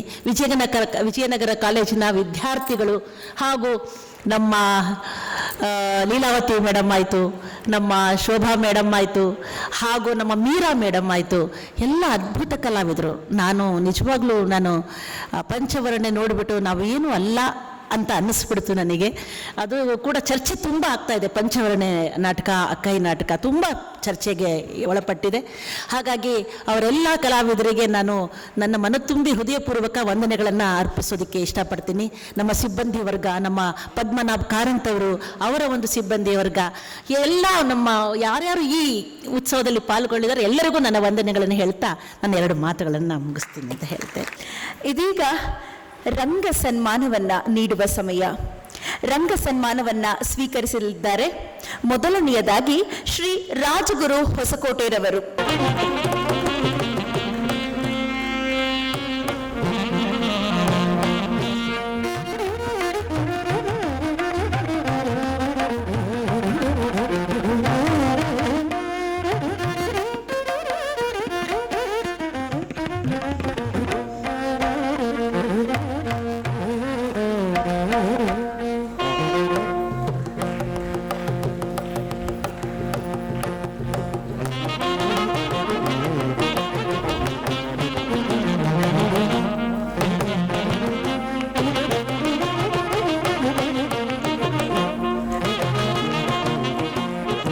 ಶುಭಾಶಯಗಳು ನಿಮಗೆ ಶ್ರೀ ರಾಜಗುರು ಹೊಸಕೋಟೆರವರಿಗೆ.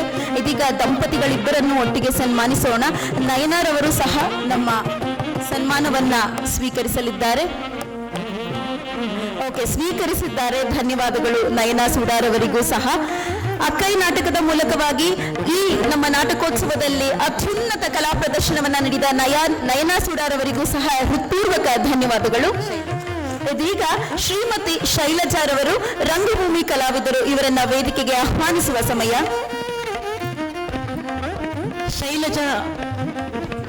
ಶೈಲಜಾ ಅವರು ಅಂತಂದ್ರೆ ಅವರು ಒಳ್ಳೆಯ ಸಂಗೀತಗಾರ್ತಿ, ಶಾಸ್ತ್ರೀಯವಾಗಿ ಕಲಿತಂಥ ಒಂದು ಮಹಿಳೆ, ಹಾಗೂ ಪೌರಾಣಿಕ ಹಾಗೂ ಐತಿಹಾಸಿಕ ಸಾಮಾಜಿಕ ಎಲ್ಲದರಲ್ಲಿಯೂ ತೊಡಗಿಸಿಕೊಂಡಂತ ಮಹಿಳೆ,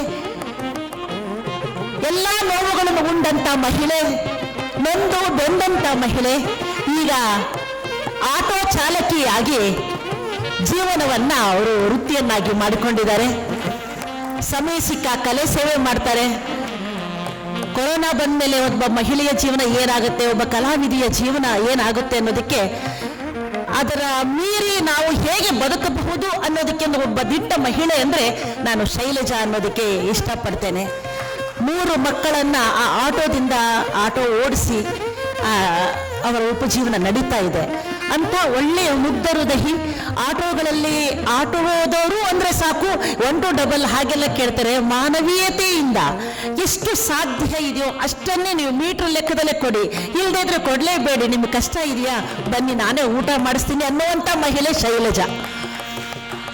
ಅಷ್ಟೊಂದು ಸೌಹೃದಯ, ಪ್ರೀತಿ ತುಂಬಿರುವ, ಮಮತೆ ತುಂಬಿರುವ ಒಂದು ಹೃದಯ ಶೈಲಜಾ.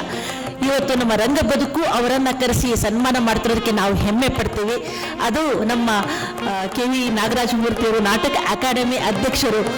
ಅವರು ಎಷ್ಟೇ ಹೊರಟಾಗಿ ಮುಂದೆ ಕಂಡರೂ ಕೂಡ ಅವರಲ್ಲೂ ಕೂಡ ಒಂದು ಮಗು ಇದೆ ಅನ್ನೋದಕ್ಕೆ ನಾನು ಸಾಕ್ಷಿ ಅಂತ ಹೇಳೋದಕ್ಕೆ ನಾನು ಇಷ್ಟಪಡ್ತೀನಿ. ಅಷ್ಟೊಂದು ಅವ್ರ ಹೃದಯ ಮಗುವಿನಂಥದ್ದು.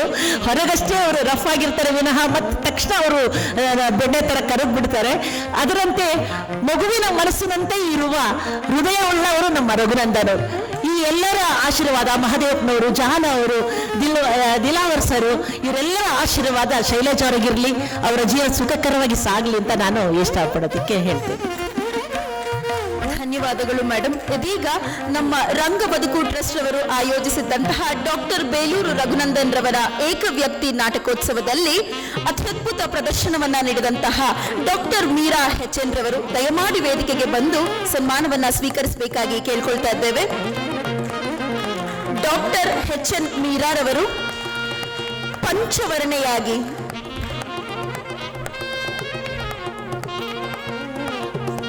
ವೃತ್ತಿಯಲ್ಲಿ ಪ್ರಾಧ್ಯಾಪಕಿ, ಪ್ರವೃತ್ತಿಯಲ್ಲಿ ಕಲಾವಿದೆ ಡಾಕ್ಟರ್ ಮೀರಾ HN ರವರು. ಶುಭಾಶಯಗಳು ಮೇಡಮ್ ನಿಮಗೆ.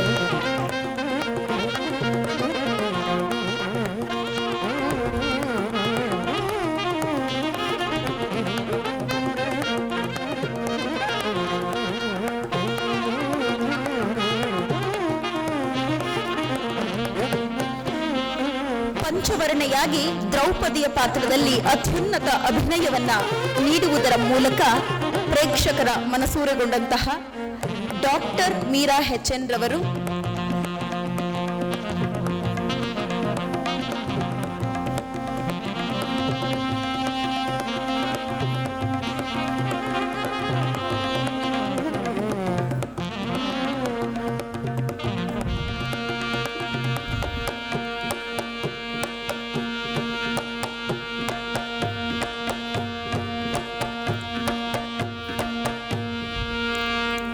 ಧನ್ಯವಾದಗಳು ಮೇಡಮ್. ಇದೀಗ ಪದ್ಮಶ್ರೀ ಡಾಕ್ಟರ್ ಮಾತಾ ಬಿ ಮಂಜಮ್ಮ ಜೋಗತಿ ಜೀವನಾಧಾರಿತ ನಾಟಕ, ಇದರಲ್ಲಿ ಮನೋಜ್ಞ ಅಭಿನಯವನ್ನ ನೀಡಿದಂತಹ ಶ್ರೀ ಅರುಣ್ ಕುಮಾರ್ ರವರು ಸನ್ಮಾನವನ್ನ ಸ್ವೀಕರಿಸಬೇಕು. ಅರುಣ್ ಕುಮಾರ್ ರವರ ಪರವಾಗಿ ಶ್ರೀನಿ ಸಂಪತ್ ಲಕ್ಷ್ಮಿ ರವರು ಬಂದು ಇದನ್ನ ಸ್ವೀಕರಿಸಬೇಕಾಗಿ ವಿನಂತಿಸಿಕೊಳ್ತಾ ಇದ್ದೇನೆ.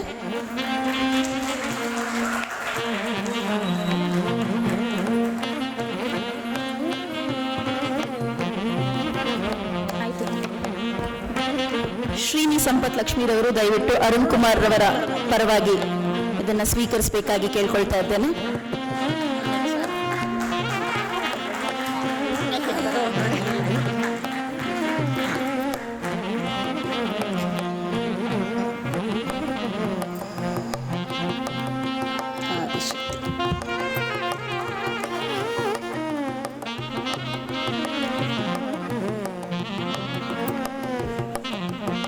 ಓಕೆ,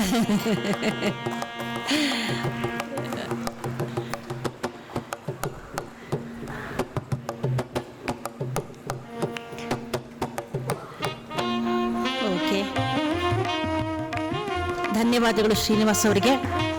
ಈಗ ಮುಂದೆ ಡಾಕ್ಟರ್ ಲೀಲಾ ಎನ್ ಅವಿನಾಶ್ ಅಭಿನಯಿಸಿರುವ ಏಕವ್ಯಕ್ತಿ ರಂಗಪ್ರಯೋಗ ಆದಿಶಕ್ತಿ, ರಚನೆ ಶೋಭಾ ಪ್ರಭು, ವಿನ್ಯಾಸ ಮತ್ತು ನಿರ್ದೇಶನ ಬೇಲೂರು ರಘುನಂದನ್.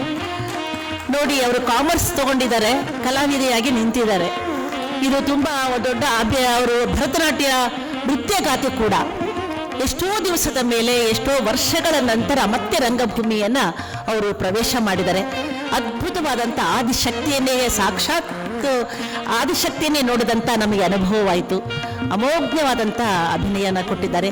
ಹಾಗಾಗಿ ಅವರಿಗೆ ನಮ್ಮ ರಂಗಬದುಕು ಟ್ರಸ್ಟು ಅಭಿನಂದಿಸ್ತಾ ಇದೆ. ಒಂದು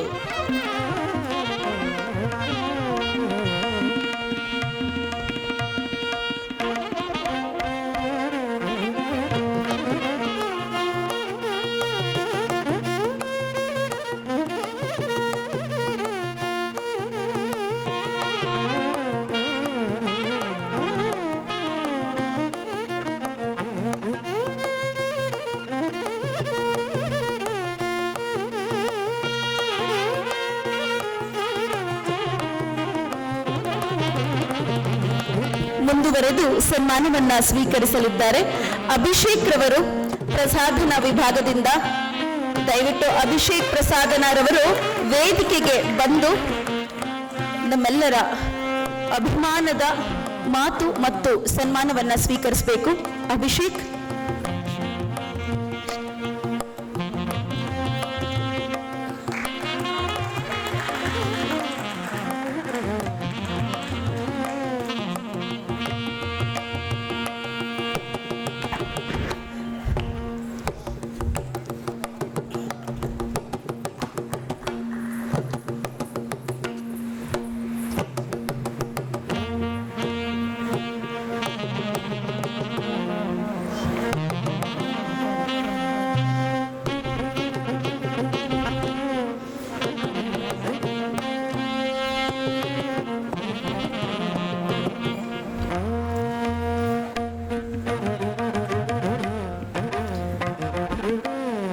ದಯಮಾಡಿ ಇದೀಗ ನಮ್ಮ ಬೆಳಕು ಮಾಂತ್ರಿಕ ರವಿಶಂಕರ್ ಬೆಳಕೂರವರು ಸಹ ವೇದಿಕೆಗೆ ಬರಬೇಕಾಗಿ ವಿನಂತಿಸಿಕೊಳ್ತಾ ಇದ್ದೇನೆ.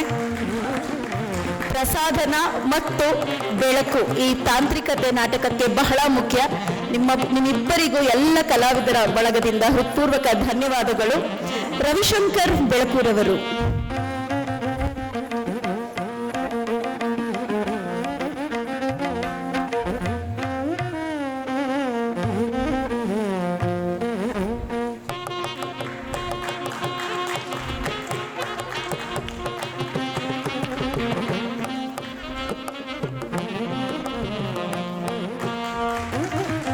ವಿಜ್ಞಾನದ ವಿದ್ಯಾರ್ಥಿ ರವಿಶಂಕರ್ ರವರು BSc ಪದವಿಯನ್ನ ಪಡೆದಿದ್ದಾರೆ. ಅವರು ಅಲ್ಲಿ ಓದಿದ್ದ ಫಿಸಿಕ್ಸ್ನ ಎಲ್ಲಾ ಥಿಯರೀಸ್ಗಳನ್ನ ಇಲ್ಲಿ ಬೆಳಕಿನಲ್ಲಿ ಪ್ರಸ್ತುತಪಡಿಸ್ತಾ ಇದ್ದಾರೆ. ಹಾಗಾಗಿ ಅವರನ್ನ ಬೆಳಕು ಮಾಂತ್ರಿಕ ಅಂದ್ರೂ ತಪ್ಪಾಗೋದಿಲ್ಲ. ಕರೆಕ್ಟಾ? ಚಪ್ಪಾಳೆ ಬರಲಿ.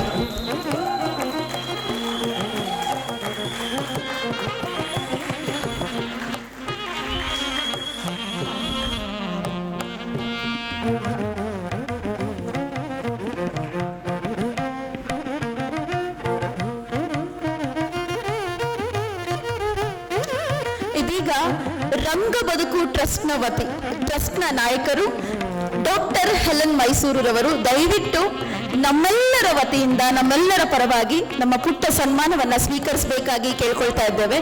ದಯಮಾಡಿ ಇದನ್ನು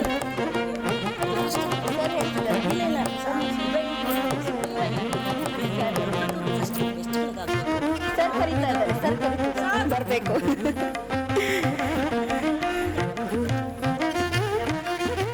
ನಮ್ಮ ಇಡೀ ನಾಟಕೋತ್ಸವದ ಜವಾಬ್ದಾರಿಯನ್ನ ಹೊತ್ತವರು ರಂಗ ಬದುಕು ಟ್ರಸ್ಟ್ನ ಡಾಕ್ಟರ್ ಹೆಲನ್ ಮೈಸೂರುರವರು, ಕಲಾವಿದರು, ರಂಗಕರ್ಮಿಗಳು ಹಾಗೂ ರಂಗ ಚಿಂತಕರು. ಮೇಡಮ್ ದಯಮಾಡಿ ನಮ್ಮ ಸನ್ಮಾನವನ್ನ ಸ್ವೀಕರಿಸಿ. ಹಾಗೂ ರಘುನಂದನ್ ರವರ ಕುಟುಂಬದಿಂದ ನೀಡಲಾಗುತ್ತಿರುವ ಈ ಪುಟ್ಟ ಬಾಗಿನವನ್ನ ಸಹ ಒಪ್ಪಿಸಿಕೊಳ್ಬೇಕಾಗಿ ಕೇಳ್ಕೊಳ್ತಾ ಇದ್ದೇನೆ.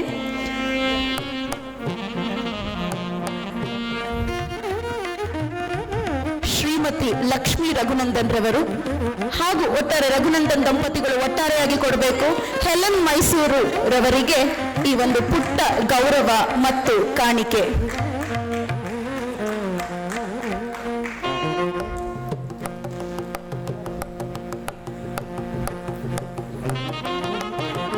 ಧನ್ಯವಾದಗಳು ಮೇಡಮ್. ಎಲ್ಲ ಅತಿಥಿ ಮಹೋದಯರಿಗೆ ಧನ್ಯವಾದಗಳು. ಸಾರ್ಥಕ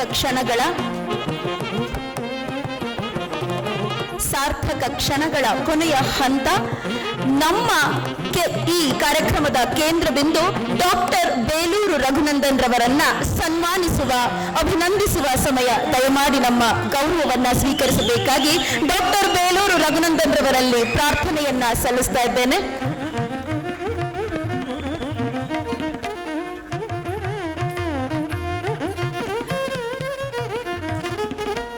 ಲಕ್ಷ್ಮಿ ಮೇಡಮ್ ರವರು ಸಹ ದಯಮಾಡಿ ವೇದಿಕೆಗೆ ಬರಬೇಕಾಗಿ ಕೇಳ್ಕೊಳ್ತಾ ಇದ್ದೇನೆ.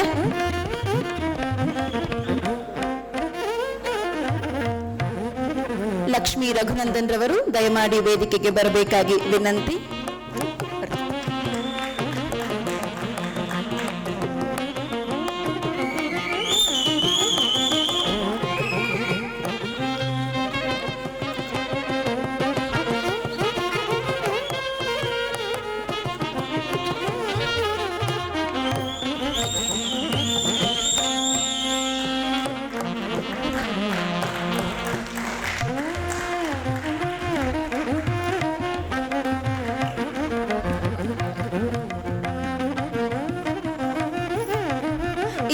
ದಿನಗಳು ಪ್ರದರ್ಶನಗೊಂಡಂತಹ ಪಂಚವರ್ಣೆ, ಮಾತಾ, ಆದಿಶಕ್ತಿ ಹಾಗೂ ಅಕ್ಕೈ ಜೊತೆಗೆ ಸಾಲು ಮರಗಳ ತಾಯಿ ತಿಮ್ಮಕ್ಕ, ಈ ಎಲ್ಲ ನಾಟಕಗಳ ನಿಜವಾದ ಸೃಷ್ಟಿಕರ್ತರು, ನಿರ್ದೇಶಕರು ನಮ್ಮೆಲ್ಲರ ಪ್ರೀತಿಯ ಡಾಕ್ಟರ್ ಬೇಲೂರು ರಘುನಂದನ್ ರವರು.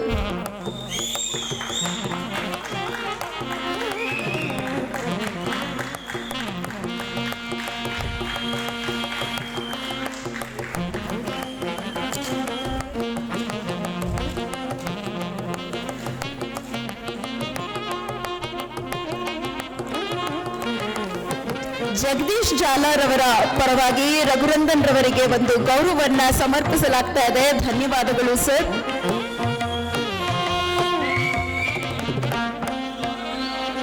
ರಘುನಂದನ್ ಸರ್, ನಿಮ್ಮ ರಂಗಭೂಮಿಯ ಮೇಲಿನ ಪ್ರೀತಿಗೆ, ಅದರ ರೀತಿಗೆ ಇನ್ನಷ್ಟು ಪ್ರೇಕ್ಷಕರ ಕಣ್ಣಂಚಿನ ಕಂಬನಿಗಳು ಹಾಗೂ ಕರತಾಳ ಮೇಳಗಳು ಮತ್ತಷ್ಟು ಮಗದಷ್ಟು ಸಾಕ್ಷಿಯಾಗಲಿ, ಎತ್ತರೆತ್ತರಕ್ಕೆ ಸಾಗಲಿ ನಿಮ್ಮ ಈ ಸಾಧನೆಯ ಶಿಖರ.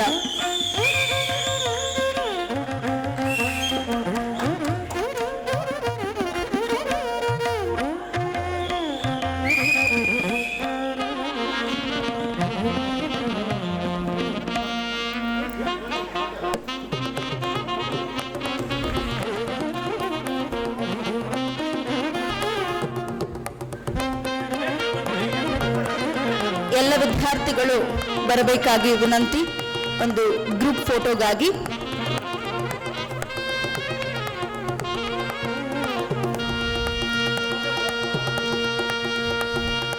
ಇದೀಗ ಎಲ್ಲರ ಜೊತೆಗಿನ ಗ್ರೂಪ್ ಫೋಟೋಗಳ ಕ್ಷಣ.